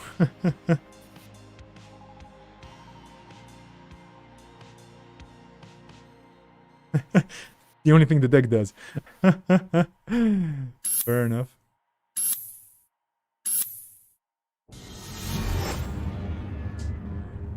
Five minutes. Okay, I think Shorty's trying to, you know, to set some sort of a world record here. I'm curious if Android Netrunner has a speedrun page. A what page? Sorry? Speedrun page. Oh, a speedrun. What? Definitely, I mean, definitely different Netrunner DB deck descriptions may have some interesting stories in them. Okay, we're leaving this table then, and wow, this was like warp speed fast, so might as well head over, and I'm just going to check very quickly Cobra. What are the other options here? Let's take a look at table 4 maybe. Well, was it 4? Yeah, there's an Edward Kim in there, and I was curious about seeing Edward Kim in action. There's also table 5. Choices. Okay, let's go table 4 first if they're still playing, and then might be changing for table 5 if they're actually done. But they seem to be still at it. So, although this is, oof, 2 Bellonas scored by the Corp. Cuddle Bunny is sitting on so many remote servers that I had to zoom out quite far. There are CPC generators on the table, which is quite an interesting include, and an early premiere. Wow. Haven't seen early premiere in quite a while as well. And on the other side, we have Frizzler on 3 points scored from a degree mill. And a nice board state, but basically Cuddle Bunny on game point now. And with that early premiere, that's also... They're going to have to run at Silver 9 if Silver 9 is an agenda. Yeah. Mm.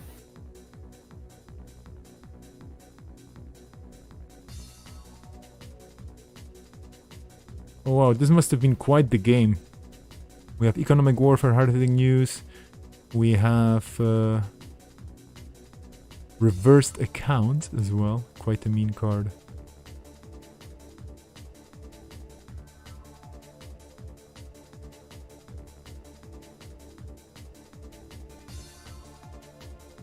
There are two groups of people, or not two groups, I would say two kinds of people approaching this event, or actually any Netrunner event. Is like, you do a lot of testing before, or you just build a deck and you play a bit with it, but then you just go like, yeah, let's see what it does during the tournament. I think I'm the second group. What about you?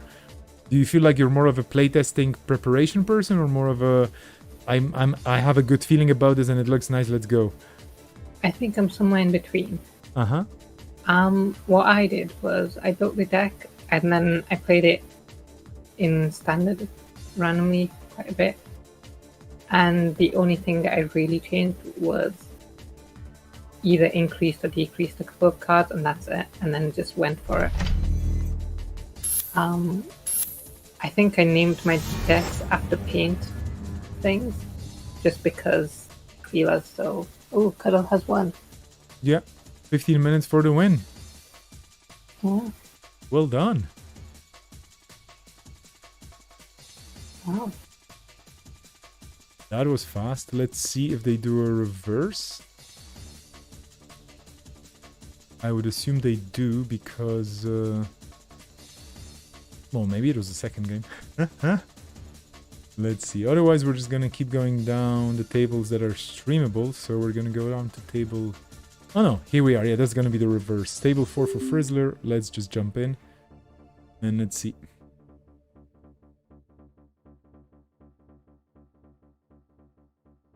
We're gonna see Edward Kim versus Controlling the Message. Always a fun matchup. Yes. I'm curious how much operations Cuddle has as an asset deck. Yeah, is it going to be an extremely horizontal deck, or is it going to be about HHN and some other meanness? Oh, Frizzler rather. Yeah. Oops. Mm.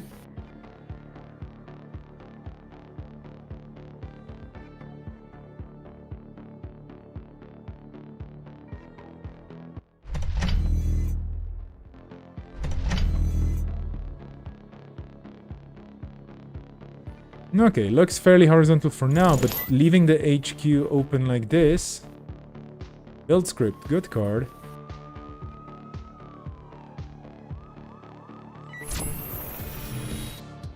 Captain Nice in the chat saying good to snipe the hard-hitting news and the kill cards if Frizzler has those, indeed. MC austerity policy, not an operation, cannot trash it, but you can trash it with money. And it's probably worth it. Checking the remotes, Would you check? Would you wait for more money? Would you do something else? I would absolutely trash that MCS or Yep. austerity was way too strong.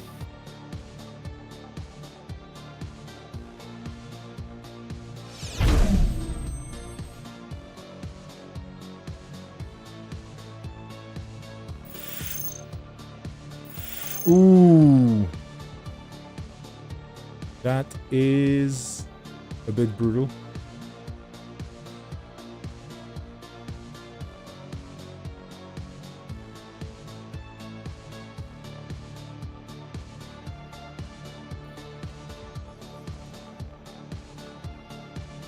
If Cuddle has any forced labor, they could probably rescue some of those.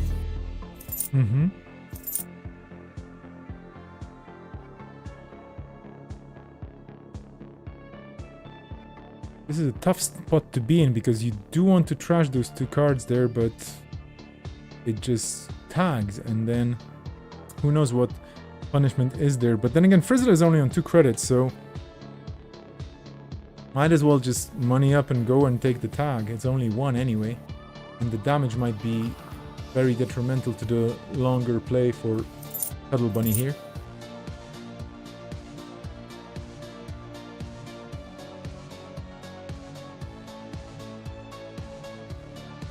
The issue is if Frizzler has one Scorch skeleton there, Yeah. it's the one.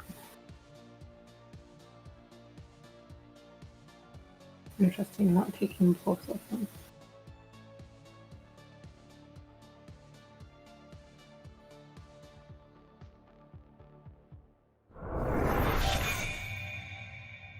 Yeah, I wouldn't want to be in Cuddle Bunny's shoes here because this is not looking fun to play against. But, well...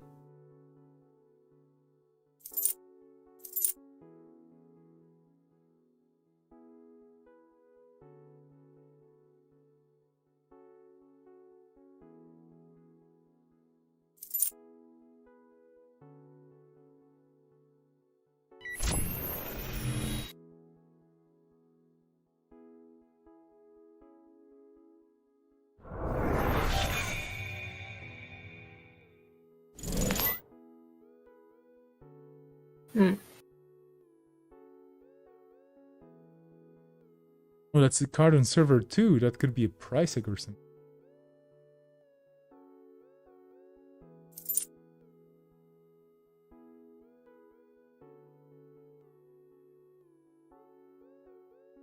A lot of damage coming in every turn. Well, not every turn, sorry. Just single pings, but they do actually cost the runner full cards. Then again, can still survive without most of these, so your money's not getting hit too much.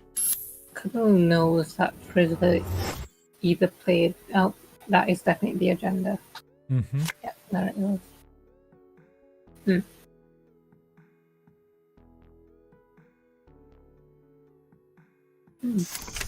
Interesting.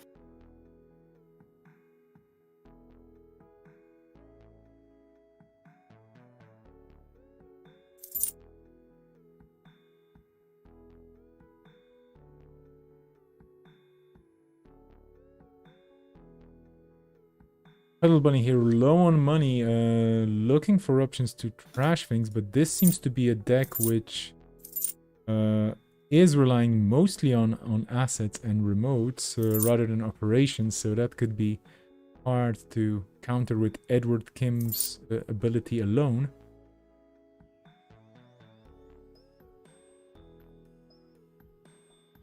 They've also just trashed a hippo. Mm-hmm. Although Frizzler does not have a lot of ice out anyways. Going for the server 2, what's in there other than the Biotics Association, which should go?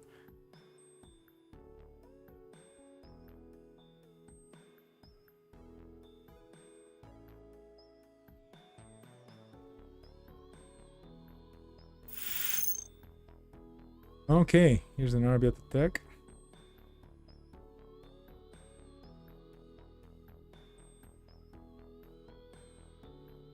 Here comes the race for the trash, and then server 2.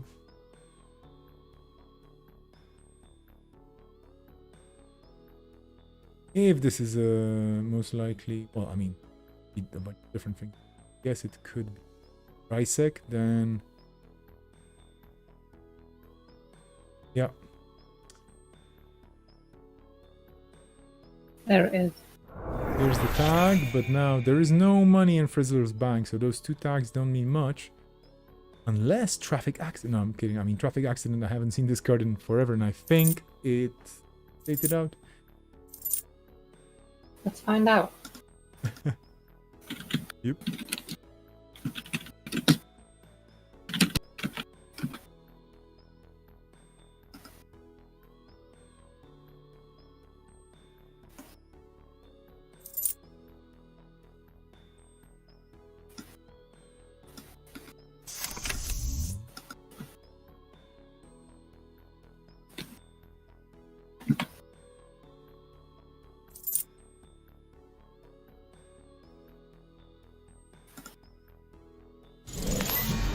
And that's a flat line.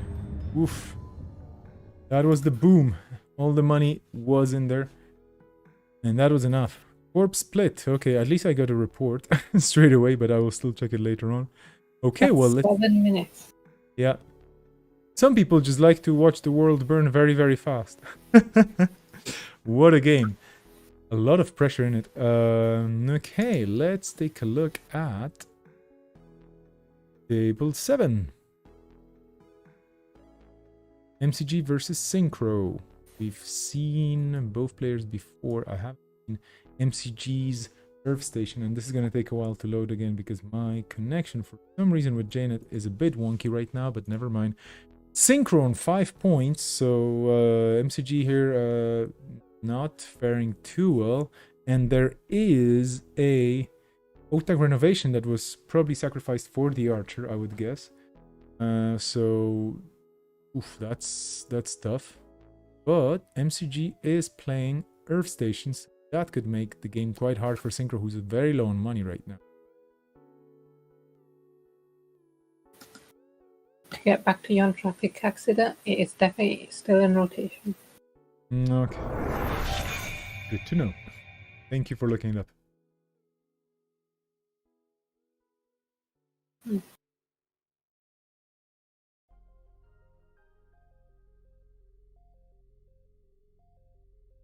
In the chat, Captain is saying that Kim got the wizard's treatment. Indeed. Edward Kim got whizzed. Unfortunately, but well, yeah, corpse play with their gloves off. That's the thing here.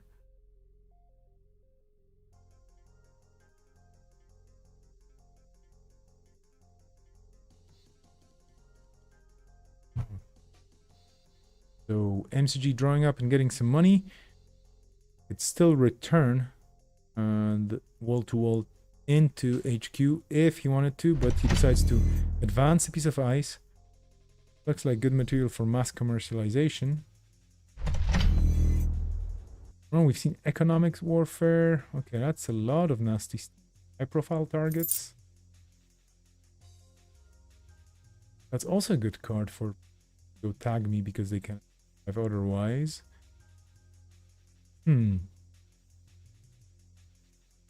Synchro with 4 tags still in the game.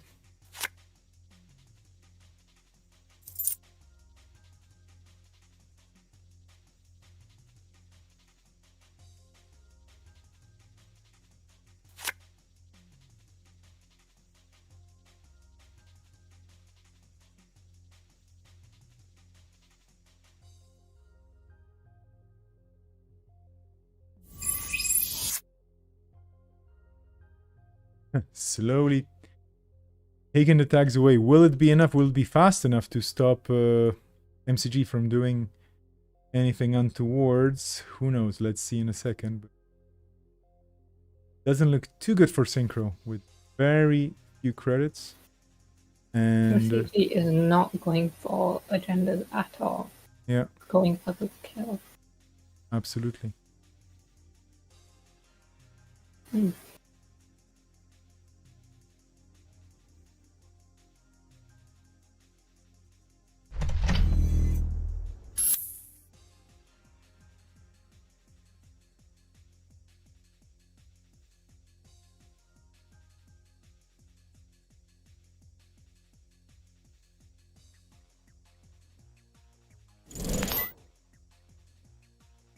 And here comes the labor rights.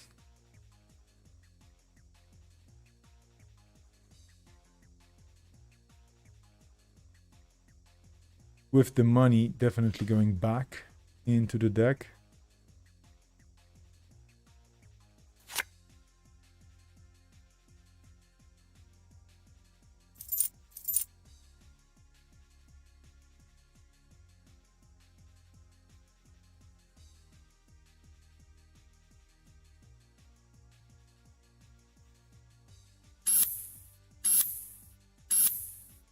Okay, MCG getting back into the game with another Oaktown. Definitely good for the corp. Spot the first agenda. Yeah.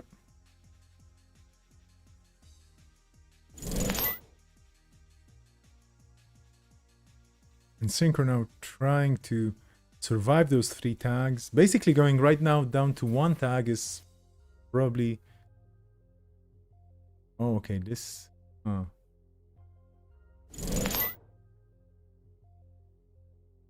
Removing a tag is probably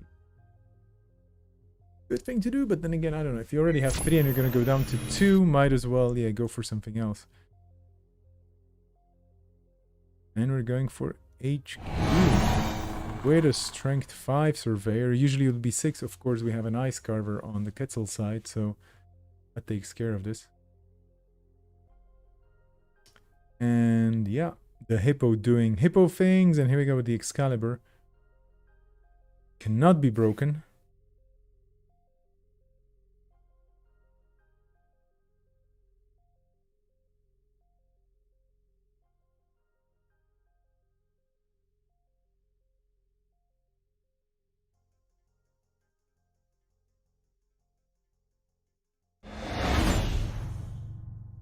That's point number 6. The price check happens.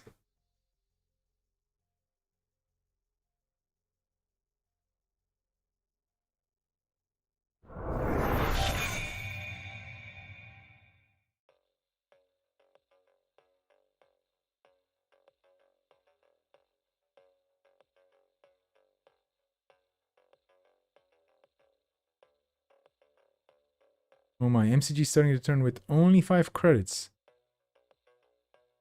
But that's enough to play a lot of the kill cards with 4 tags that can actually take the runner out. First, you still have to find them. There's only 5 cards left in R&D. Yeah. It's put MCG on timer. Yep.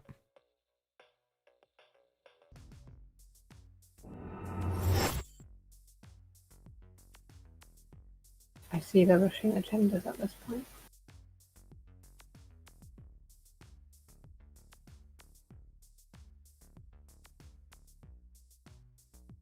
Yeah, I'm just checking. I mean, basically, I assume all the upgrades are price X, but they do not stop the runner from stealing the last point, and Synchro is basically just looking for 1 point to win. Maybe there's one more hostile takeover in the deck, although I would assume that it could be, well, maybe, yeah, there should be one, maybe.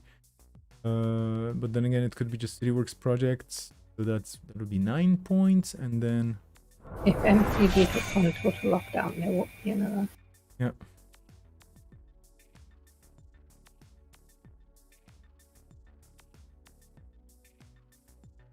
Interesting.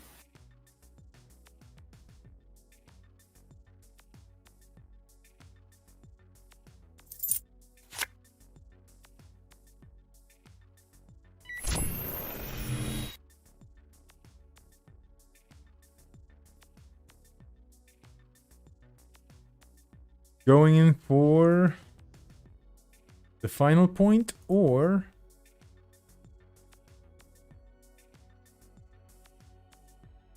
Oh, that's game. Wow.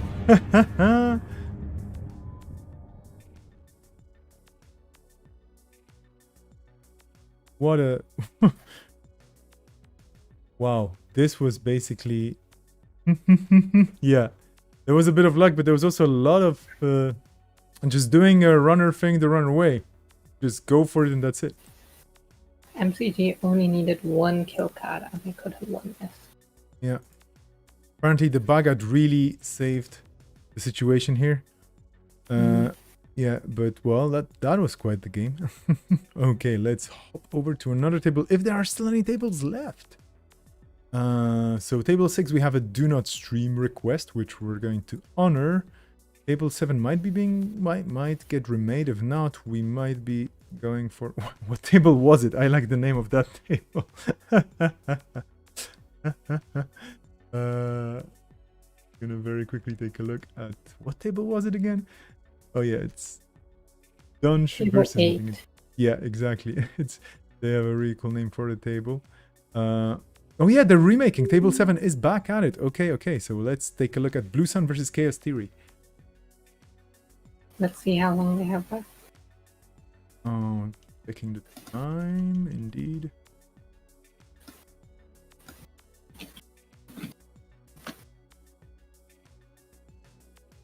They have half an hour. Yeah, I assume that's plenty, so we should be doing fine.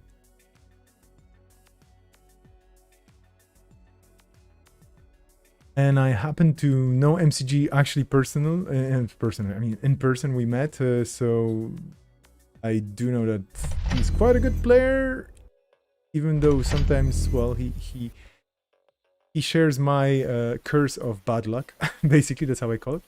And then Synchro is a player that started, I think, last year as well, or started showing up at tournaments last year, and was in the top 4 of one of the previous lockdowns, and brought very interesting decks, and everyone was like, ooh, so I'm really happy to see him come back. Maybe one day when everything is more back to the same old business of being able to go around and meet people at big events, who knows, maybe we're all gonna meet somewhere. But for now, JNet is what we have, and I'm super happy that we can run events and tournaments like this. MCG doing the paper setup as fast as possible, even though we have a lot of time, but Blue Sun has its own kind of timer. Okay. NGO or an agenda? No, probably an NGO. When you're playing Corp, do you prefer to win by kills or by points? I prefer to win by points, Mm-hmm. but not for any particularly nice reasons. Oh, it was an NGO front. You had that pegged. Yeah. I enjoy lengthening games to the degree that the runner feels exhausted. Uh-huh. Which makes them play worse. But I hope to at least have something weird in the deck just to make things interesting for them too.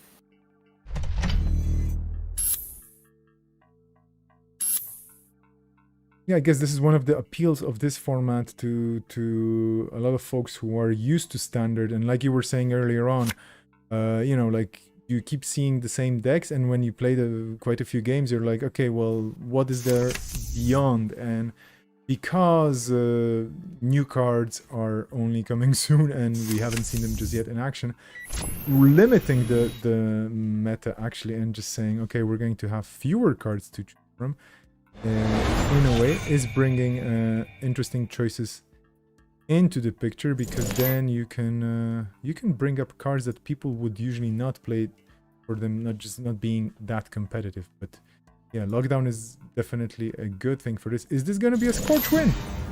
Oh wow, that's a Scorch. GG. Wow, that was super fast. And Blue Sun just doing Blue Sun things as well again here, just moneying up and burning it to the ground because they can. Wow.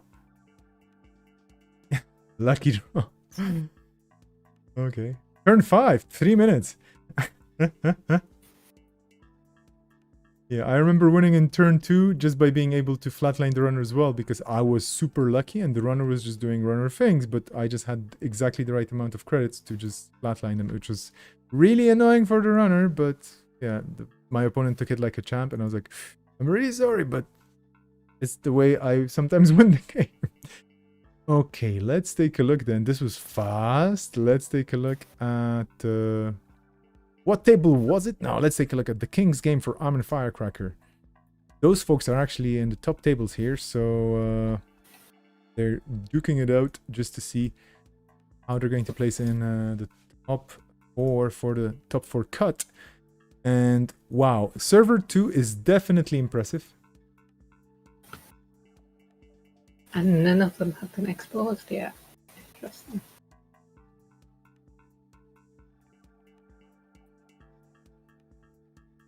Oh, apologies for not following the chat. Cuddle Bunny there sharing a lot of excitement indeed. I mean, exciting times during the game. And the deck feels so rude, the Spark deck. Yeah, I can imagine. But yeah, quick games, and here we are, and hopefully this is going to provide us with... Well, this is almost game point as well. Different ways. Sanjay playing for the King, and Armin here sitting on servers to Airy. Heap of ice. How do you even contest this?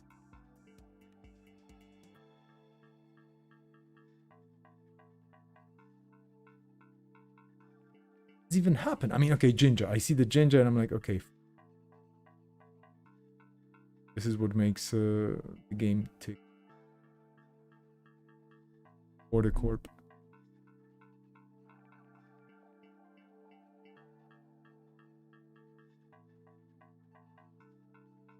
Let's see what call. There are more.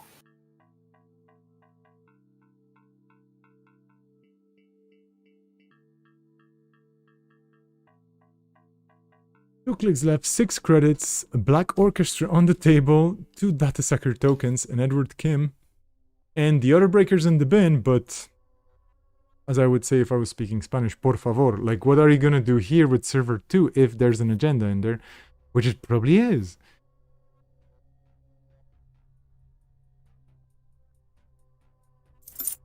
Is speedrun a card name? If not, it really should be. Well, we do have fast break. We do have... No, it would be... We do have the mega pre-qualifier. I think that's game, yeah. Wow. Armin I'm just... really curious, as I have not seen one annihilation card yet. Okay. Ah, okay. There's been quite a lot of white decks too, and that would be devastating for them. So I'm in Firecracking taking this win, and we're going to go for... What table was it then? This is probably still going on. Those players completely out of Dunch, and meeting adjourned. Having fun with Nat versus Spark. Cuddle Bunny in the chat saying, maybe Speedrun is just the name of a role-playing wizard deck. Yeah. But Speedrun is a cool name for a card. Definitely makes me think of the penguin in Hot Pursuit and the motorbike, basically. I mean, it's more of a gaming reference, but Speedrun could be a Hoshiko Shiro card against GameNet.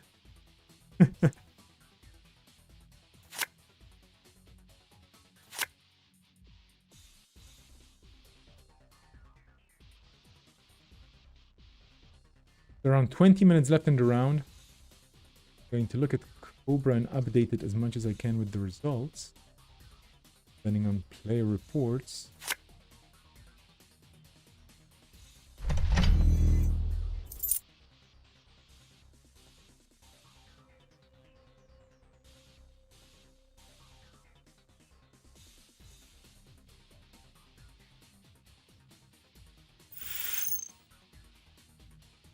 Okay, tier subscription, firing the Spark agency ability, and a lot of Sparks flying today on the runner, sorry, on the Corp side, whereas on the runner side we had a lot of Quetzals. If nothing changes, at least 2 Quetzals in the top 4. And that's actually basically guaranteed.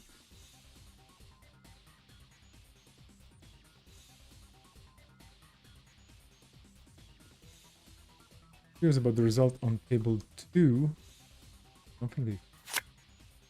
No, they probably did finish. Table 2 was a corp split.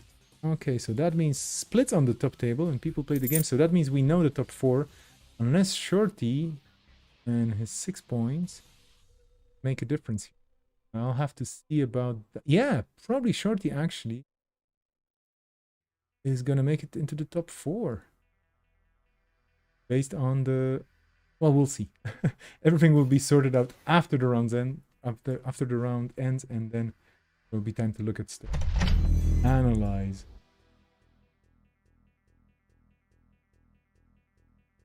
Oh, interesting.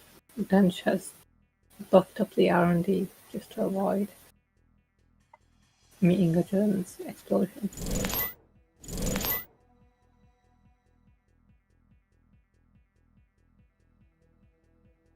Oh, here come Fear the Masses. We've seen this deck before in action by meeting adjourned, and Fear the Masses, when you have so many cards in hand and then you just show, for example, 4 copies of it, that's a nice mill. It's also a bit counterintuitive in a way, because Nat profits from having very few cards in hand, but here it's all about bookmark and just doing terrible things to the corp. Here we go, another Fear the Masses. Many have been played already. One. Third one then.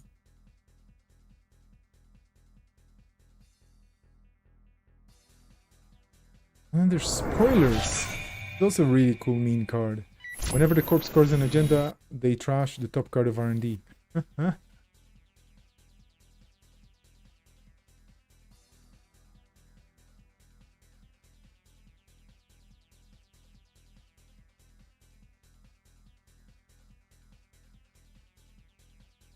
I imagine meeting adjourned is running for the archive. Yep. Not finding too much luck in there. Although, yeah, no, points indeed. And there was another Bologna. So even though... Yeah, wow.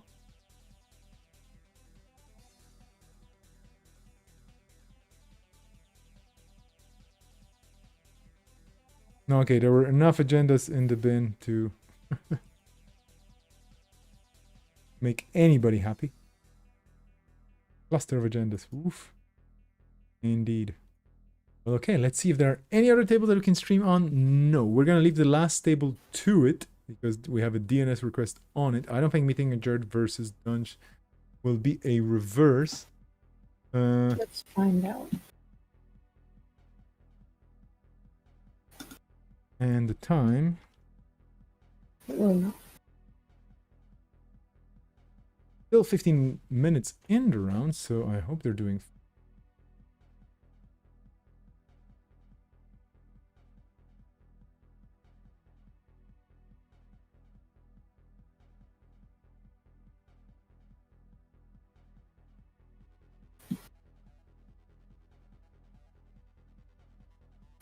Is this perhaps the fastest tournament yet?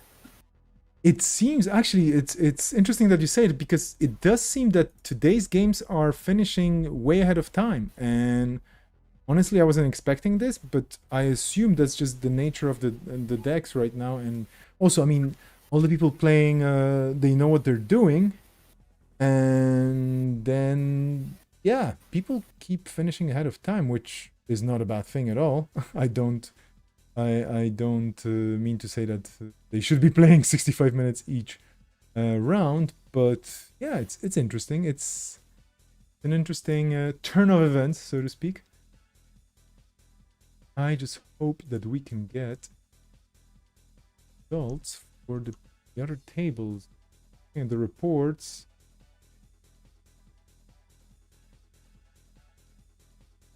Still missing results for 3 tables, so MCG versus Synchro and Meeting Adjourned versus Dunge, but this game is probably just discussing the result. Okay, well, and like I said, I'm not gonna stream table 6 because there's a request of not streaming. So, oh, I didn't run the. Oh, nobody told me anything. I didn't run the raffle. Terrible me. I'm gonna run the raffle now. So we have 2 things to choose from. Okay, Mars, please choose Jinteki or NBN. Since I'm running NBN this tournament, I have to choose NBN. Perfect. Okay, so I'm just going to go and set it up. You know what? Let's give you some time. Let's give me some time. I'm gonna hop out of Discord right now, and I'm just gonna keep setting things up. But thank you so much for joining me on the stream. And once again, welcome to the hobby. Welcome to the community. It's great to have more players. I'm glad to hear that you're enjoying the game. It's been fun. I'm hoping some of the metas in this game expand outwards and change general. It's been strange seeing so many weird metas. But that's perfectly fine. Thank you for running the tournament and setting it up. Yeah, thank you so much for playing, and hopefully see you at Lockdown 12 as well. Mm-hmm. You surely will. Bye. Thank you so much. Have a good one. Yeah, folks, I'm gonna hop off now because the last table, game table 6, Table 6 has a no stream request, which I will absolutely honor, especially since I'm the TO of this tournament, so hey, that'll be kind of mean. They still have some time running.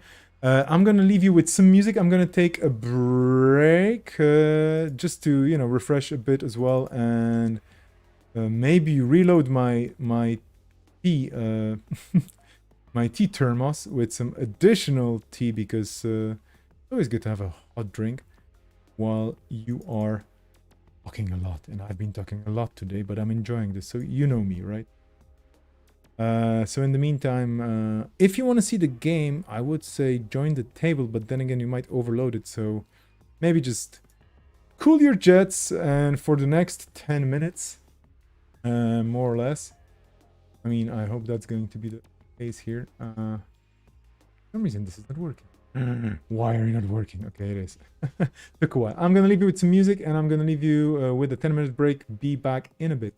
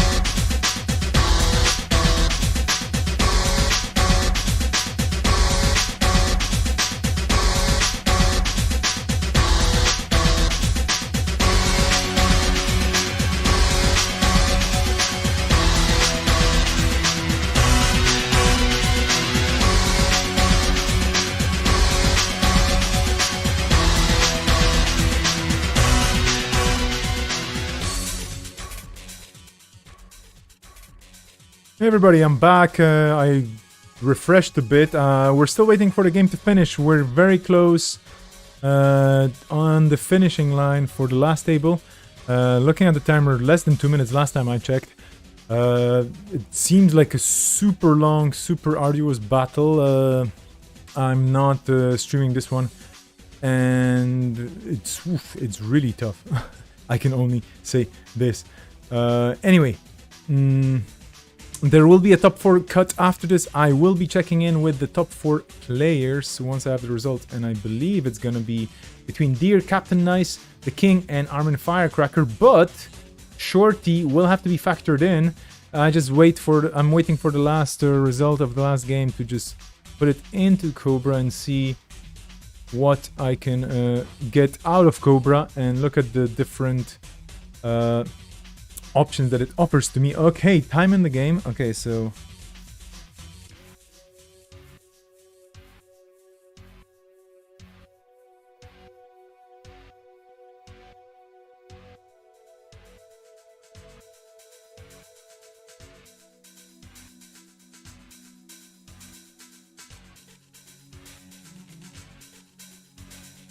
and yeah, there is a raffle, of course. I nearly forgot. You can get a Spark Agency ID alt art by DM, and I wish I remembered who was this.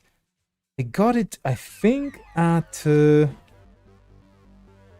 Worlds, and there was quite a lot of people peddling their wares. But basically, it's the IPO of the Nisei GNKs or Store Champ for I don't remember which pack, and the Spark Agency alt art, not plastic, regular card stock, and yeah.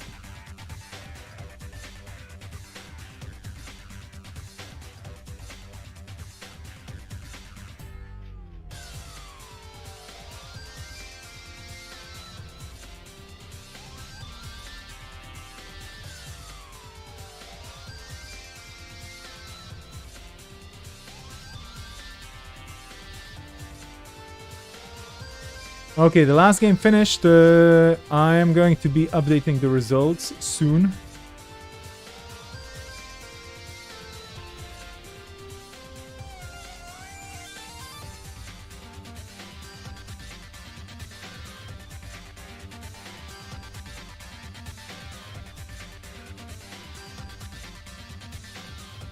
Let me just figure out this course. Okay, I'm gonna jump over again, make you a bit happy with the music, I hope, and do some TOing in the background. Thank you for your patience. Be right back.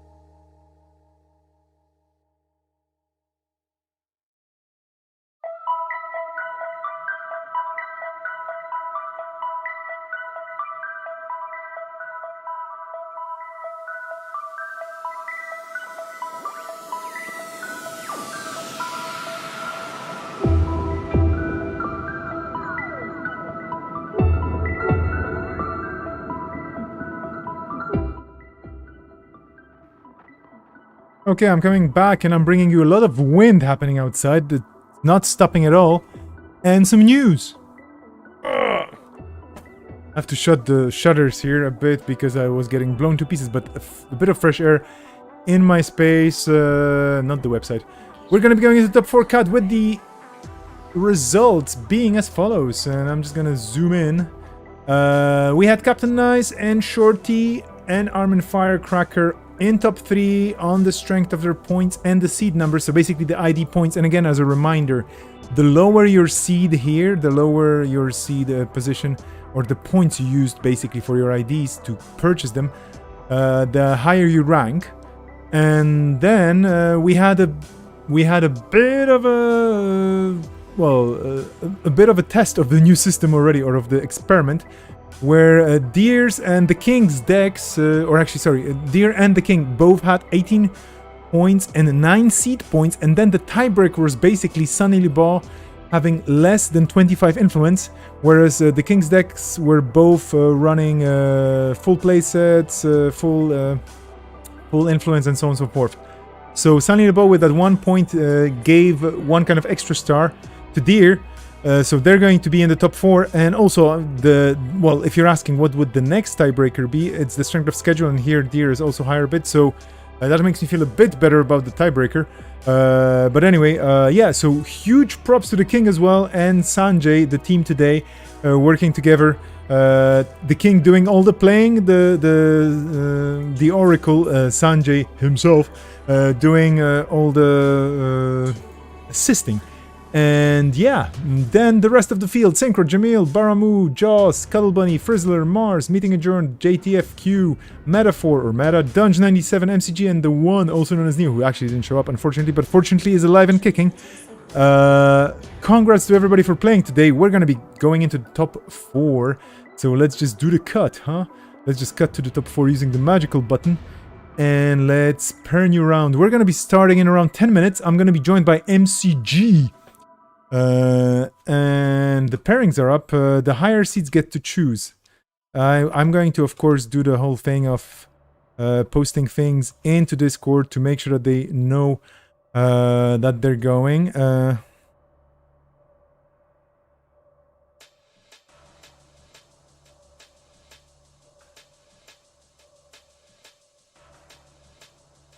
And yeah, typing.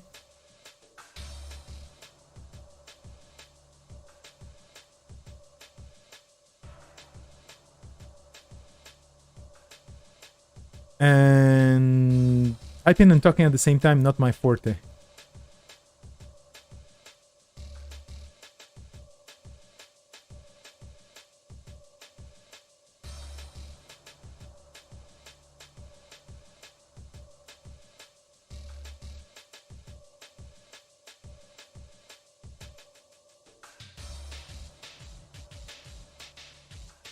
So we're gonna have Captain Nice on GameNet and Ketzel versus Deer on Spark and Sunny, and of course Captain Nice gets to choose. They get to choose who they want to play. And Shorty versus Harmon Firecracker. Shorty on SSO and Nat versus Mermorph and Ketzel. A lot of banter happening in the chat, but yeah. In the meantime, there's of course a raffle happening. So please raffle away. The elimination rounds are going to be 40 minutes each. I'm going to, of course, time this and whatnot. I can only be streaming one table. So please vote in the chat, or let me know in the chat who you want to see, which matchup you want to see. I'll let you know what they choose to play. Captain Ice saying, I don't like GameNet versus Sunny, but Ketzel versus Acid Spam isn't great either. Well, not my fault.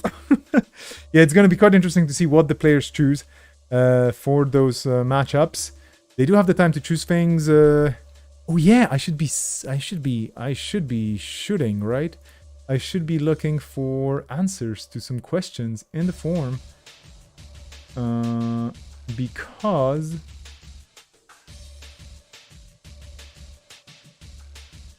Because basically their answers might be telling me whether we're playing public decks or not. Let me just see. How do I look it up very quickly like this? Okay.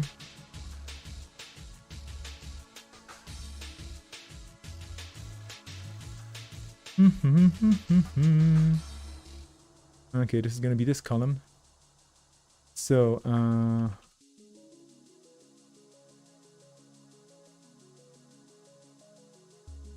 okay.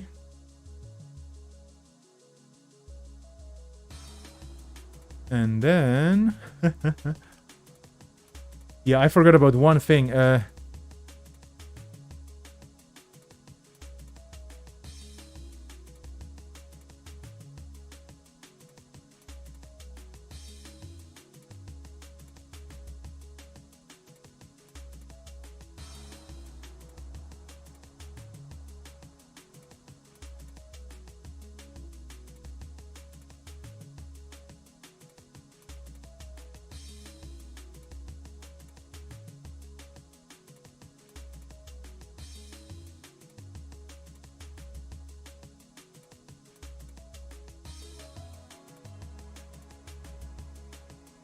Okay, sorry for the silence. I was just typing furiously here. Yeah, all the 4 players, when they were registering, they signaled that they would actually be okay with the decks being public, which means, well, I would have to, I don't know, maybe make them public in a way, but maybe they're just gonna publish them in Netrunner DB very quickly.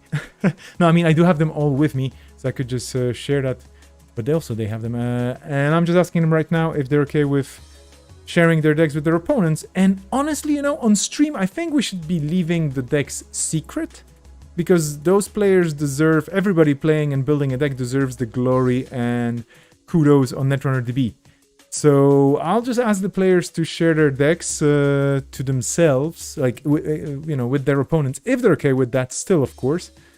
And if they're not okay with that, or, well, whatever, then we're going to stick to the program, so to speak. And in the meantime, I'm gonna hop over where I usually go, and I'm going to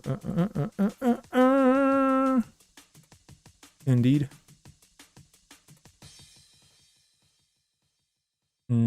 Oh wow, what is going on?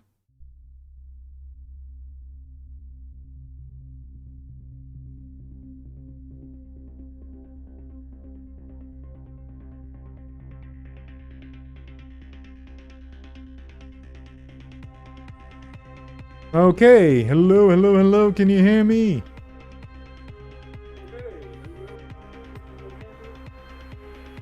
Hello. Hey, good to hear you. You too. Been a long day or been a fun day, or both? Let me get rid of the echo off. Yeah, no worries. Oh yeah, it's probably me everywhere because I'm on every television set in the universe right now. That's what you get for being a hacker. To those people on stream, I'm being joined by MCG, one of the... Well, is this your 11th lockdown? Or no, you took a break, right? No, you never took a break. No, you can't get rid of me. I've made everyone talk about. That's one of the happy moments for me, that I cannot get rid of you. That's great. Thank you so much for playing today as well. So, with 11 tournaments, how do you feel? Tired. It's been a long old season of... Yeah, I wasn't expecting we're gonna have 11, you know, to be honest. No, but it's cool. It's. I think I've said before. Lockdown's my favourite format. I like the smaller card pool and the deck building, having to come up with new ideas other than just the whatever the internet dictates the standard meta should be. So. Yeah, definitely. I mean, I'm super glad. I'm super glad that you know, we have some regular old school people, so to speak, playing at, well, this format. But the thing is, it keeps changing, so, you know, it's never boring. This is great. Okay, we have corping and we have corping. I'm just speaking over this here. Both people are going to be corping. So we'll have Captain Knights on GameNet. Whoops, what did I just do? I just clicked the wrong button. And Shorty on SSO Industries. If you were to choose a table, because I'm trying to see if there's a preference. There's no preference. So would you be okay with table 2?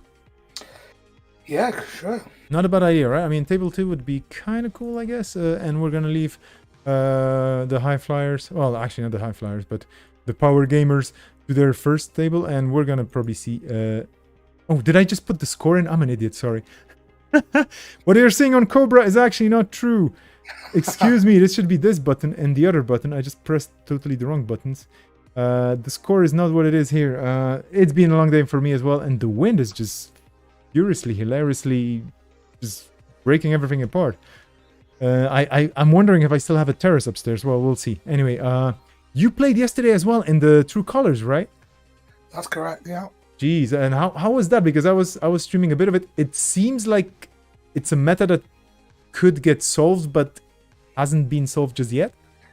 Yeah, it was a lot of fun. Same principle, right? Different card pool. What can you do to overcome it? I appreciate what Wongi was saying, that if we did it again, people might just play exactly the same decks, but not necessarily. People might learn from yesterday and try something different. Yeah. Or we can always it could always lend some ideas from lockdown and change things up. Maybe ban neutral cards. See how that works. How the true colors stay then. There was another idea by Deer on stream as well, having just kind of a merger thing, which is you play your faction and then you can only choose another faction's cards for influence, but only one. You cannot actually mix up, which kind of makes it a bit monothematic in a way. But sometimes you do want to spread your influence a bit more, and then if you can't, it will set the game tone a bit differently. I mean, that could be, you could create almost infinite metas with that. Yeah. Rather than saying that you can all just choose your own metas, your own combination this time. Just define those combinations. Yeah. So, for the next version, you might have Jinteki and MBN merging, and then or Wayland and HB merging, and then see what happens there. Yeah. Merger is a cool name for a format. It is also a name of a card, so maybe that would be a bit too confusing.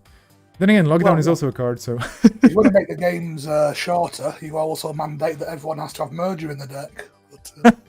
But, that's not a bad call, yeah. Okay, we're waiting for the players to set up. Just for theming, if nothing else. Yeah. So you were playing Cusack today as well, right? Just making sure. I was playing what, sorry? You were playing Cusack today in your Chaos Theory deck.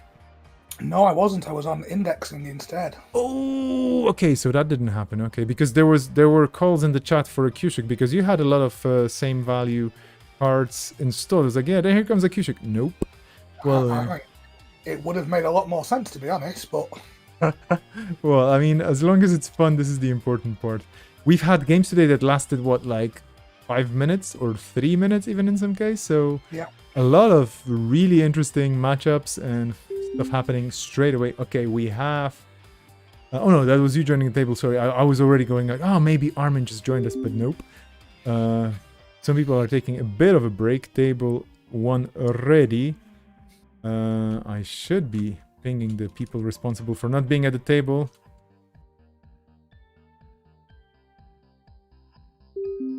Oh, there we go. I was already... Oh, who is Artak? No, that's... Oh, that's a Smurf, right? That's a Smurf. That's the watch button. Yeah.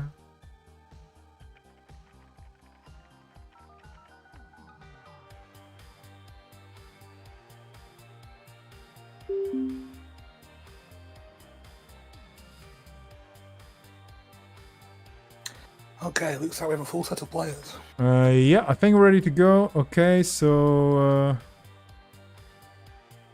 we're starting. And I should be probably switching to the table. That would probably help all the people watching on stream. Mars reminding me that, yeah, indeed, 3 minutes was the shortest game we've seen on stream today. And it was just fast. A lot of fast plays today. Okay, so what do we have here? We have SSO and we have Quetzal. We've seen quite a lot of Quetzals, the most popular runner by far today. And the SSO is a unique. There's no other SSO. There's only 3 Waylands in the whole tournament today. Have you faced any of these players? I have not. I Ah. saw a little bit of Shorty's game on your stream when one of my games finished early. Uh-huh. But the cards came out in the right order for them, I think, in that game, and it was over pretty quickly. Yeah. And that can happen, of course, with SSO. You get one of your agendas behind something nasty. Click one, suddenly all your ice have got 3 counters on them. It's very difficult for the runner to go. Yep. Yeah. If Anarchs are packing Hippo, that's the one answer to it. But Yeah, the tricky part here with the Quetzals, I think all the Quetzals today on stream were Surfer Quetzals with the virus package, which was just so cool. And E3 implants, of course, E3 feedback implants. And yeah, open fire, what does it mean? Okay, good luck and fun. Okay, yeah, they're starting. I don't know. These are 2 players that know each other, and they're from a similar meta, or the same meta, so they've played against each other quite a bit, I guess. And yeah, they may have some inside jokes that we may not be getting on stream, but don't worry about that. There are some people, by the way. But yeah, so I was just going to say another lockdown. You know, I thought like I will shake things up a bit with this list, and here we go. It's the people who we've seen before. I'm not complaining here. I'm just saying there are some mainstays. I mean, look at this. Shorty just straight away Hollywood renovation. Duh. This is brutal. Well, we have seen Quetzal be quite popular through the history of lockdown, and this deck that you mentioned with Surf and with the viruses as well is usually the one. So maybe something to think about is that we, in an upcoming event, we'll look to ban one of those pieces to take that list off the table. But I'm sure some people will find a way around it if that happens. Yeah, really looking forward to the next ban list. We'll see what it brings for number 12. But we're still in number 11. And here we go with the Pelangi. And this is already looking interesting because you could get into that server and just snatch this if you encounter the right ice or you have an E3 feedback. And maybe that E3 feedback implant card is going to be there. Not really. Going forward, let's see what's the res. If there's a res. Could be a Mausolus. Could be painful. It's a really smart play, yeah. Really put them under pressure now as well. Yeah. It's a Misvingo. Well, that's not optimal. You can break basically 1, but there are 3 more waiting for you. Yeah, that E3 you mentioned would have been great. Yeah. On the upside, you don't have to waste the Pelangi token. This is very true. And we're digging for that E3. It has to be somewhere. Rizeki, not going to help with the dig, but definitely going to help with the money. This SSO might be finishing this game in like 5 rounds. Seriously, 5 turns, sorry.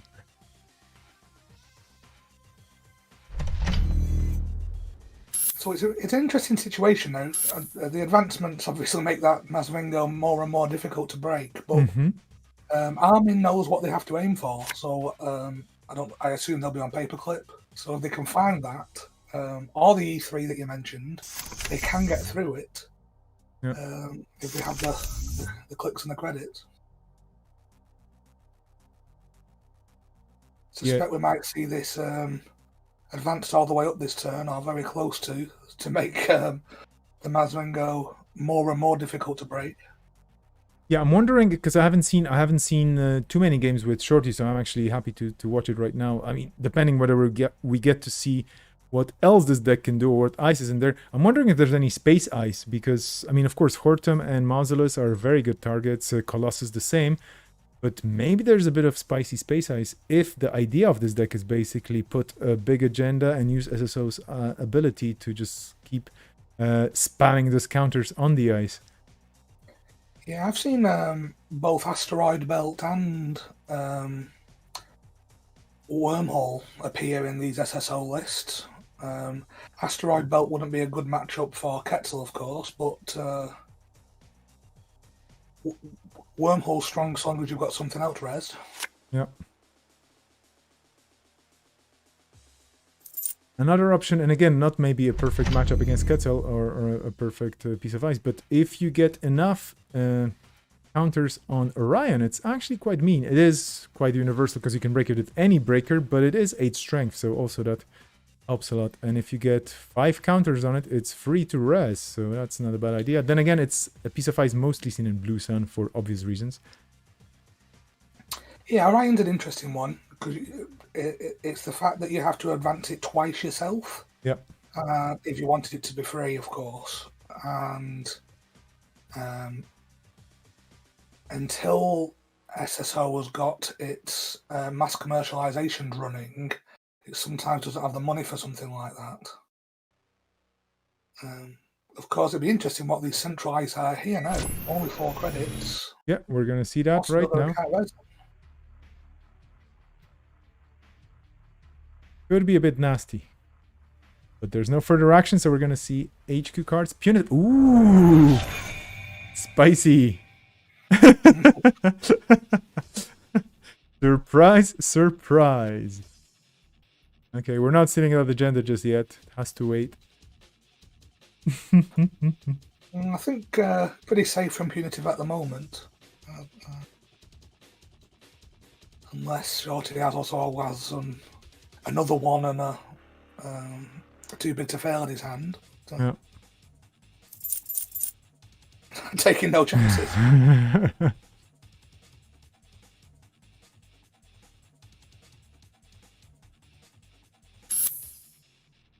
Okay, that Hollywood getting just a bit advanced, not too much. Shorty on really low credits, and this is the problem here. I mean, if you don't get your Mascoms or other econ cards, you're gonna be, well, probably just outran by the runner, and you might be losing important pieces here. But here we go. That's probably gonna get scored. Well, yeah. So, has been the question of the day, all day. Where do people find economy from? It looks like Shorty may have some Beanstalk royalties. I'm sure there's some Mascoms to come later, but obviously with no hedge fund, there's a big gap there. Yeah, one punitive getting imped, which is good, but then again, like you said before, Shorty with 1 credit, not much of a danger here just yet. So how do you get back from 1 credit only? City Works, ooh! Ouch. Yeah. So if he's got any more Beanstalks, obviously that would be nice for to get up from 0. The old answer from back in the Siphon days. That's the thing. Struggling for that at the moment. Yeah, the thing is, when you're low on credits and you have a lot of cards in hand, just playing Corp becomes so, it's, I don't know, it's like being stuck in tar. It's like, oh, I want to get out of it. And if you don't have any low-cost econ cards, it's really difficult. Oh, there we go. E3 on the table. Here's the package. Armin's got a pile on the pressure here now. If they can get... Yeah. If they can refresh that imp somehow and just keep knocking things out of Shorty's hands, they're in for a real tough time. Yep. Don't know whether they might have Friday Chip or Knobkiri to boost it back up. And that 0 is probably going to be used turn by turn by turn now, because more draw means more opportunities. And it's also a bit of money to sweeten the ping. But let's see. I mean, I'm not rooting for any player here. They're both good enough to be able to handle things themselves. They don't need mortal support from my side. But I'm kind of rooting for the Corp in this game. It's like, okay, you're the underdog here right now in this situation. So massively. The key thing with finding the E3 feedback is that Shorty can't even jam anything behind the Masvingo. Yeah. Would be. There we go. Too big to fail. Okay, that's stabilizing a bit. Oh. Oh, wow. Oh, wow. Okay. So inviting Armin to come in HQ, they can obviously afford to res it now, so...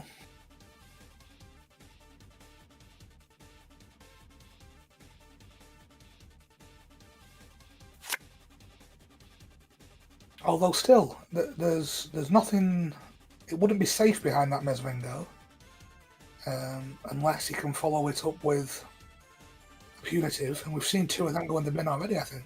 Yep.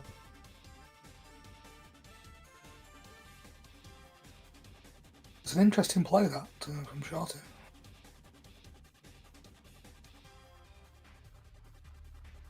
Maybe with a dedication ceremony as well. I'm sure that's a part of an SSO list. Longy in chat asking whether runners were actually beating corpse based on the restrictions. And honestly, I don't know. From my perspective, I rarely pay full attention to that aspect, whether it's balanced or not.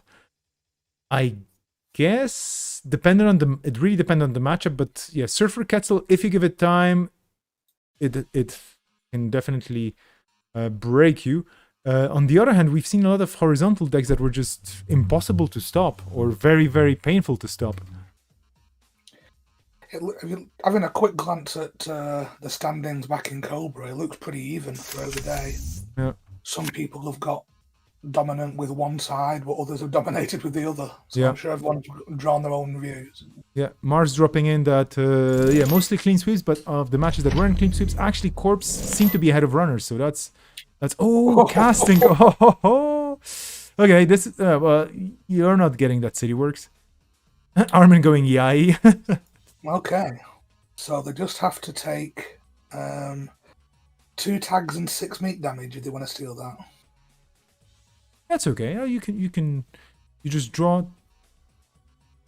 once, you run, you break it. Do you have money to clear attacks? Probably not really. That's a problem. If the card left in Shorty's hand is another punitive, you can't do it. Yeah. If it's not, I suspect you could. But, especially if any of the cards in Armin's hand are where's that from? And I've had worse. Where's that from? I think the trick here is running HQ as Edward Kim, so you have to rebirth into Edward Kim, then run HQ, trash that card because it's an operation, of course. Here we go, Nubkiri. Unban rebirth. Quick run to HQ. It's a sideboard, it's possible. Okay, Mars is giving us a lot of numbers here. 15 non-sweeps, so 5 of 15 runner splits, 10 to... Yeah, so Corp actually 100% more wins in the splits. Okay. Wow, okay, that's thank you so much for the data, Mars. This is interesting to see. So Corp's up in the Swiss.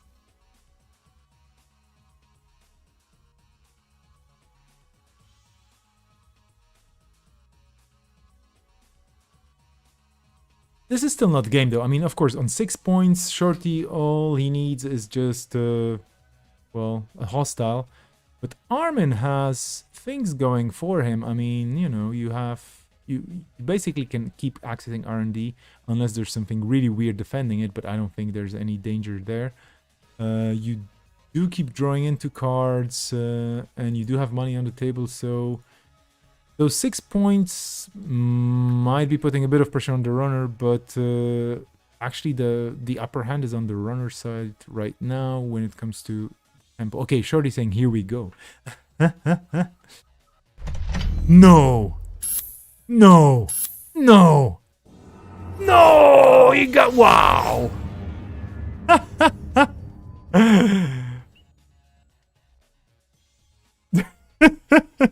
OMG lol. Presumably, Shorty top decked the hostile after Armin imped the archive memories that was on top of R&D.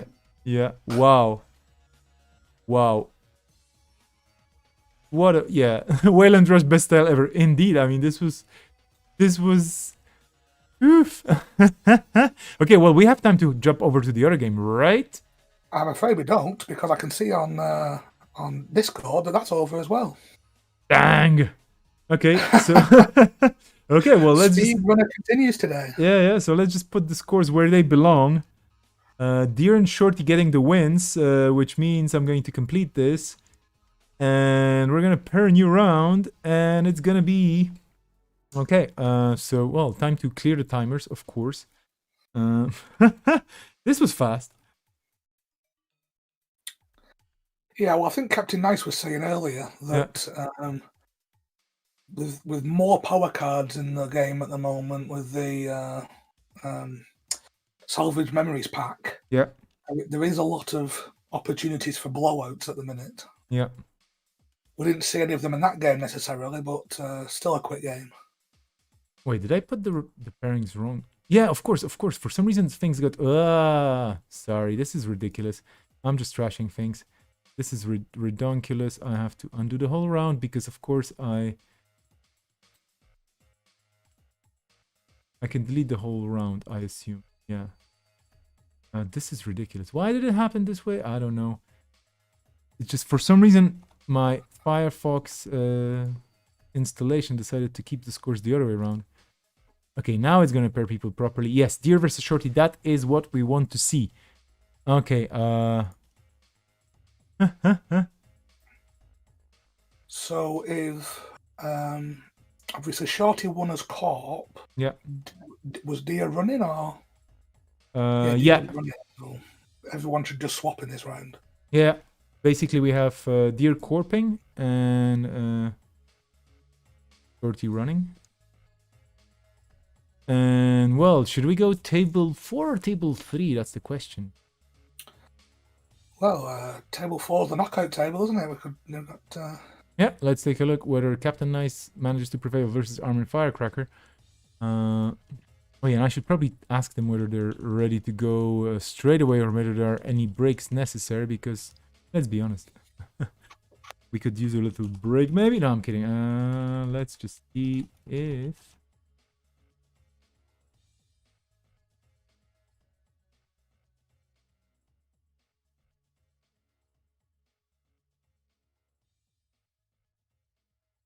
Again, 40 minutes on the timer when I started, but that apparently doesn't seem to be necessary whatsoever. Jumping into this table.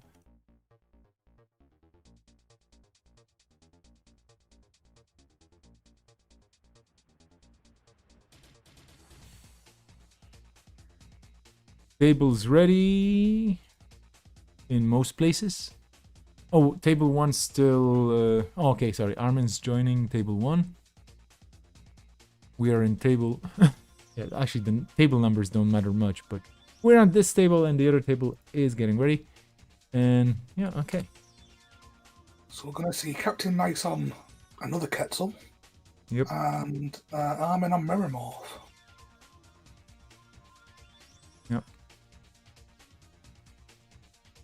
Oh yeah, the raffle is over. Indeed, I should unraffle the raffleables and start another raffle if I actually manage. Please don't finish the games just right now, people, folks. Thank you. You can... Ay.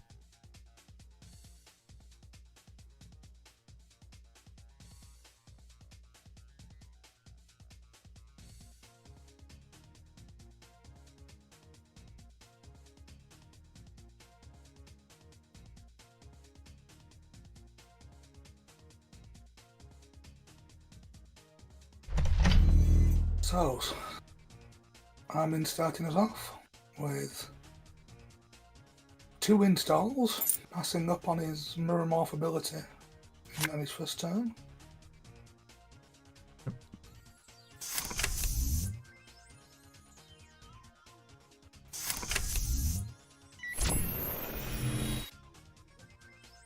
Oh, and an imping wheel straight off the bat. Oh, and it's a Vacheron. Well, there's a turn to steal a Vacheron. It's turn 1. Yeah. But we call that skill, right? This is skill. I wonder if Captain Nice gave any thought there to imping it and then just getting the steal 3 his points. archive. Yeah. But, I guess we've got plenty of time to let it tick down. Unless I think they're going to lose in the first 4 turns.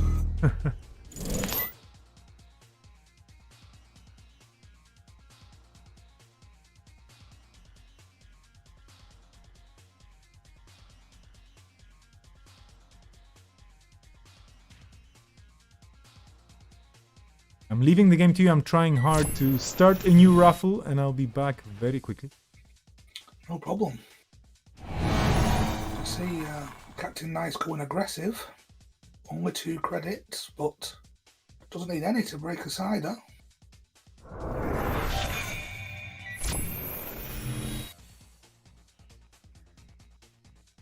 Using those imp counters.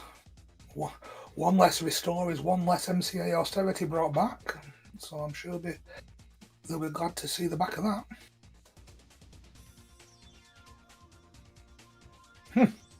Right on cue, MCA austerity. Another card that we see a lot of during lockdowns out of various identities.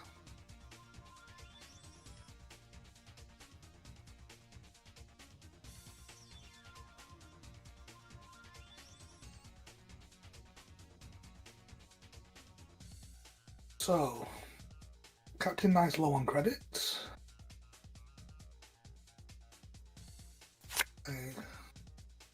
Look to address that.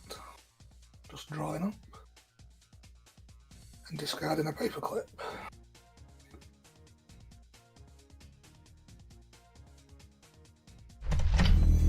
So Armin will be looking for some economy here, presumably, and that nano-etching matrix will certainly help.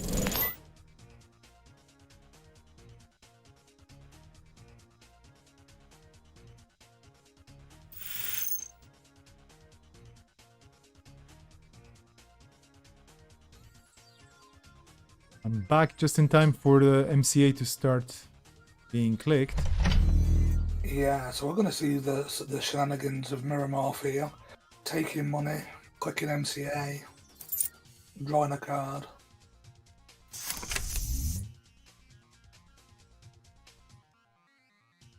And then we've already seen one restore, although it went to the bin. I'm sure there'll be more, and also some archive memories, so that Captain Nice has fewer clicks to play with. Defending that MCA additionally, and that's definitely helping the game plan here. In the meantime, Captain Nice is definitely moneyed up, but what else is there in the heap? Just a paperclip, that might not be enough. No, I think they're probably expecting this to lose this MCA pop to an agenda score, and then they'll rebuild from there. Yeah.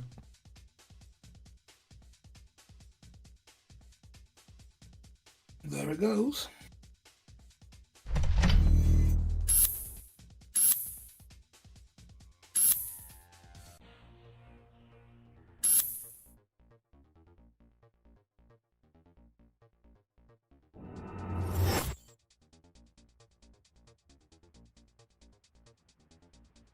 Betrayal doesn't do anything on this occasion, but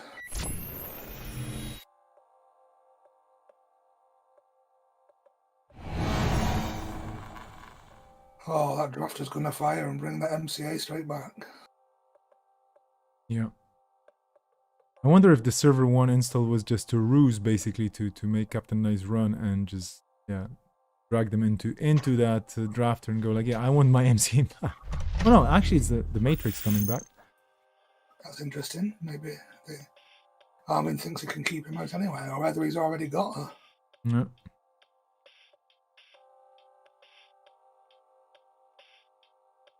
Oh, that's another MCA. Fair enough. Yeah, you called it. Imping that away. It's surprising how many of them you can fit in one deck. At least 10 in this room.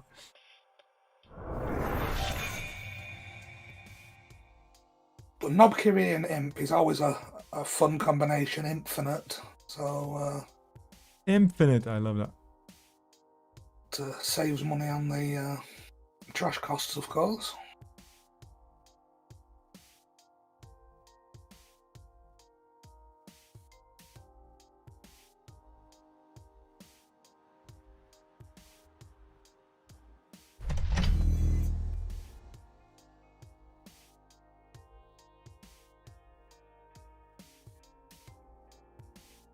I mean, methodically doing their mirror morph things.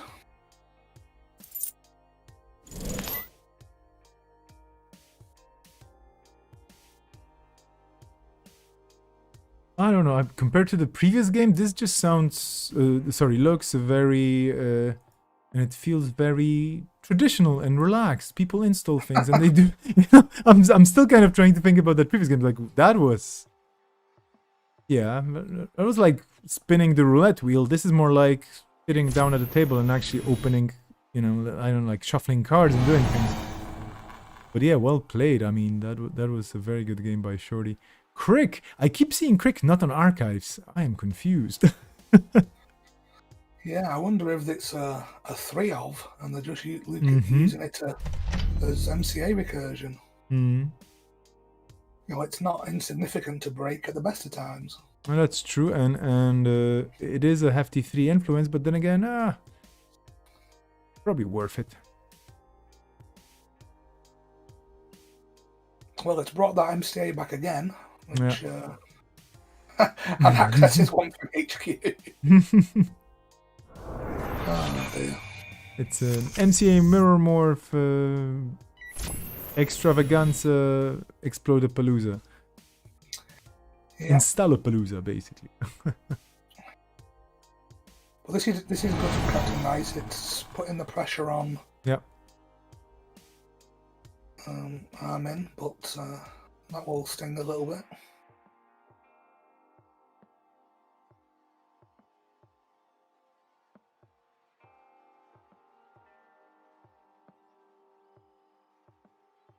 Well, you have a surveyor to deal with. You actually fire it up because, yeah, I mean, it would be a bit too expensive to break with MK Ultra. Yeah, it would cost 6 to break, so that's not off the table. I guess the question is now, no link for Quetzal, so it's going to be 4 a trace. I suspect you have to pay into it, though, to avoid the tags. Yeah. Do we know what's in server 1? It's probably MCA, right? It's the MCA that the Crick just brought back, yeah.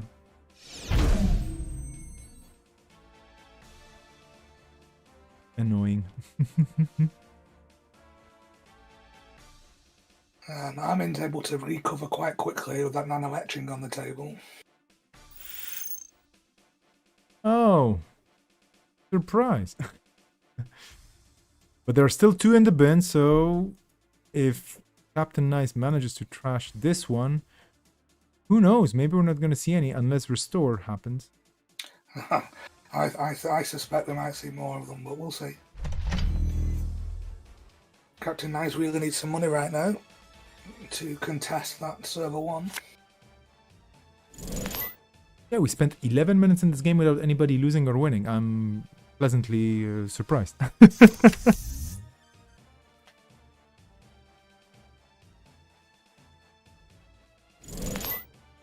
9 credits to get into server 1 with MK Ultra is not to be sniffed at. Yeah. Yeah, that MCA is probably going to get converted into points.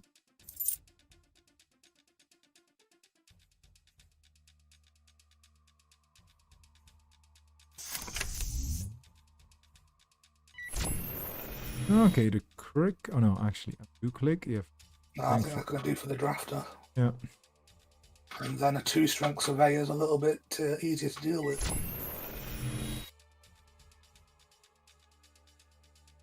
No, we're going for. I think we've made a mistake here. Yeah. It has been a long day. Sure has. 3rd time's the charm. Yeah.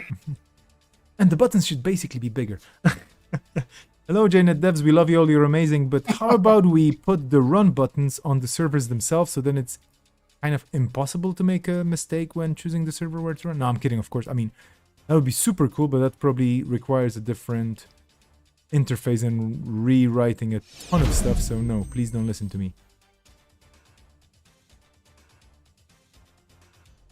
Well, at least server 1 now is a bit less spiky, and that surveyor is a sad surveyor. It's a sad veyor as long as there's no new ice popping up. Yeah.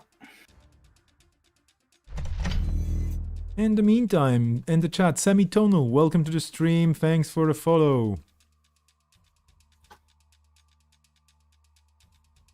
I was going to say like and subscribe, but this is not one of those websites.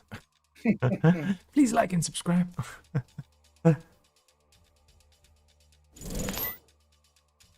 Okay. Oof.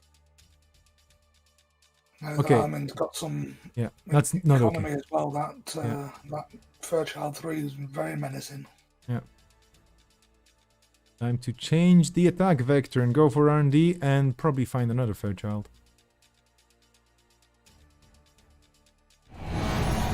Gatekeeper.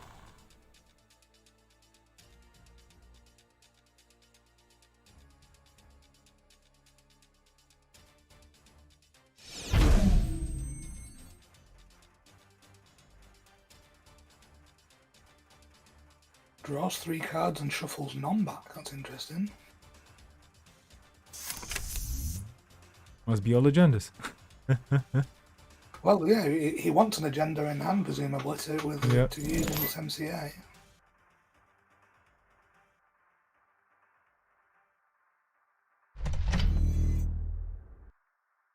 Okay, this is... Being super careful, and that's probably correct. Hmm. The MCA is reasonably safe with Captain Nice so low on credit, so reset the defences and wait till the next turn. Yeah, I mean, there are very few options for Captain Nice to go up on credits very fast with 2 credits in the bank only, and yeah, with Stim Hack gone and other cards also not that readily Yeah, the available. lack of Stim Hack today was one of the biggest impacts for sure.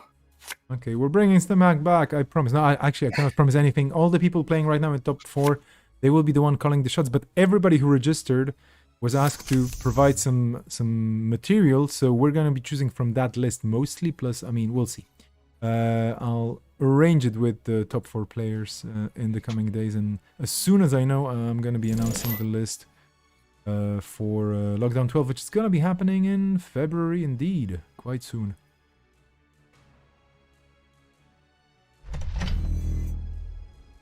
And then the season is going to start as well at some point, like all the store champs and whatnot. Here we go, and this is a 2-pointer as well. So those MCAs being used for 2-pointers. Kind of cautiously, but why not? Well, it's not a bad one to score now, obviously, to get the economy ticking. Yep. If he can use his remaining 2 clicks to bring the MCA back as well. Oh, there. There we go. I have this weird feeling that you played a deck like this before. I have, and I tell you, I enjoyed it about as much as Captain Knight is liking this. Oh.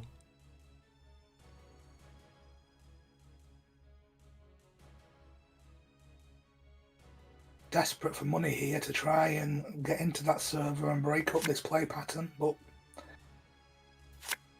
so few economy cards. Can't even install a Liberated at the minute, with just 1 on Paladin and 3 in the pool.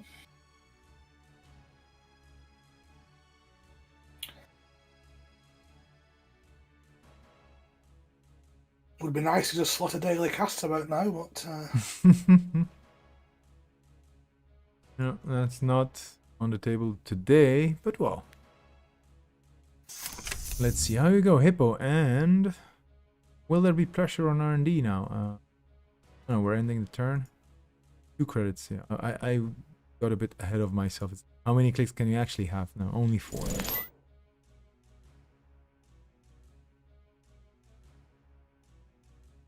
yeah, I just don't see where Captain Knight is going to get the money to challenge anything. Oof.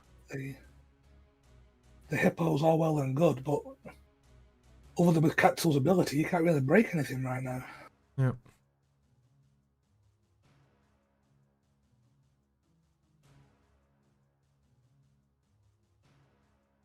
Like Simply Red was singing back in the day, money's too tight to mention. This is exactly the situation here for Quetzal. But I still believe that's another song as well. Like, I believe this is actually going to work out. There we go. This is wild. Mick Hucknall and Quetzal are very similar hairstyles as well. Yeah. I believe Nick Huffnell's hair was a bit more anarch than Quetzal's. Ah, yes.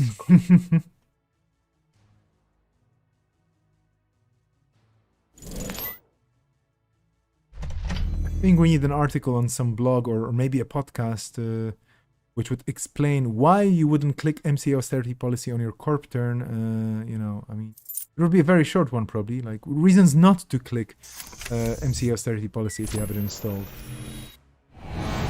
Oof. Okay, that's a barrier. That's not bad.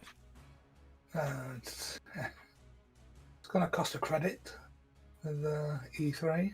Yeah.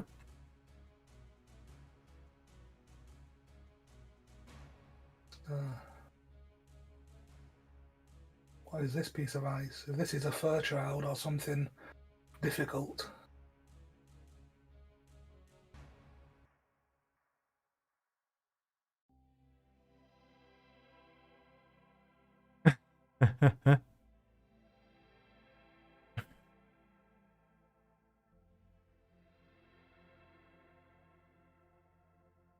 Oh, Captain Ice thinks the upgrade in Server 1 is a Cyberdex. Yeah. So,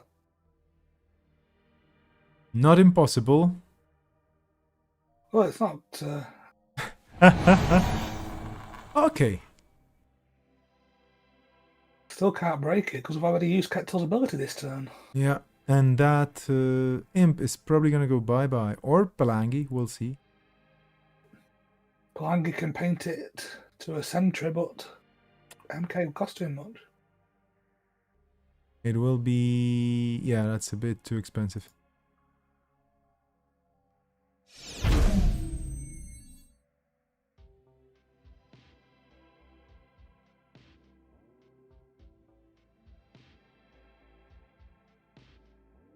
Eyeing any news on Discord, but apparently the other game is still going, or they're just very quiet about the result, which I don't mind, because this one is kind of exciting enough, but this could actually be game. It could be. 9 credits in the bank, here's an install, 5 clicks. Probably a Vacheron. Yep, call it. Very hard to contest this with very little economy available, so we're gonna be trying to jump into the other table then.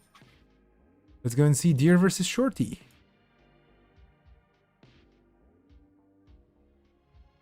And they're still at it, and oof. Oh no, actually, this looks... yeah, this still is on. This looks also very, very horizontal. But for some reason, it's not NBN with all the points. Well, Shorty on 6 points, so Yeah. could be a win right here, of course. But doesn't seem to be. Deer on 3 points with a remastered edition, with a card advancing the server. So that could be many things, up to and including the Bologna. Wants to use the remastered token on it.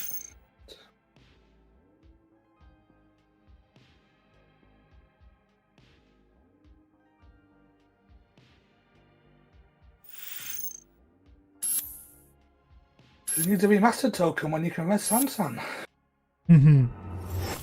Okay, that's 6-6, and then you're getting closer and closer to actually, well, winning this, maybe with a 15 minutes. I don't see any 15 minutes on the table. Well, 15 minutes is it's easily scoreable at the best of time, but an AR advanced, even a remastered edition here, if you don't, if Shorty can't get rid of that Sansan.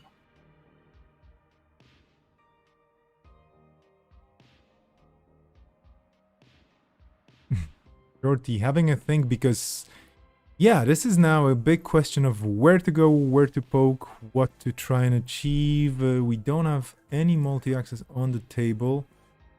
We do have an R&D which is not really that protected, but what's in the heap? All the breakers. I would guess that Dia has another agenda in hand if he's going to invest 6 in the Sansan there. Thinks they can get away with it very quickly. Could it be a quantum predictive with a Data Raven being rezzed? That would be quite something, but I don't know. Oh yeah, that would be lovely. Because then you can't even lose it from HQs. It'll be safe as houses. Yeah, so it's 3 Bellonas, probably mix of remastered editions and Exploded Paloozas, and then there's the Ares as well. Okay, here we go. This is going to be R&D with the Severnia Stim implant.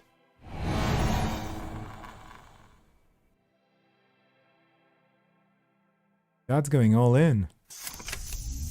Yeah, so we will see 3 additional cards here, so 4 total.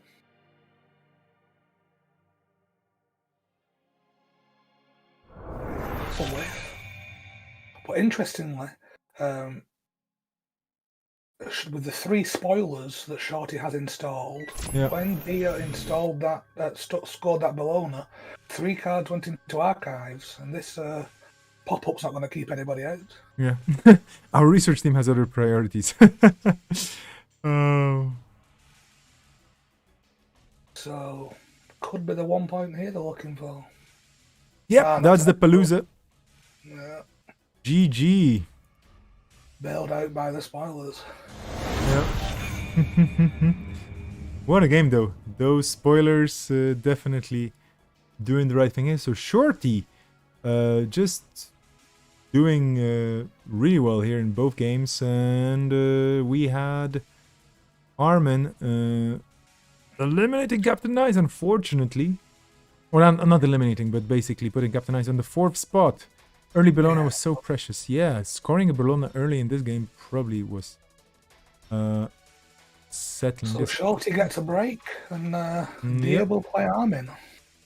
Yep, pairing up the new round indeed. And I have to clear some timers. I'll be back in a sec. We're both taking a short break just to take a breather and for the players as well. Be back in a second.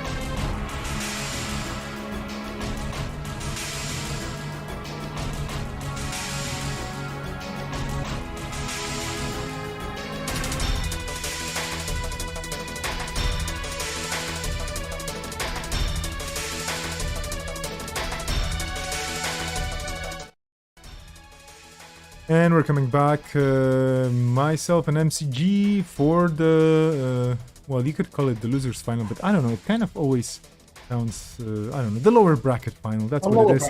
Exactly, I like the lower bracket, it sounds very musical for some reason. We're gonna be watching Armin Firecracker running versus Deer on Corp.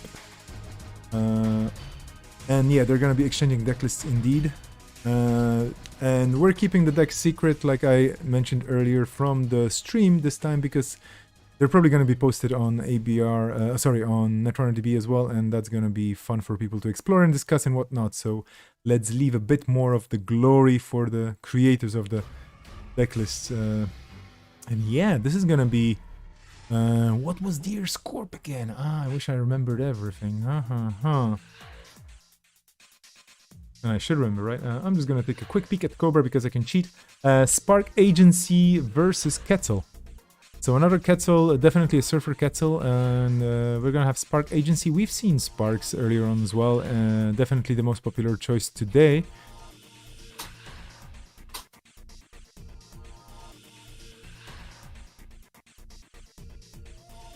And yeah.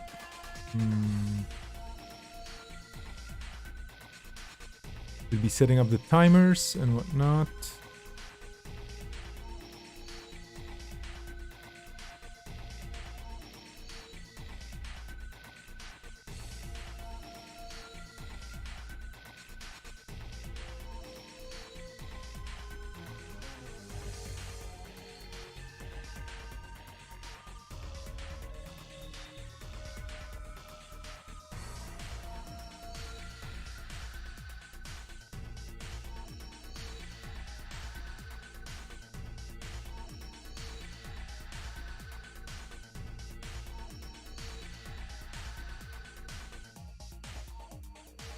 So basically when they press start, we're gonna start, and that's gonna be round 3, and there will be the final itself. This is going really, really fast. I wasn't expecting actually... Well, the power cards definitely do make a difference, but people also play very, very efficiently, I would say. They do, and maybe we've stumbled into an anomaly here that when there's a little bit less economy in the game, they tend to be a little closer, a little faster. Maybe that's a good thing, who knows? No. So for next lockdown, I'm banning all the cards that actually mention credits, and that's it. Yeah, everyone has to just... You've got the basic action card and you like it. Yeah.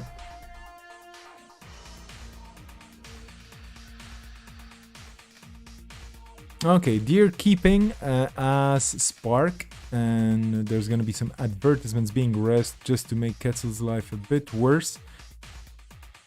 I mean, the Spark makes perfect sense for the event today, because all the talking about how do you get economy, it's difficult to get going, and yep. Spark said, well, I'll just take a few more credits off you every turn. Absolutely. Indeed, who needs credit cards when you can click for them? Longy agreeing in the chat as well. Yeah, or maybe just removing all the cards, banning all the cards that mention, like, that allow you to gain clicks. That would be an interesting thing as well. That totally kills fast advance, so maybe not a good idea.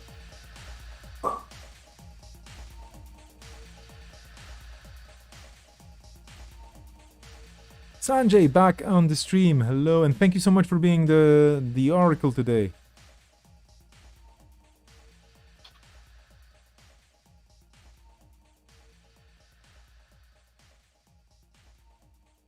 Okay, we're off to the races.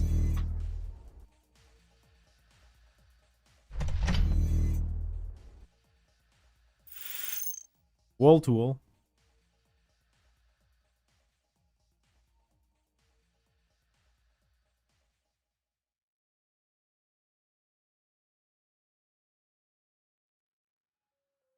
Yeah, the lesser spotted Wayland advertisement, but... Yeah.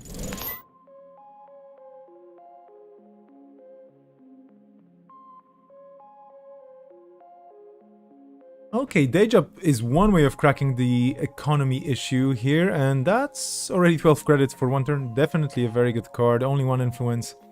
Everybody could have imported it, you know, just saying, in case you were wondering where your money is as a runner. There you go, get a day job. Yeah, well, it didn't take all your clicks.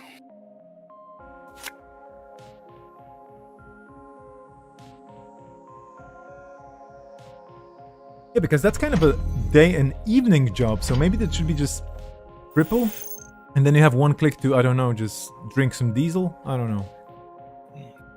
This wall-to-wall trick of rezzing it and then putting it back at the start of your turn and then rezzing it again is evil. Now we know what 419 feels like if you're the corp. It's like, you know, pay. Okay, tier subscription. So probably getting that trashed. Wonder why I didn't get rest, but well. A ruse is a ruse is a ruse.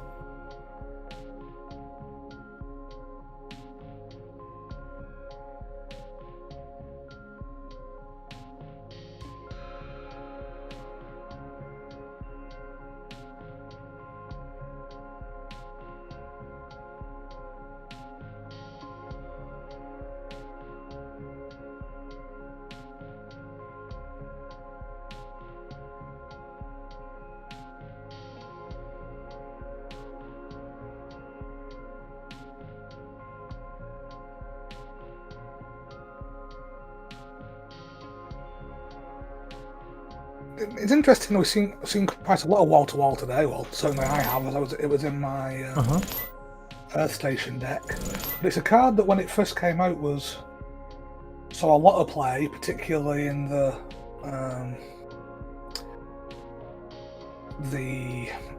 Earth Station decks with the short-lived grid that added advancement counters. Yep.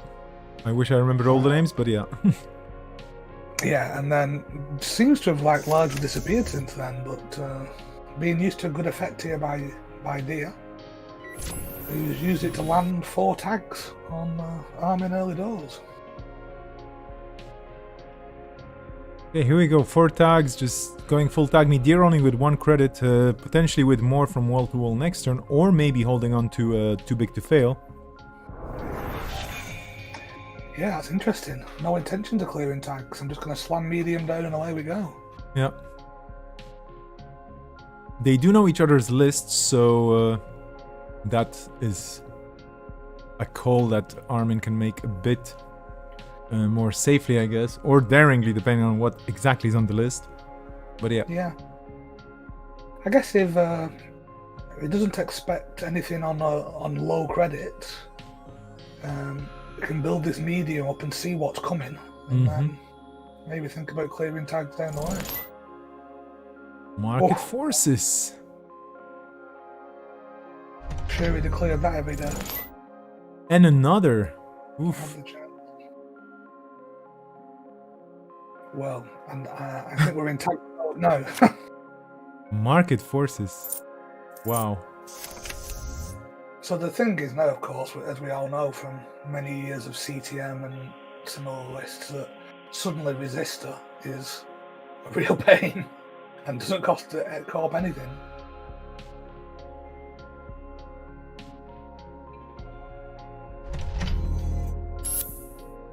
And if they can't get any credits, they can't steal Bolognas. So yeah.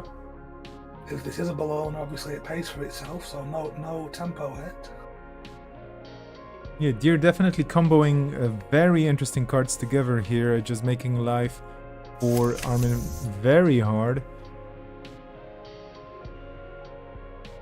Oh, yeah, we've got to remember it's Quetzal though, so Resistor isn't so much a problem for Quetzal. Yeah.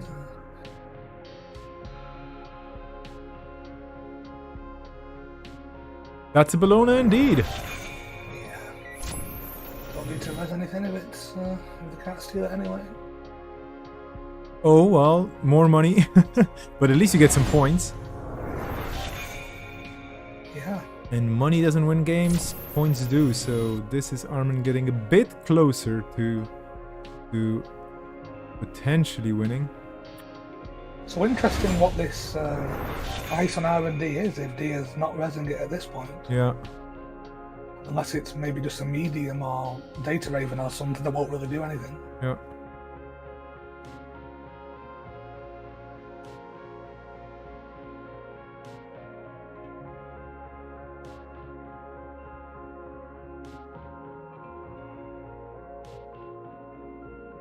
Longy in chat saying when 4 is not enough. Yeah.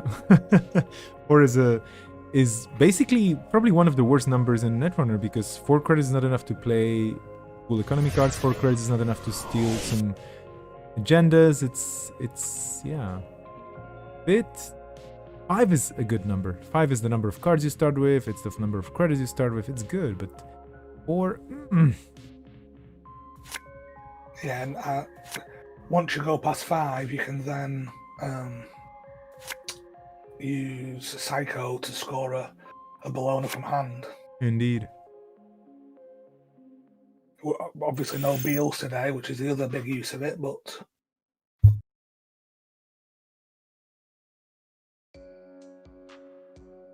And it also just takes away that temptation to clear tags, because, you know, unless you have a...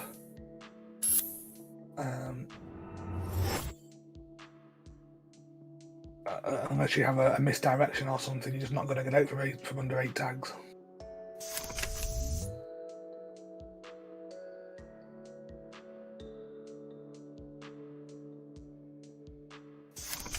So the Sansa now is putting definitely a lot of pressure on Armin's plan to dig, but on the other hand... I mean, it's great res at this point. Yeah. There's no way Armin can get 5 credits and break whatever ice it might be to get rid of that, so... Yeah.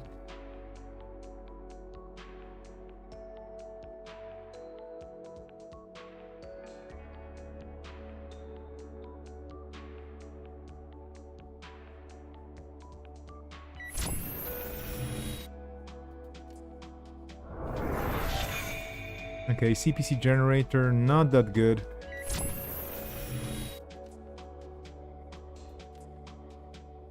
And here we go again with the medium slowly building up. Not resing again. What is this ice? I'm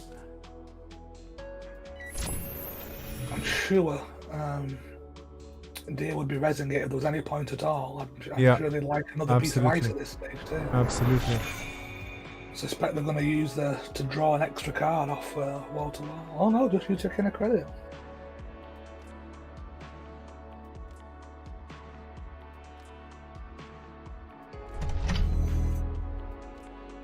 Sanjay saying gotta be a taggy thing. Yeah, most likely, but yeah, I mean, probably losing money on it doesn't really make sense at this point, with the runner just comfortably floating those 8 tags and just saying whatever. Here we go, CPC generator. I feel like if there's any way Dia loses this game from here, it's because Armin just gets a lucky hit on R&D, whilst this ice remains unresed. So we've got to do something about it as quick as possible. There we go, that's another point.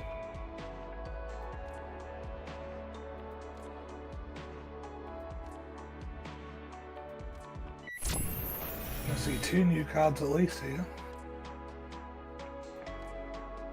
Oh wow, this is getting interesting. We're at 6. We'll do it. Yeah. 2 more clicks.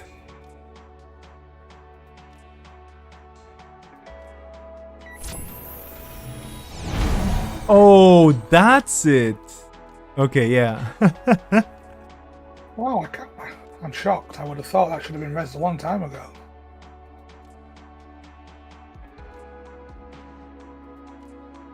I know. Harman saying finally. Yeah, there's... Yeah. This is risky now. But it is a hefty cost for the corp. Then again, yeah, I don't know. I mean, risking the medium accesses, hard to judge here, because it, yeah. Goofed up when there was we're resing Pat campaign early. Okay, that probably shifted the credit balance a bit.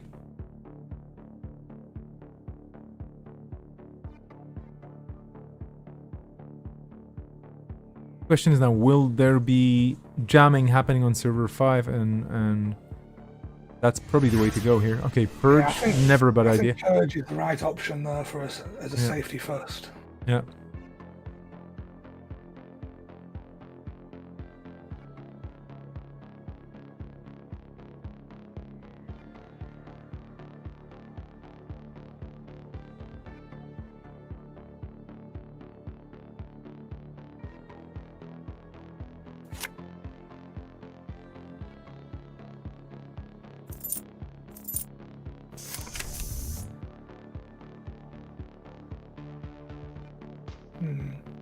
Knobkiri gets you unlimited Palangi vouchers, so you can theoretically Ketzel through something.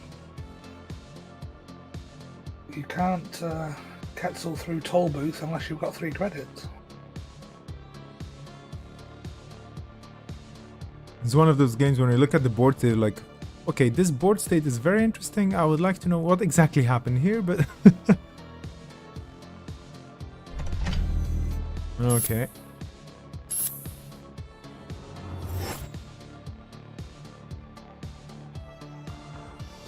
Might as well.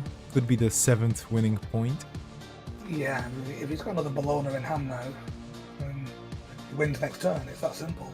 Yeah. I don't think Armin can steal it.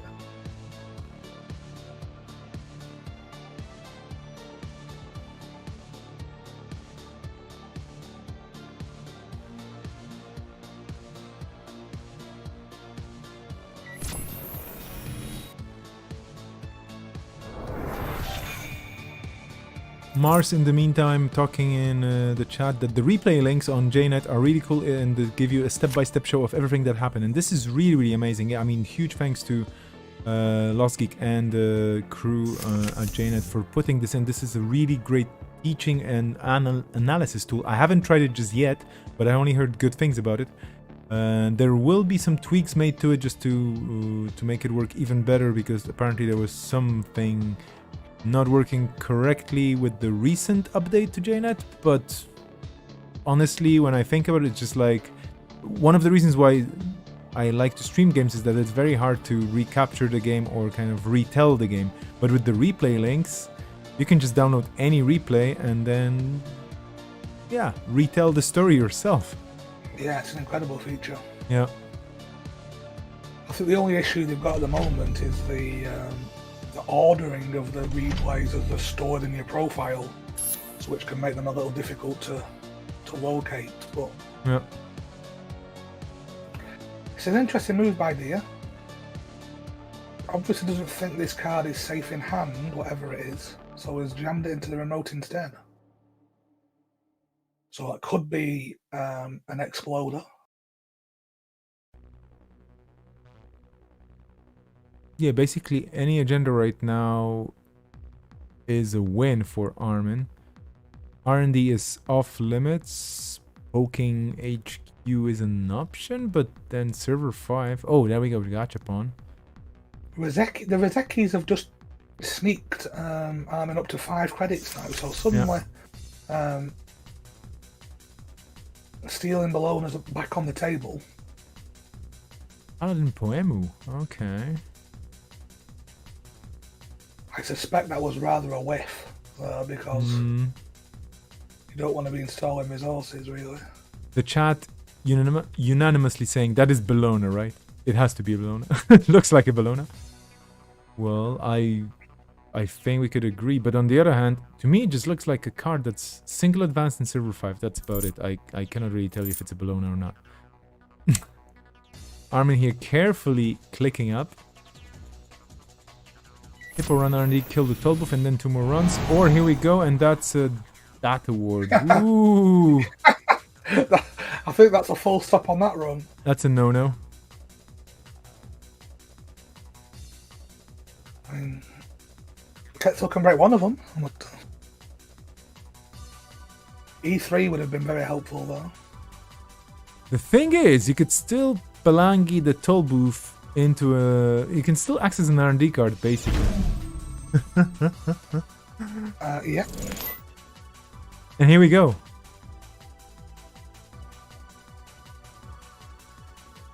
If there's an agenda or R&D, and this is win, Like, this is a win now. It's gonna be...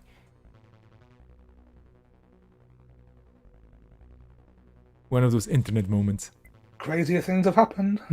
Non-card in the deck gives you the win. What? 1 in 21. Dun, dun, dun, dun, dun, dun, dun, dun, dun, dun, dun, dun, dun. It is. Oh wow. I'm loving this. I guess that means that the other agenda points are Actually, sorry, it's 2 in 21. kitty cats. Oh no, that's a whiff. Phew. That was a non-trivial probability, like, or not, sorry, not minuscule probability that there was actually, yeah, this was possible. This is a balloon. Wow, what a game. My heart started beating very, very hard at this very moment. What a game. Deer winning this on points, and that Aries just, yeah, you know, just 7th point, scored as a 4th. Yeah, good game to both players, and we're gonna be heading over into what we like to call the final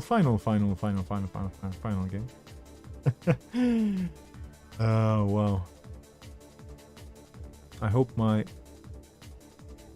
Whoops, what happened here? Jeez. Okay, my Cobra's acting up just because I'm clicking the wrong buttons.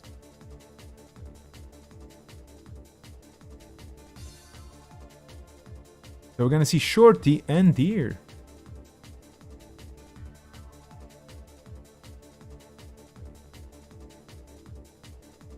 And that's gonna be untimed, so that's the good news for me. I don't have to set up any timers. I'm just going to check in through Discord very quickly.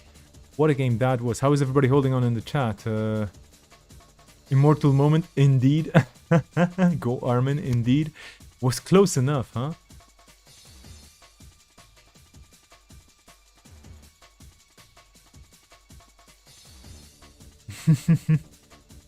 Okay, let's Discord the folks just to see. Cleared.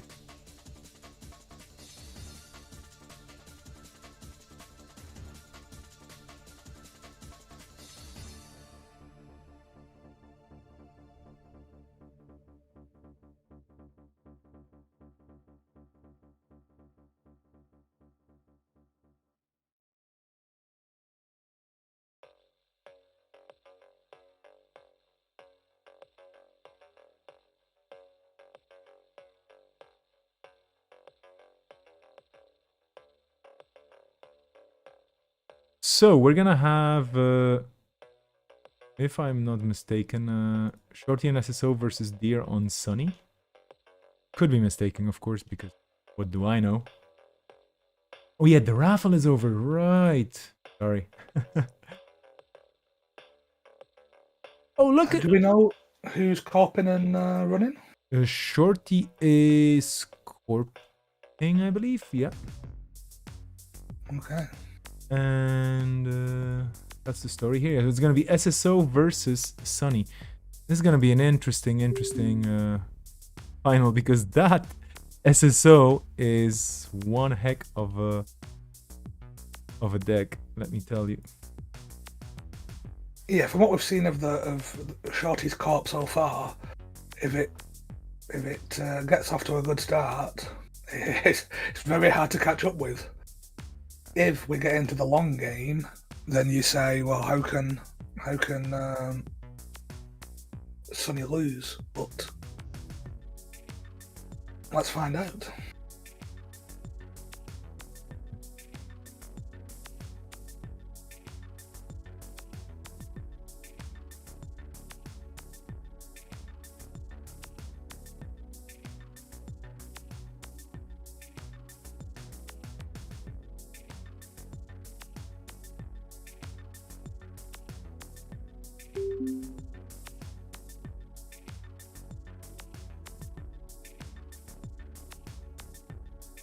Indeed, let's here. Players at the table, no timer needed in this. This is the final. Everybody, you've been waiting for this. And in the meantime, the one also known as Neo has actually not shown up for the tournament, but showed up on time to get the last raffle. Congratulations. Anyway, let's focus on the game because this is where the fun is going to be. I should probably be showing it, right, on the stream. That's the whole idea of a stream with the games, right? Anyway, so we have Sunny and SSO, and from what we've seen so far with the SSO, like you just mentioned, if it just gets a good hand, you're just off to the races. Sunny always has to set up a bit, and let's just see. Oh yeah, first time we had this matchup today, it was not looking too good for me. Okay, so these players have met before. We're going to be talking, hopefully, or chatting to them later on if they have the time.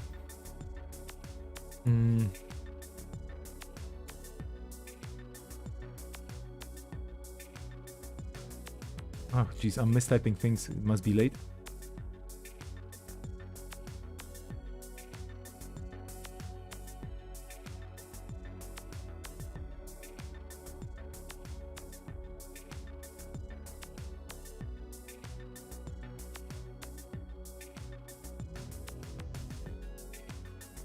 Hopefully we will see some sick white hats. Yeah. Sanjay definitely on the right path there. White hats are a way to go.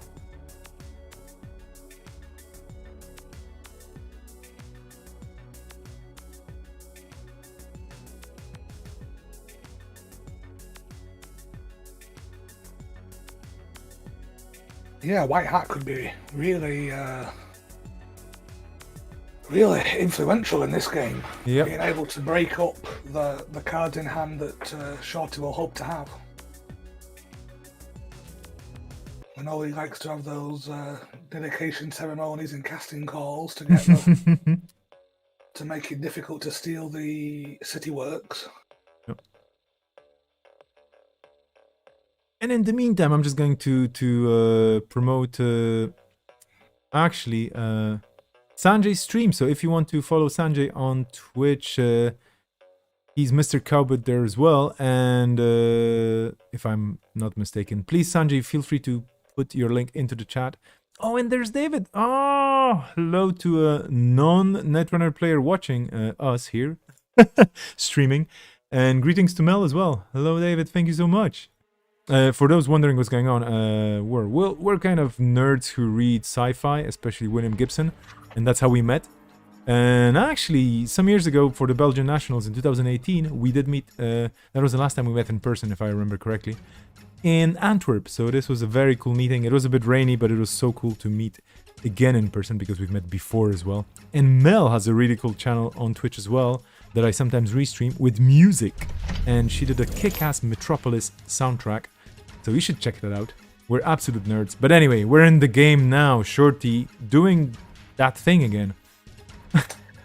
Well, yeah, and this is the first time in the two games I've seen of Shorties where they haven't had an agenda in their opening hand to immediately start placing counters. So, I guess advantage here, if you can read anything into that at this early stage. But...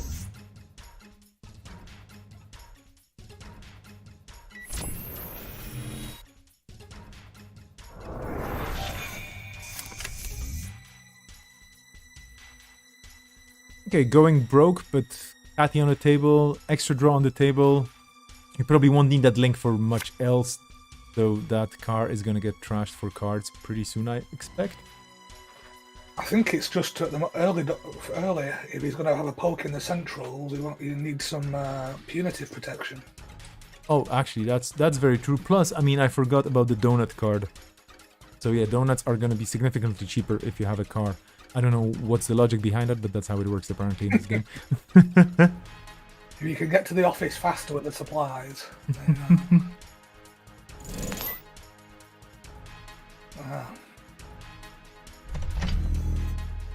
so that's one way of getting an agenda in hand.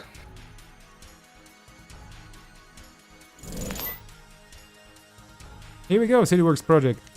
Nasty. At least it's not advanced. Yeah, if they had any way of contesting it at the moment, I'm sure they would, but it's a little bit early for Nexus or anything like that. I'm pretty sure Captain Nice, who today landed on the 4th spot, is, you know, just wishing well to this Sunny here, as played by Deer, because, well, it is the best mom in the universe, and I really love the flavor text on this. It's just, Mommy will be home soon, sweetie. She has to kick some ass first. This is basically Ripley from Alien just being a hacker or cyberspace explorer. On the other hand, we just have some chimneys. What is this? Like, SSO Industries is just so vanilla. No character whatsoever, SSO Industries. Shame on you. I was expecting more from Wayland. Okay, money's in. Where are the accesses?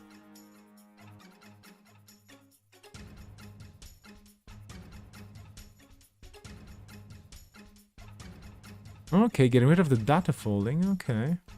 Interesting.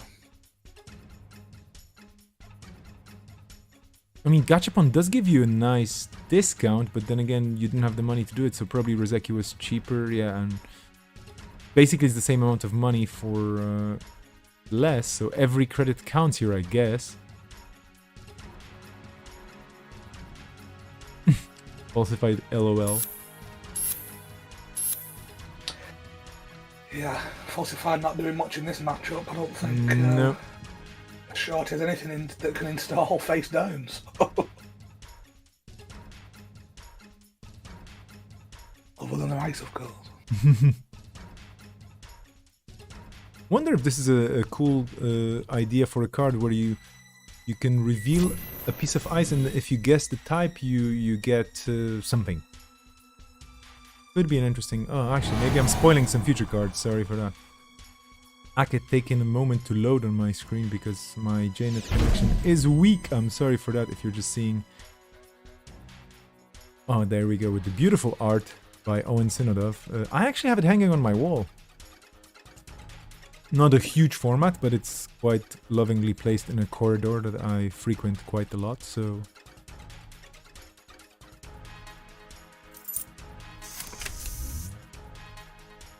Oh, and then comes the Nexus. Yeah. That's a hefty price to pay. Yeah, no use at the moment, but if Deer can get some money back up using the Catty, then that a cat isn't going to do much on its own.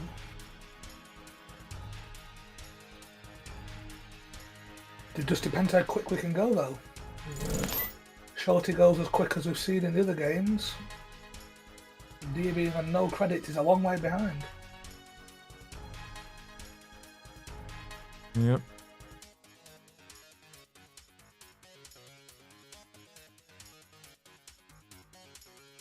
And you could say that this is looking really grim for the runner, but if you've seen Deer play before, they definitely know how to get around grim situations and how to just squeeze points out of rocks, I could say. No, not really, but like basically unusual places. Plus, R&D is still open, HQ is still open, there's only one agenda there, which is probably gonna get scored. This is not looking that grim just yet. Having no credits might be setting you back a bit, but, you know, hopefully there's gonna be some money down the pipe. And, well, like I said earlier on in that game, money doesn't win the game. Points do, usually, of course. So maybe we're gonna see the same here. And the previous game was absolutely close. Really, really a thrilling finish. I'm actually still kind of thinking about it and being a bit nervous because so close.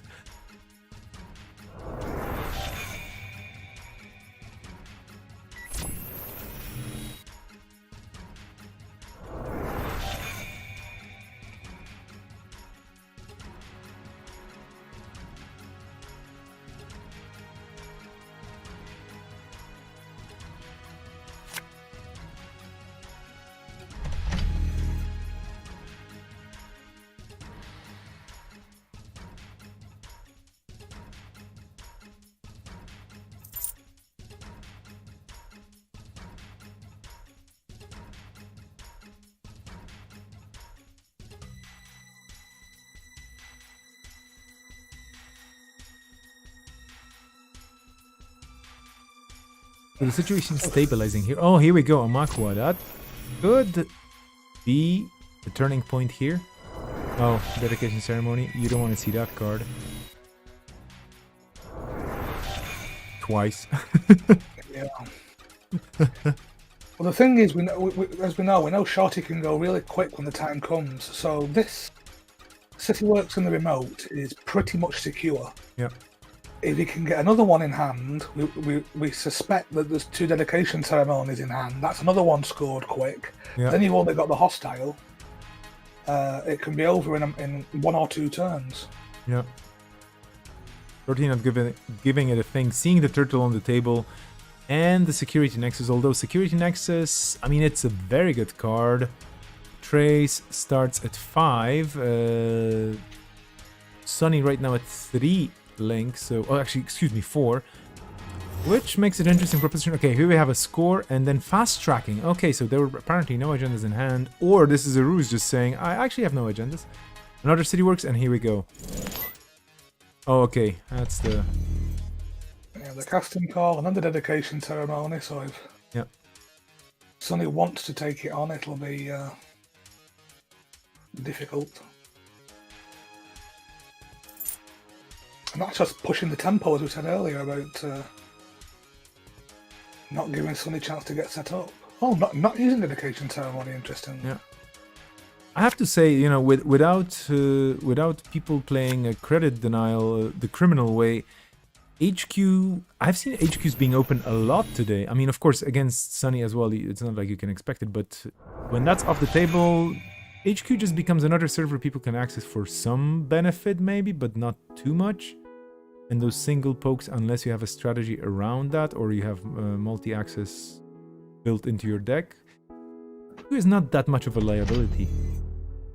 No, people have been favouring a big remote or a secure remote, and as soon as they draw something, jamming it, and just leave HQ wide open. Yeah.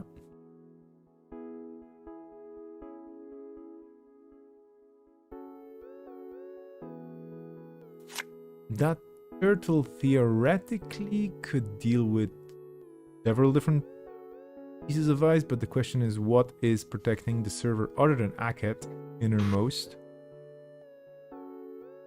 Yeah, you're getting to the stage now where it's... Oh, Mars in the chat spitting some trade secrets. Some games my HQ became a trap when I only had Archangel there. Yeah, I guess. Especially when you're playing trap cards of any type, this is just so much fun to let people in. Reamnet on the table, that could swing the things a bit as well. Yeah, this is a smart play by Dia. I don't think they want to contest the remote, but they need to cut off being able to, you know, just top deck a hostile takeover and essentially win. Yeah. So they can. Ooh, this is big. Very.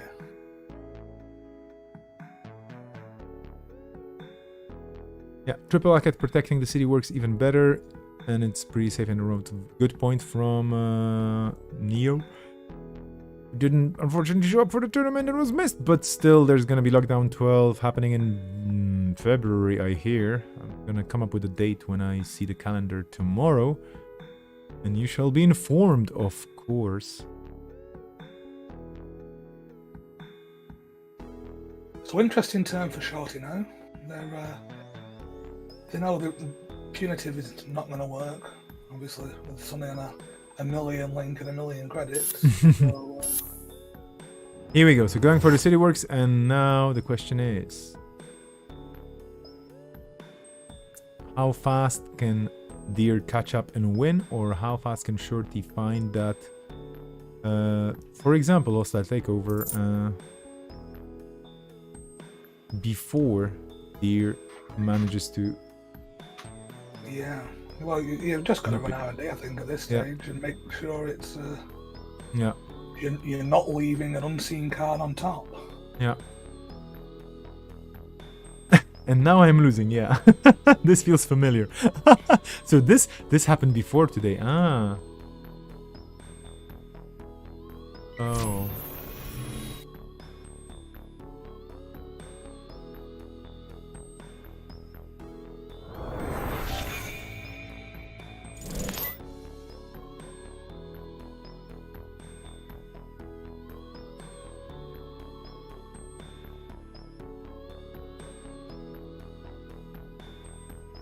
So Shorty representing the European Rosenheim city grid, and Deer representing North America today, New Jersey to be more precise. So they've used the deuces to expose Horton at R&D, so really nothing to be concerned with there. Yeah. Captain, I saying that. Sapper, Yeah. but, Black Hat could be nice here. Yeah. they can deal with that easily with the turtle. Sapper not loading on my screen just yet. I'm sorry for that. It's gonna take a while, but one Sapper be a good hard and load. It is a sentry destroyer trap in a way because you have to reveal it and access it. But yeah, no biggie. The turtle is big enough for Sapper. So yeah, it's often a fun way of catching people out when they think that if there's no ice or all the ice is out, that they can break all the ice that's out and then stumble across a Sapper in R&D. Yeah, imagine being 1 credit short and then losing something very vital. It's like, archives. Oof. Oh, not to right, that was the other play here. Oh. And here we go. Those Hollywood projects are somewhere in there. Hollywood Restoration Project? What? No, was it? I don't remember the name of the card.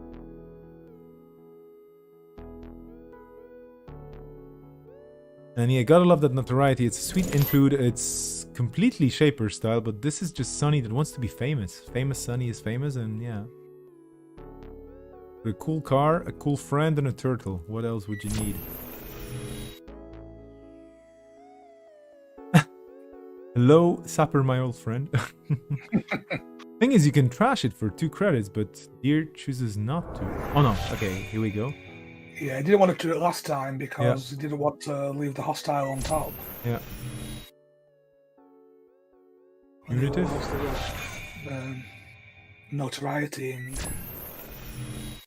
Going for the R&D poke again. Whoa! Every card a Sapper. How many Sappers? All the Sappers. Shorty just laughing. Some decks have MCAs. Not to trash it, so... Yeah. I feel like a sap. Some decks just have MCA authority, you know, left, right, and center, and then some decks have Sappers. Now, that's interesting now. Because if he hits Sapper now, he loses his Armakua. Oh, that's game! Oh, wow. Hollywood renovation. Here we go. Wow, feels bad. Phew, GG. That means a rematch. It does.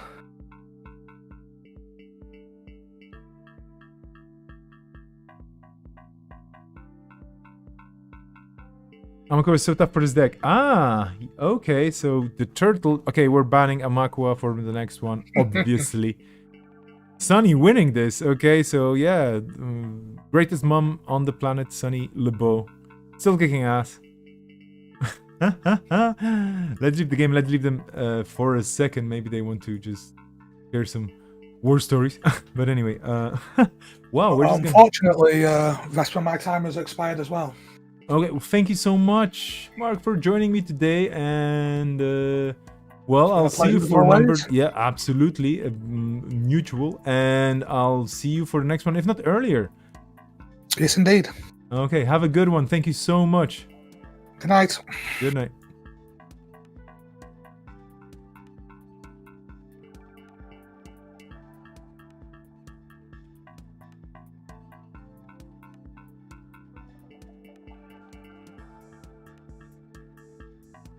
So that was MCG joining me, and we're gonna be jumping straight into the final.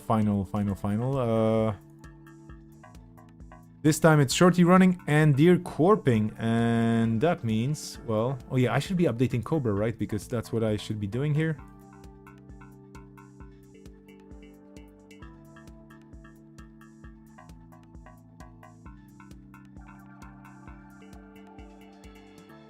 But that means Spark versus Nat, and we've seen this Nat before, and this Nat has some really interesting tricks up his sleeve, up his teenage, or actually not even teenage. I think Nat in the lore is like, what, 12?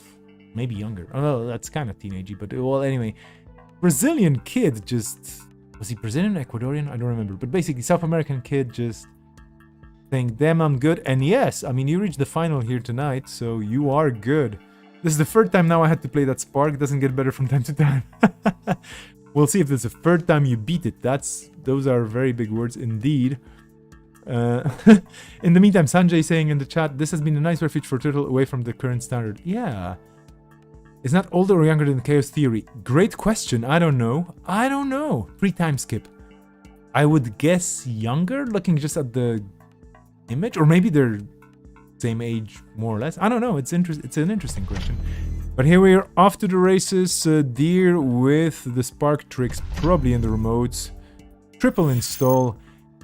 CPC generator generating basically a credit loss for the runner, and Shorty starting with 1 credit less, 5 cards still in hand, the bonus from being Nat.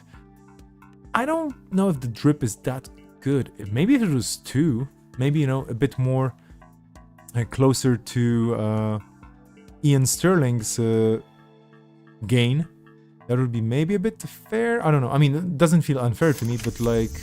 It's a bit of a small boost, I would say. I would make it bigger. Then we go bookmark. And this is just such a cool include. And data folding. Okay, data folding here as well on the table. Bookmark. Going on credits, but not running. So keeping safe. Is this an Aries? Yeah. Why not? I mean, of course. Wow. Poker play by Deer. Going down to 2 credits though. So now Shorty can apply some... aggression maybe, but first drawing up to see more interesting cards. The drip isn't the best, but do you love zero cost ads in Spark? Yeah, no, that's true.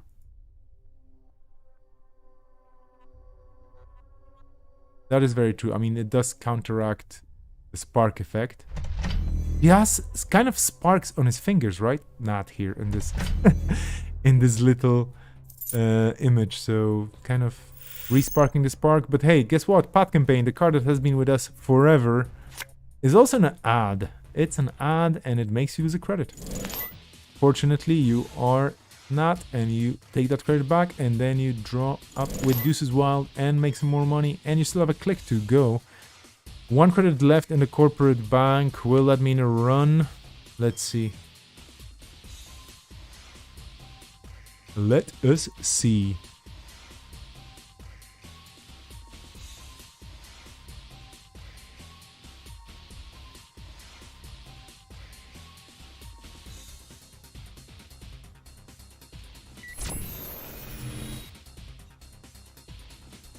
Heading for HQ, and that's a remaster. Whoa, okay, that's...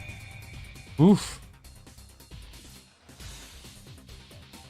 1 in 3 chance to hit something, and of course, we never know what's inside an HQ until we start poking in there. This is exactly what Shorty did. Sweeps for... Yeah, sweeps and not a happy couple, but Economic Warfare, and... Okay, so this is the combo again. They're just going all in on the tags.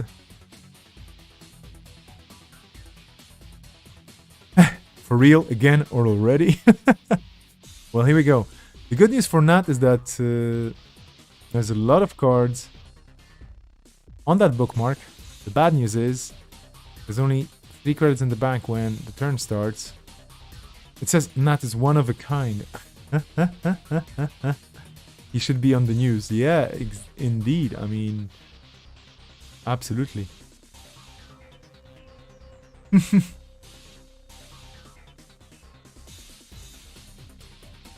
Lockdown table banter, best kind of banter, I have to say. I've had worse, so drawing into more cards at the cost of a credit. Okay, but you have a ton of cards on bookmark. Good thing is, of course, for the runner, they can always look at the cards on bookmark. We don't know what they are as the spectators, so it's kind of hard to say what's over there. 1 tag being shaken, that data folding is gonna live probably, or maybe not. But bookmark such a... Yeah, there we go. Data folding out. And they're just crediting up. 2 cards in HQ. That probably means there's going to be a... Oh no, we're just going up to 6 credits. I was going like, maybe run. But then there's the risk of a repeated economic warfare. And yeah, you don't want to lose your money again. Okay. Deer building a new remote. Shorty losing all the tags. And with 1 click and 0 credits, a free runner again.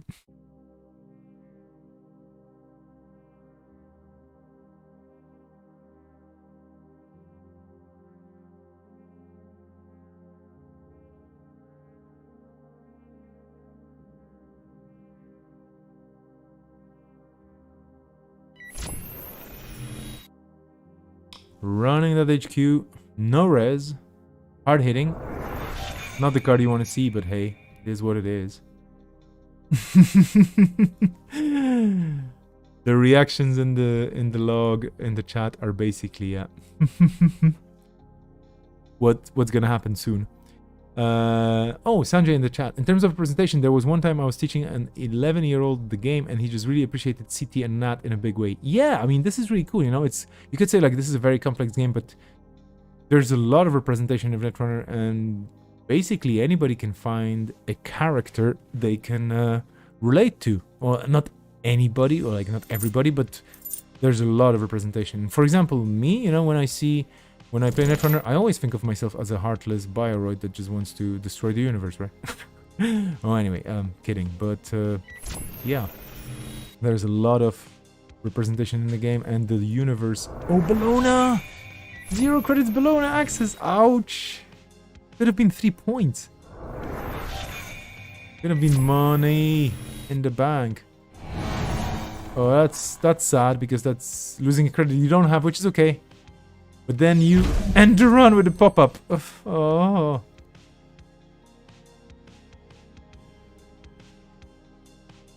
And yeah, this is a really, really cool story. And yeah, indeed, I mean, honestly, as for young players, you know, or young gamers who would be trying Netrunner, I only know of a handful. Beckett being like the most iconic person for me, but Beckett is getting older right now. It's like being like a professional esports player, like, oh, come on, you're like 19, your reflexes are gone.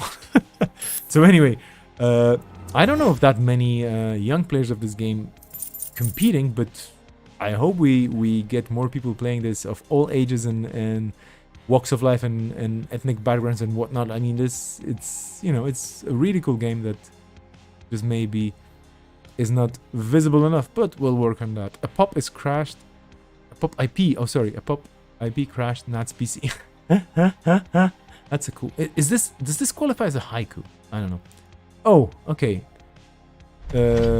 Pop up, indeed. Yeah, my mistake reading this. But anyway, he was also really excited meeting Beckett, but then a little disappointed when Beckett was way beyond his. That's the thing. I mean, Beckett is a Netrunner machine, and I'm not kidding. I would be, you know, if it came to scores, I would be afraid of playing against Beckett because. I mean, not afraid. I would be just like, yeah, Beckett's gonna beat me. Let's see how many points I can actually make against Beckett. It's an absolute beast. Beckett is an amazing person. I was super happy to meet him and his parents in Rotterdam all these years ago when I could still meet. And so if Beckett is gonna watch this recording or is watching the stream, hats off to you.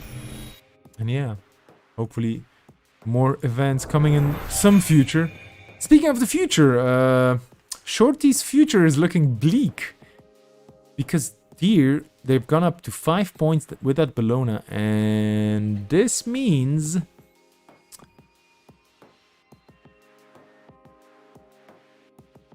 I really don't know what I should do here anymore. At some point,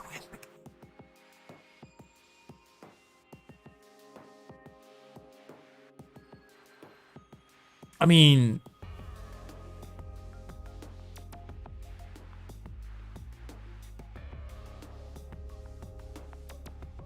The good thing about Bookmark is you can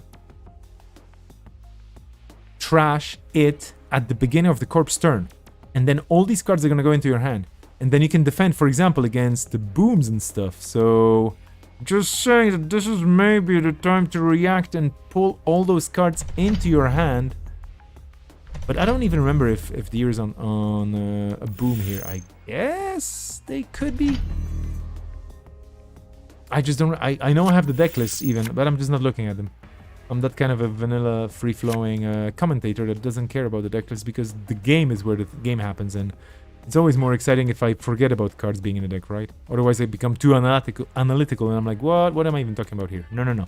We're having fun with this game, and we're expecting to see some action with 4 tags on Shorty, who's clutching those 2 points and needs 5 more to win the game. No other visible way of winning the game other than points right now here for Shorty.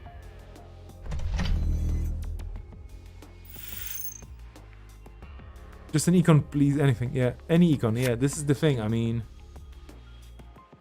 you do need money to steal Bellonas, and 2 Bellonas net you the game, but 6 credits is enough only to steal. Oh, Imp is kind of an econ card. Guinea Pig, there we go. Here we go. This is changing a lot, but you could res an ice. As you will. And this is a death award, and it's basically sad. But the Guinea Pig, this is basically not saying, well, worth it, money. Shorty going all in, another Guinea Pig, just getting tested the hell out of, just, you know, totally worth it.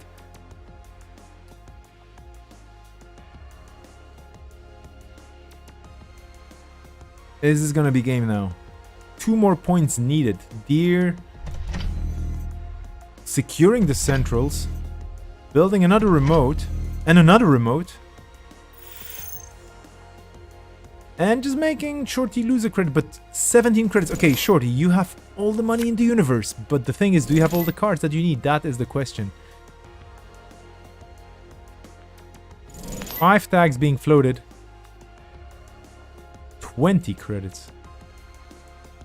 Okay, so we all know where the money went, but -1. But where are the tools? 14 cards left in the stack. The bookmark is probably the biggest bookmark known to civilizations after the unfortunate fire in the Library of Alexandria. I don't even know how many cards it's hosting. More than 3 for sure. But what I'm trying to say here is basically Shorty is on the brink. Oh! I think, jeez. Do you see this happening now? I do. What's in the heap? Do we have enough breakers? Not really. Yeah, let's go is the call here, but how do you get in? I mean, Deer's on 9 credits. That could be just a toll booth going, duh. Oh, here we go. This is all in, but there's... Yeah, I mean... Okay, Papa doesn't stop you. That's okay. You can just pay through it. But there's... I'm pretty sure there's a toll booth. And I'm pretty sure this time Deer is just gonna be like, what? Maybe I'm wrong. There you go, called it. I mean, the toll booth is brutal, but... Oh yeah, it can be broken because there's a... I forgot. Forgive me for I have not known my ways. We're going for it, but... No! Are you kidding me? Wow. Yeah, well. I mean, this is a general wow. Wow. Infinite sadness. I totally agree. You can throw away breakers with the implant. Very good point. Yes, absolutely. Very good point. I totally forgot about that part. But wow, this was a whiff to end all whiffs. Oh, this was insult to injury.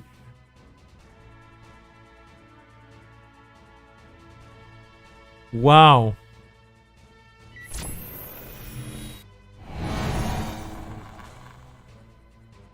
Wow. Wow. Jeez, what a game! What a game! That's gonna be an Explodapalooza for the win?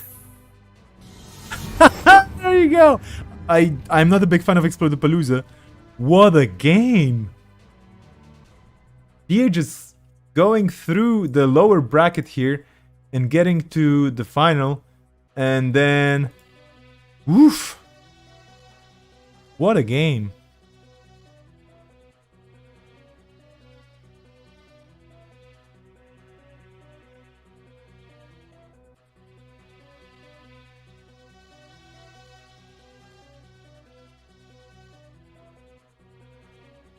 What a game. Oof. I think I need a bit of a break myself. No, I'm kidding. Of course, I'm kidding. Tolbooth did help, of course. Yeah, I mean, Tolbooth is a beast of a card. Great games. Phenomenal games. So much fun.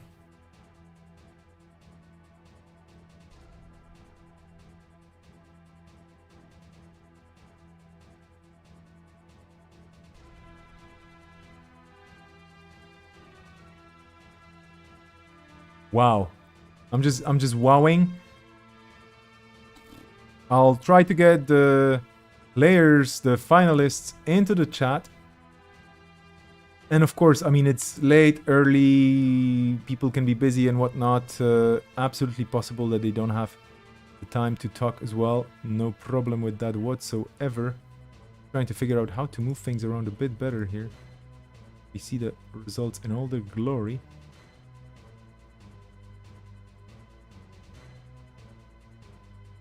Actually, no, we can see the results in all their glory already. Wow, oof. Checking in with Discord. Shorty needs a minute.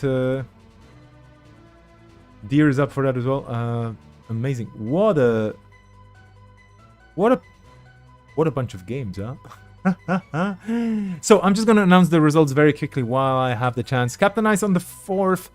Finishing first in the Swiss rounds, representing with GameNet and Ketzel. Another Ketzel, as played with Iron Firecracker and Mirror Morph on the 3rd, finishing third in the Swiss rounds, and then Shorty sliding in with that SSO out of hell. That SSO is just a beast. I love this deck in this format. Today was really great in this meta. Getting onto the 2nd spot, sliding in on the points of basically choosing less popular or less valuable IDs, and then Deer finishing last in the seed with a tiebreaker over the King, and then making Spark and Sunny the winning combination for today. Hello, Shorty, hello, Deer. What a bunch of amazing games we've had. I think this was the most... Okay, we haven't had Lockdown for a while, but this was the most exciting top 4 cut I've seen in a while here. I don't know if the stream folks agree, but this was some serious stuff. Hot takes, please. That Nat deck is incredible. Like, if I didn't get exactly the right cards at exactly the right time, there was no way I could have gone through. Yeah, so like I was really happy with both of these decks. Neither of them are like homebrews. Both were taken from Netrunner DB and then sort of modified in ways that I thought would be best for the tournaments. But I'm really happy with how both of them turned out. I think at the start everyone was thinking Spark was going to be really powerful, and because I had 2 influence, it meant I could splurge a little more on a runner, which almost cost me in tiebreakers. But yes, first of all, congratulations on your wins. Very cool performance, very cool decks. I was really struggling to play Spark 3 times in a row, so the first 2 games were a little bit different. I had a little bit of econ there, at least. I think the first game I also won, where I was going tag me, but this time I feel like, especially in the mid of the game, you were really drawing the perfect cards. You had the economic, the first hard hitting, going into the second hard hitting, into the psychographics for getting away the Bellona from HQ, which I was absolutely hunting for in the next turn at least. But yeah, well played. I think Spark is really terrifying in this format. It really is terrifying. Yeah. I mean, one thing I remember is the first game I was reflecting on after the fact looking at what I could have done better. And I realized I didn't target the data foldings when I had you tagged, which was a total misplay on my part. So I was really happy in this game I was able to make up for that and catch your data foldings. Yeah, they are kind of the biggest part of economy in this deck. So if you attack me and you cannot rely anymore on the spoilers and the data foldings, so things are going downhill very fast. Yeah. Yeah, but I also think the Spark package in general, it's not even a pure asset spam deck. You have your assets with the asset economy, but also you have the Sansan for the fast advanced tricks. Okay, Beetle was banned, but still. And you have the kill pack or the tag me package, I would say. So that is really, really terrifying. Yeah, and that was the biggest change I made to the original version of the deck, the Cyber. It was Cyberquick who wrote it.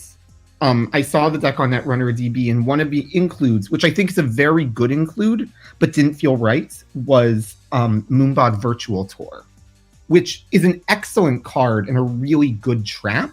But what I liked about Sansan is it was like a Moonbod Virtual Tour that also helped with fast advance. So then I built the Agenda Suite and the Ice Packs around that. And I think that move was like smart. There were a lot of sparks, and I think that's why this one like worked okay. I think Sansan coupled with Spark is really interesting and clever. So I'd be interested in seeing more of that. Yeah, the decks you've brought today, I'm looking at the list right now. They're just so much fun in this format and kind of going with the meta that we shaped for this. Well, actually, that I shaped personally for this particular one. But the ID costs and everything, that's gonna change. Probably not wildly, but still for the next one. But it was just so cool to watch those games because they were so different. We were discussing this with MCG on the stream earlier. It's like, for example, HQ is just wide open because nobody cares. Like, I mean, well, you do care, but it becomes a risk you can manage versus, oh yeah, I'm playing and there's gonna be like, credit denial, whatever, like no econ for me anyway whatsoever, and I'll have to struggle with getting back from 0 credits, if at all. And here, apparently, on one hand, there were not that many economical options on the table, but people managed. People build really interesting, scary decks that do wild things and then win, and it's still Netrunner, and it's so much fun to be a part of this. Any other than the amazing and mind-blowing finals, which was just so great to spectate, any big moments of the day or like memorable parts of the day, any shout-outs? I mean, I was in both SSO matches, I was on the skin of my teeth. Like once you have, because there's hostile takeovers I need to be worried about. And those 2 games were wonderful. And I missed playing Sunny. Sunny was the deck I learned how to play Netrunner on. So it was really fun to give her a go again. Jordy? Yes, well, the Sunny games were always a little bit tough for me. I felt a little bit unlucky here. And well, once Sunny is set up, you're pretty much done. And on top of the Aumakua, which I was totally not prepared for. I was really, really hoping that there will be absolutely no criminals, no Aumakuas, no inside jobs. And so, yeah, that was my biggest bet, at least for my corp deck. I had to say, I pretty much played only one Aumakua, and I think it was yours, dear, and all the other games were like Anarchs and mostly Spark. Sorry. Yeah, well, but I think the Spark. I never played a single Spark, actually.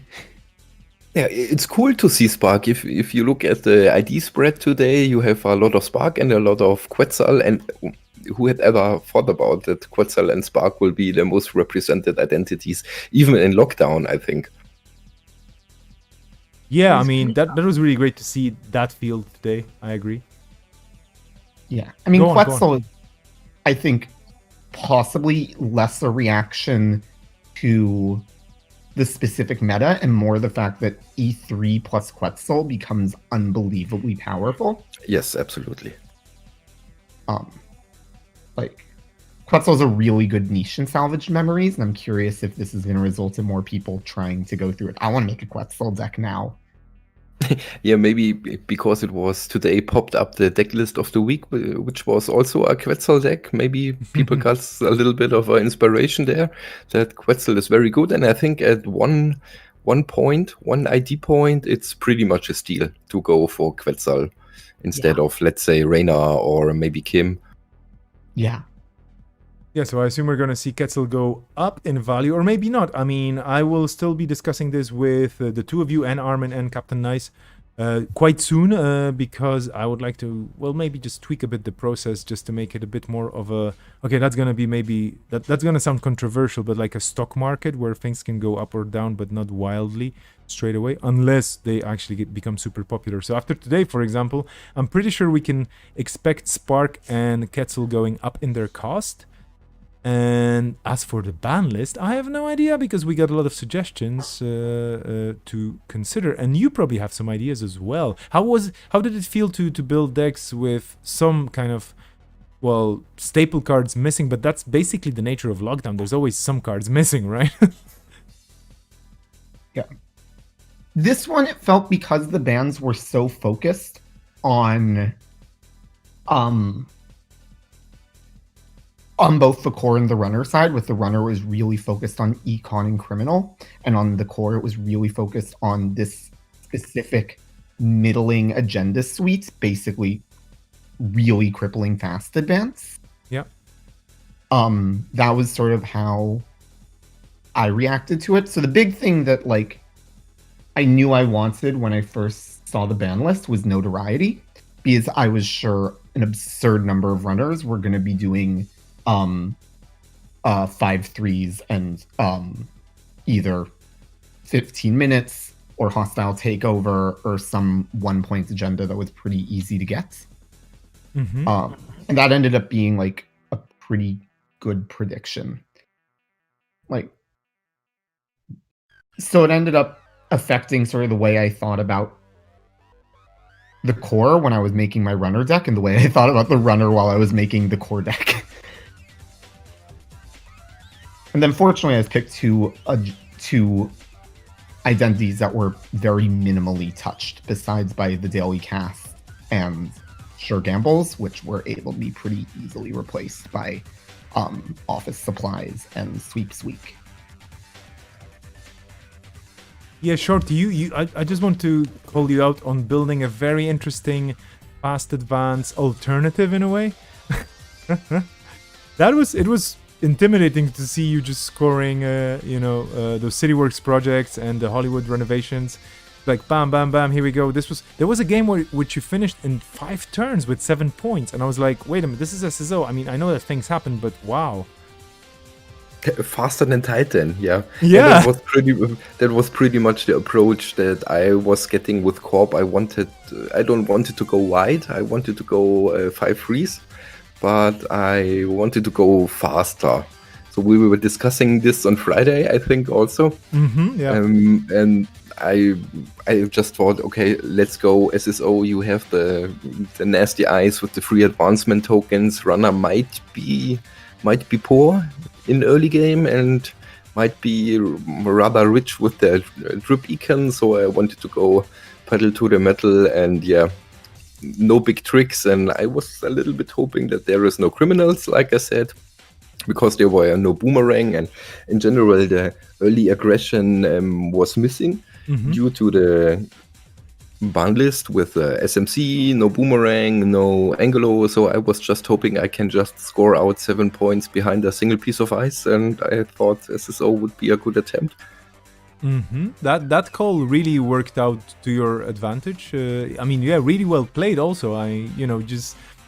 This was really a scary deck in this format, in this meta, and wow. It could be stopped, but I mean, seriously, winning in 5 turns, I was like, what's going on here? So good.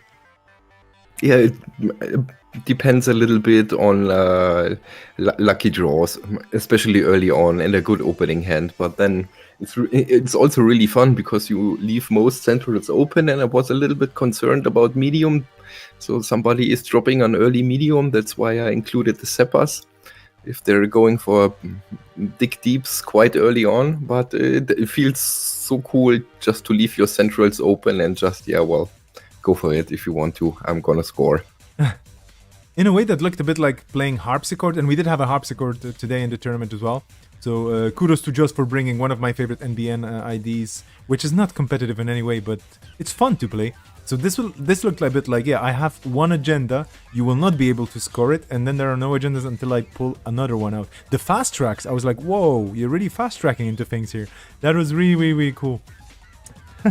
Yeah, thank you. That was a lot of fun. I have to say, the Cop deck was like built in 10 minutes, and I just throw a little bit of economy back and forth. But in general, I was the first time I built this deck in a few minutes. I realized I only was using like free influence points, and so I was going up and up and up, and in the end, there weren't too many good includes, so I just decided to stick it as it is with 14 influence points. I think both decks have a lot of work to do, a lot of things to do better and stuff like that. But most lockdowns are a one-shot event, so in the end you're always a lot smarter about your decks than in the beginning. Exactly. So speaking of the future, let's very, very quickly just say, do you... Like, looking at the current ban list that's probably still fresh in your mind, do you think you're gonna propose as restrictive cuts as the one that I put together, or are you gonna go into a particular direction? Any spoilers about this? Dear? I think I want to ban Rizeki. That's the only one I'm like... Fair enough. Thank you. The power is yours. Okay, Shorty, what about you? I was thinking right from the beginning, without spoiling all the Spark decks, I was thinking about Bellona. Because of the economy restriction, and maybe I don't know yet. Okay, I mean there will be probably a lot more cards. How to put it? I will be encouraging people to actually ban more cards because I kind of put some limits in the first season, but I think I'm going to rethink this, and I'm going to discuss it with, like I already mentioned, with the two of you and Armin and Captain Nice as well. Maybe expand the ban list, the number of cards being banned, because that introduces interesting shifts. But we'll talk about this at some other point. Any final shoutouts, any final messages, anything to close this whole thing off? Which was super exciting, by the way. I'm still kind of going like, wow, those games.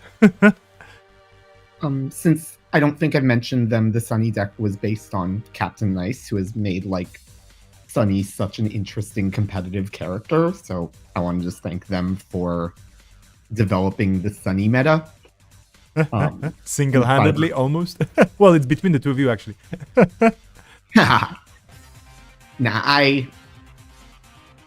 I'm still a Sunny, what's the word? Tyro. Still getting there. But one day, maybe. Cool. Shorty. Yes, I wanted to say thank you to you, Vespa, for organizing all this stuff. I know this must be kind of exhausting, commentating and doing all the tournament organizing stuff at once. You must be some kind of an incarnation of a multi-threader. I don't know. It would be too much for me, so I'm very happy you do this all the time, and it's a lot of fun. And I want to say thank you to all my enemies today. This was really fun, and now I'm tired and happy, and yeah. Fair enough. I mean, it's time to call it a night, and it's time to definitely take it easy and rest. So, dear, once more, congratulations on the PhD. This is a great start of the year, and good luck with getting vaccinated. We all should at some point sooner or later. Shorty, congrats on getting into the final in such a smooth style with such amazing cool decks. Thank you so much for this chat. I wish you all the best, and I'm going to be signing off on Discord, and I'm going to be wishing everybody, I guess, very quickly good night. But first of all, can I switch to this? Probably switch to this. Just a reminder. Tomorrow, if everything works out and if there's no cataclysm, I should be able to stream the second edition of the News Now Hour. So tune in or watch it later. There's going to be some updates, not maybe big ones, not maybe small ones. We'll see. I hope it's going to be fun at least.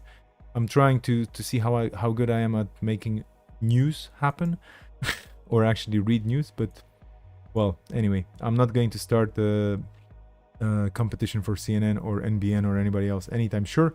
But anyway, that's going to be coming soon, as in tomorrow afternoon, my time, depending on what's going to happen later on in the night today and tomorrow morning. And I wanted to send huge thanks to everybody for playing. Huge thanks to the Czech crew for making a very interesting tournament yesterday. Scoops, yes, Krusty, there will be some scoops, ice cream scoops. And I'm going to wish you all a great time of the day or night wherever you are.